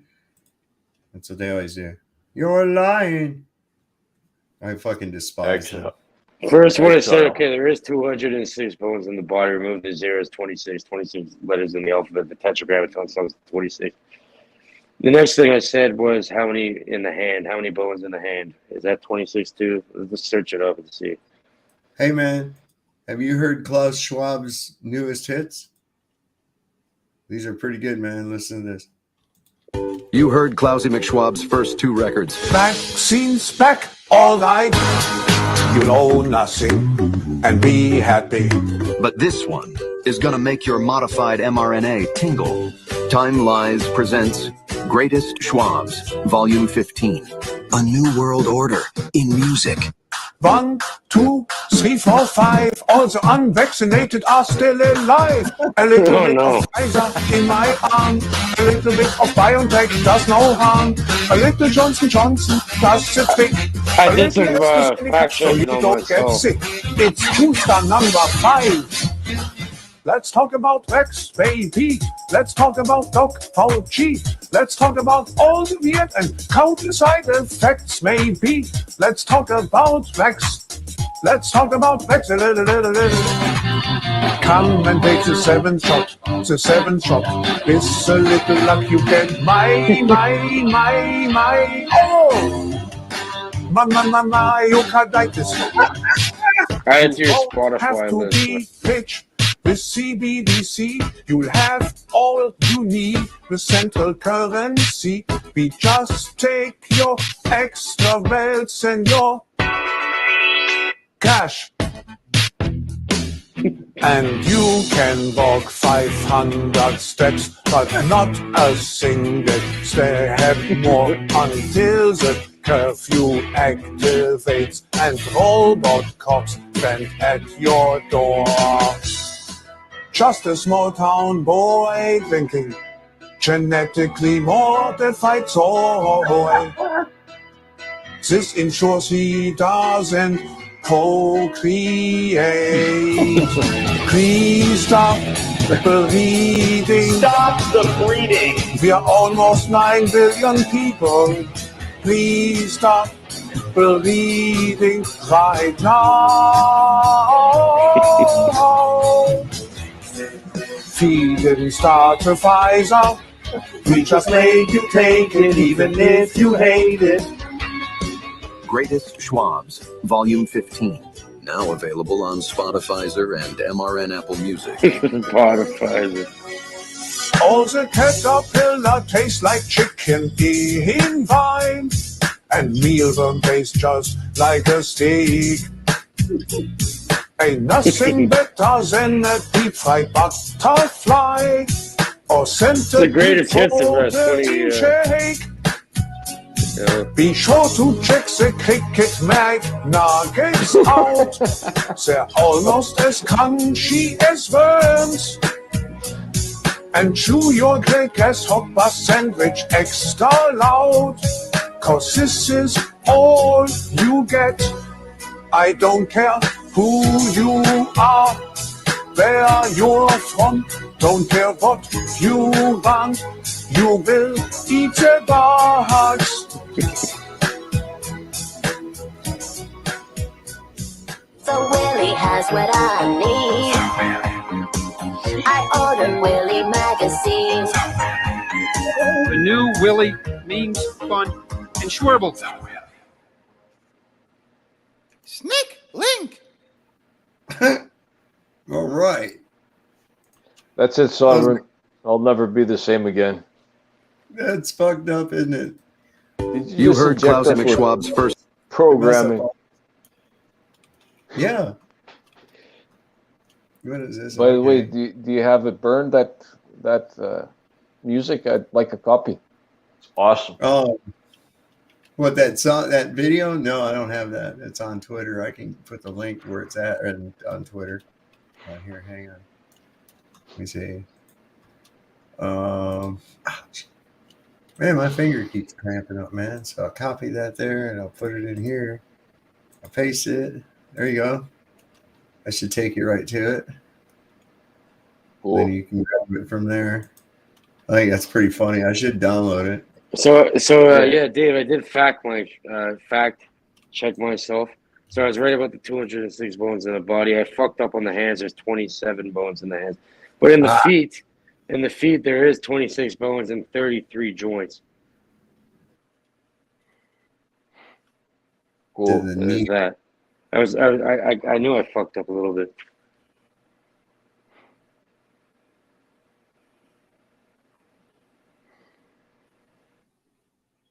Knee bone connect bone.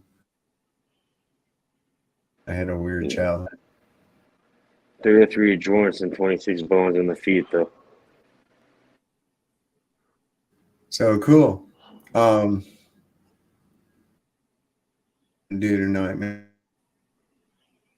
And hang out with my. Is that a gray alien on your shirt, Sov? No, actually, it's a green alien, and he's smoking a doobie. If you can see, I didn't see that. I can't see your sovereign soul and Is it a tinfoil hat? See, yes. That's why they're so fucked up, the aliens. Now I get it. Yeah, they came down here and stole my weed, bro. Now they're all fucking high. Yeah, you know what I think? The next think wave is look at all like that.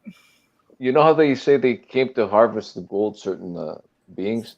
I think the next wave is the ETs are coming down for all the wheat. Yeah, you know, the gold's an allegory for pretty much emotion. And you know what you put your attention into. Or it could be black gold, petroleum that they're harvesting. So you mean with an agenda. So Not you mean physical. the golden age? A bunch of people are going to be a bunch of emotional crybabies. Just asking. So check We're this back out. in the dark ages. This is pretty cool. I've done this with a slinky. This is pretty fucking cool. Look at that.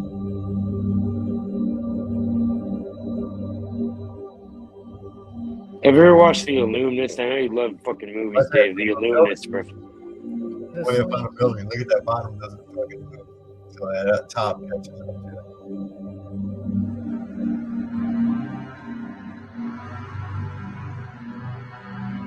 Or the illusionist. See,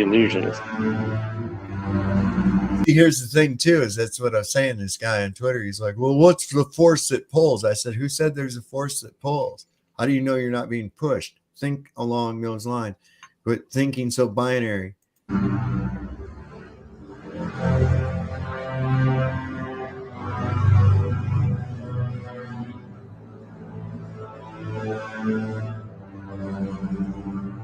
Yeah, the bottom end.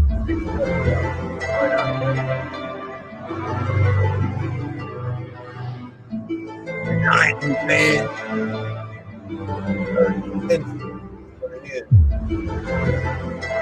Relative density, baby.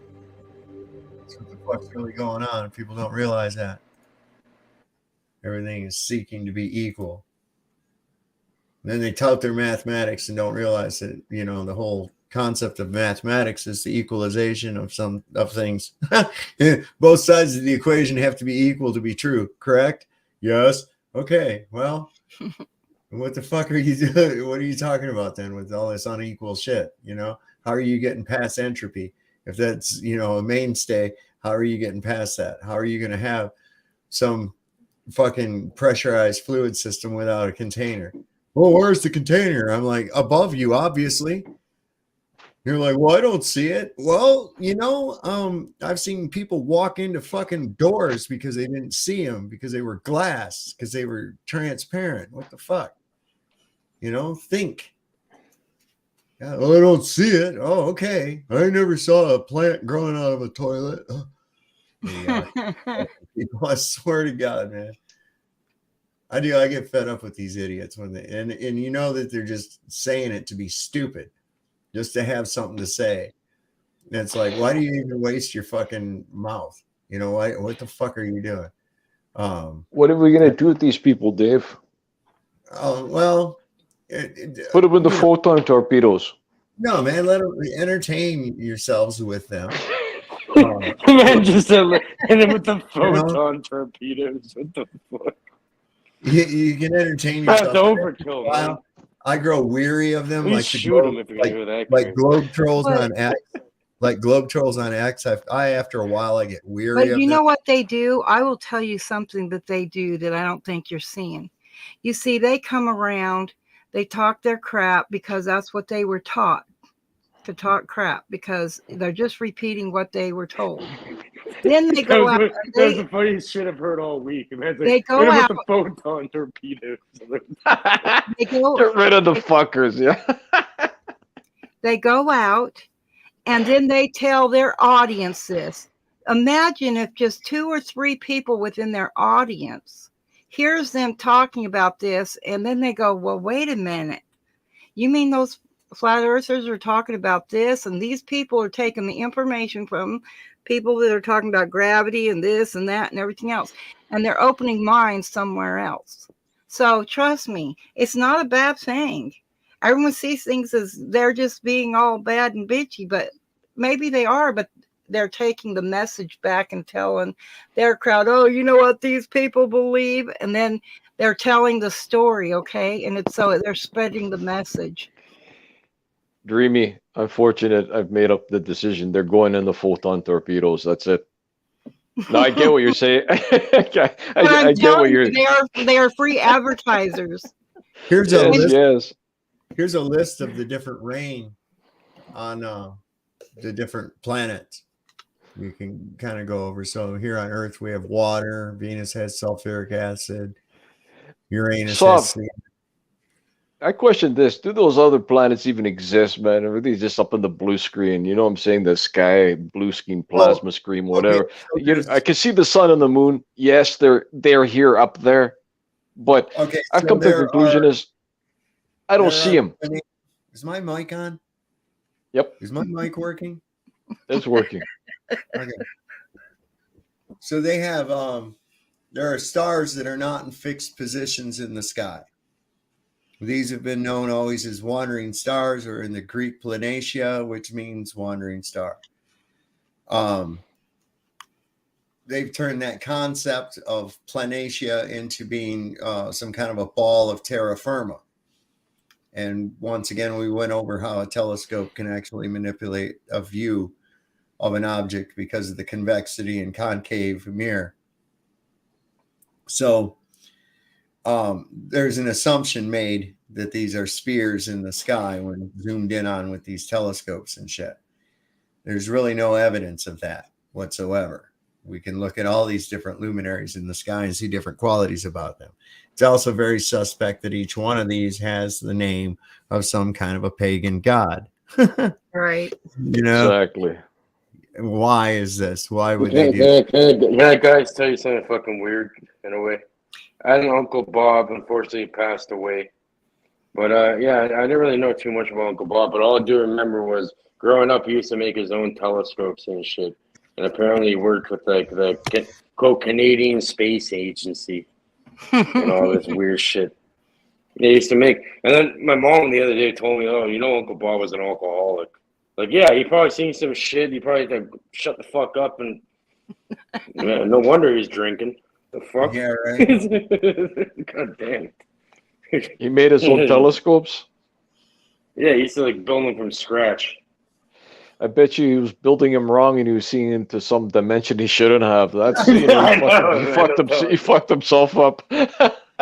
He started Apparently drinking so. after to escape the dimension he put himself into. But you would never. He was like a genius. Like you never know he was ever drunk though. It's weird. Well, you want to hear one that here's something that is really a huge aspect to this too, and people just take it for granted, and this is why they have you build that stupid little solar system in elementary school and memorize these planets. It's to concrete this idea in your head, but nobody's ever witnessed anything orbit the fucking sun. There's no proof of an orbit of the sun, of anything going around the sun. There's no proof of that anywhere at all. And you know what the weirdest thing ever is? I remember when he made the fucking telescope, and the one thing he ever showed me was Saturn. You know what I mean? Through the telescope. Whoa! It had to be Saturn. Saturn tuned. Father Time Chronos, whatever you want to call it, the Grand Taskmaster. TikTok. I'm sorry, I just ran across this. This is fucking crazy, y'all. Watch this. These people, watch how lucky these people are. I got out of the We didn't see nothing.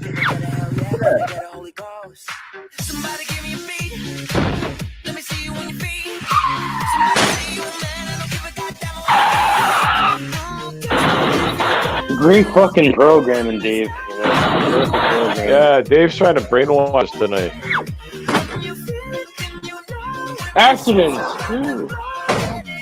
Yeah, but they're not. I mean, look how lucky these people are, man. They could have got creamed and shit, and they get out of the way just the last minute. Yeah, and we have hopefully no injuries and all that. Hopefully. Did you see that guy in the back? He was sitting up on the tailgate of that fucking truck. And that car come in there and hit it, and it was just under where he was sitting. It just kind of flew him up in the air a little bit and off in the road. He looked back like, what the fuck just happened? It's like yanking a rug out from under someone really super fast. Yeah. Or a tablecloth. That kid, he rolled just in time, man. Wasn't his time. Wow. That fucking place blew up just as he left. Yeah, that was a laundromat. Oh, did you see Yeah, that? I seen that one. Leg broken, what's going to happen? Oh, leg God, broken. that almost came down on his head. Leg broken, it did hit him. Oh, man, I almost bludgeoned him. There you go. Well, it's like, okay, so... That's fucking crazy. I don't know. I can't believe some of that shit, man. It's just like some people's luck is just like, you used it all up right there, man.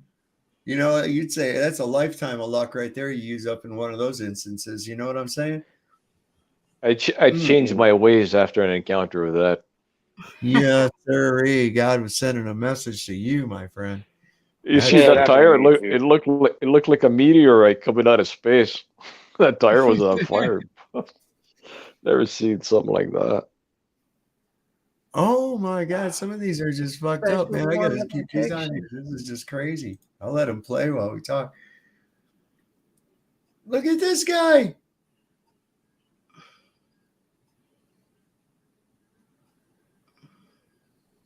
Oh my fucking God. The puddle one was crazy. The puddle one. Oh wow! You almost got put into a shipping container for real. My God, that could have been so bad.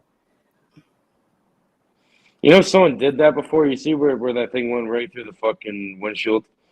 I remember the first car I ever had. I used to live in a bad area. I had the car parked outside, and I went upstairs for a minute to grab something, and all of a sudden, I go back and, you know, I see all the cars when everyone's like ran away.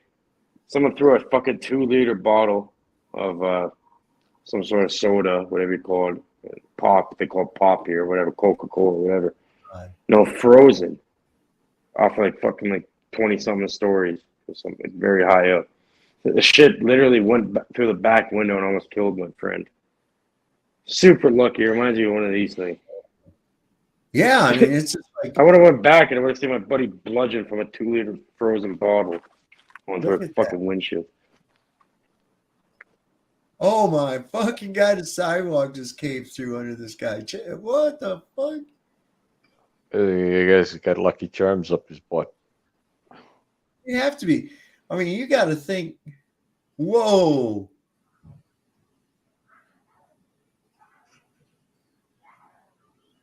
What in the hell? Look at that guy running. He just barely got out in front. They're freaking out because when that fucking bottle came, they're caged. What the fuck? Like, they all ran away. They thought they were getting shot at.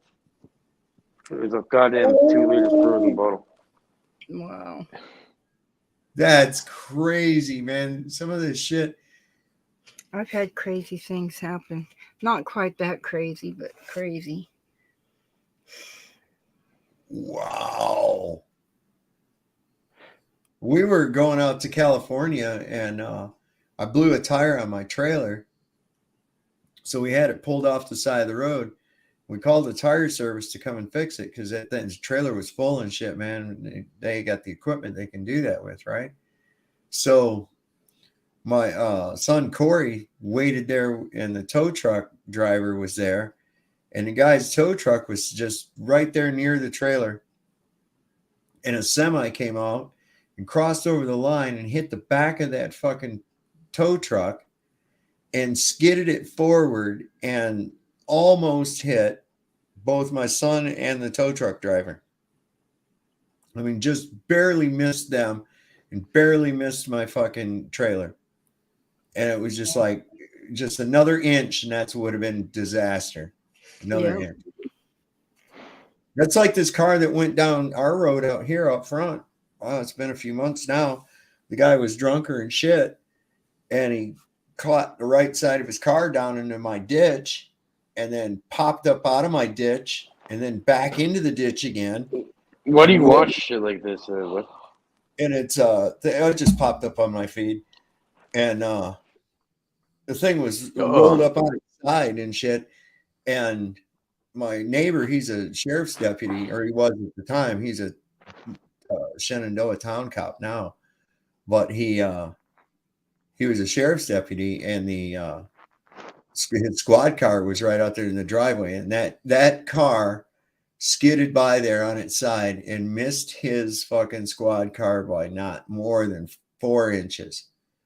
It was just like amazing. Nobody got hurt, luckily. Fucked up my ditch pretty bad, though. I'm going to have the town come and look at that. I think I'm having problems. So let the drunk come out here and fix it. That's what I always say. But yeah, that's I thought that was kind of wild. Once in a while I'll see some shit like that pop up on X. That's crazy because that many instances of people. I know you're seeing crazy shit on the internet, Dave. Oh my like god! That's not, like I've seen some fucking terrible. This is when I said no more watching crazy shit on the internet, because after I seen this, it was so fucking terrible. It was like some cartel or something. It was a real cartel video, and they fucking like Mortal Kombated fatality of like some woman. Like they literally dismembered her, like her arms and legs, and beat her to death with her own limbs while she was awake somehow. It's fucking crazy, man. After I seen that, I'm like, yeah, no more weird negative shit on the internet for me. Hey, I got a picture for your spank bank there, Cage. You want to see it? I got a real good one for you.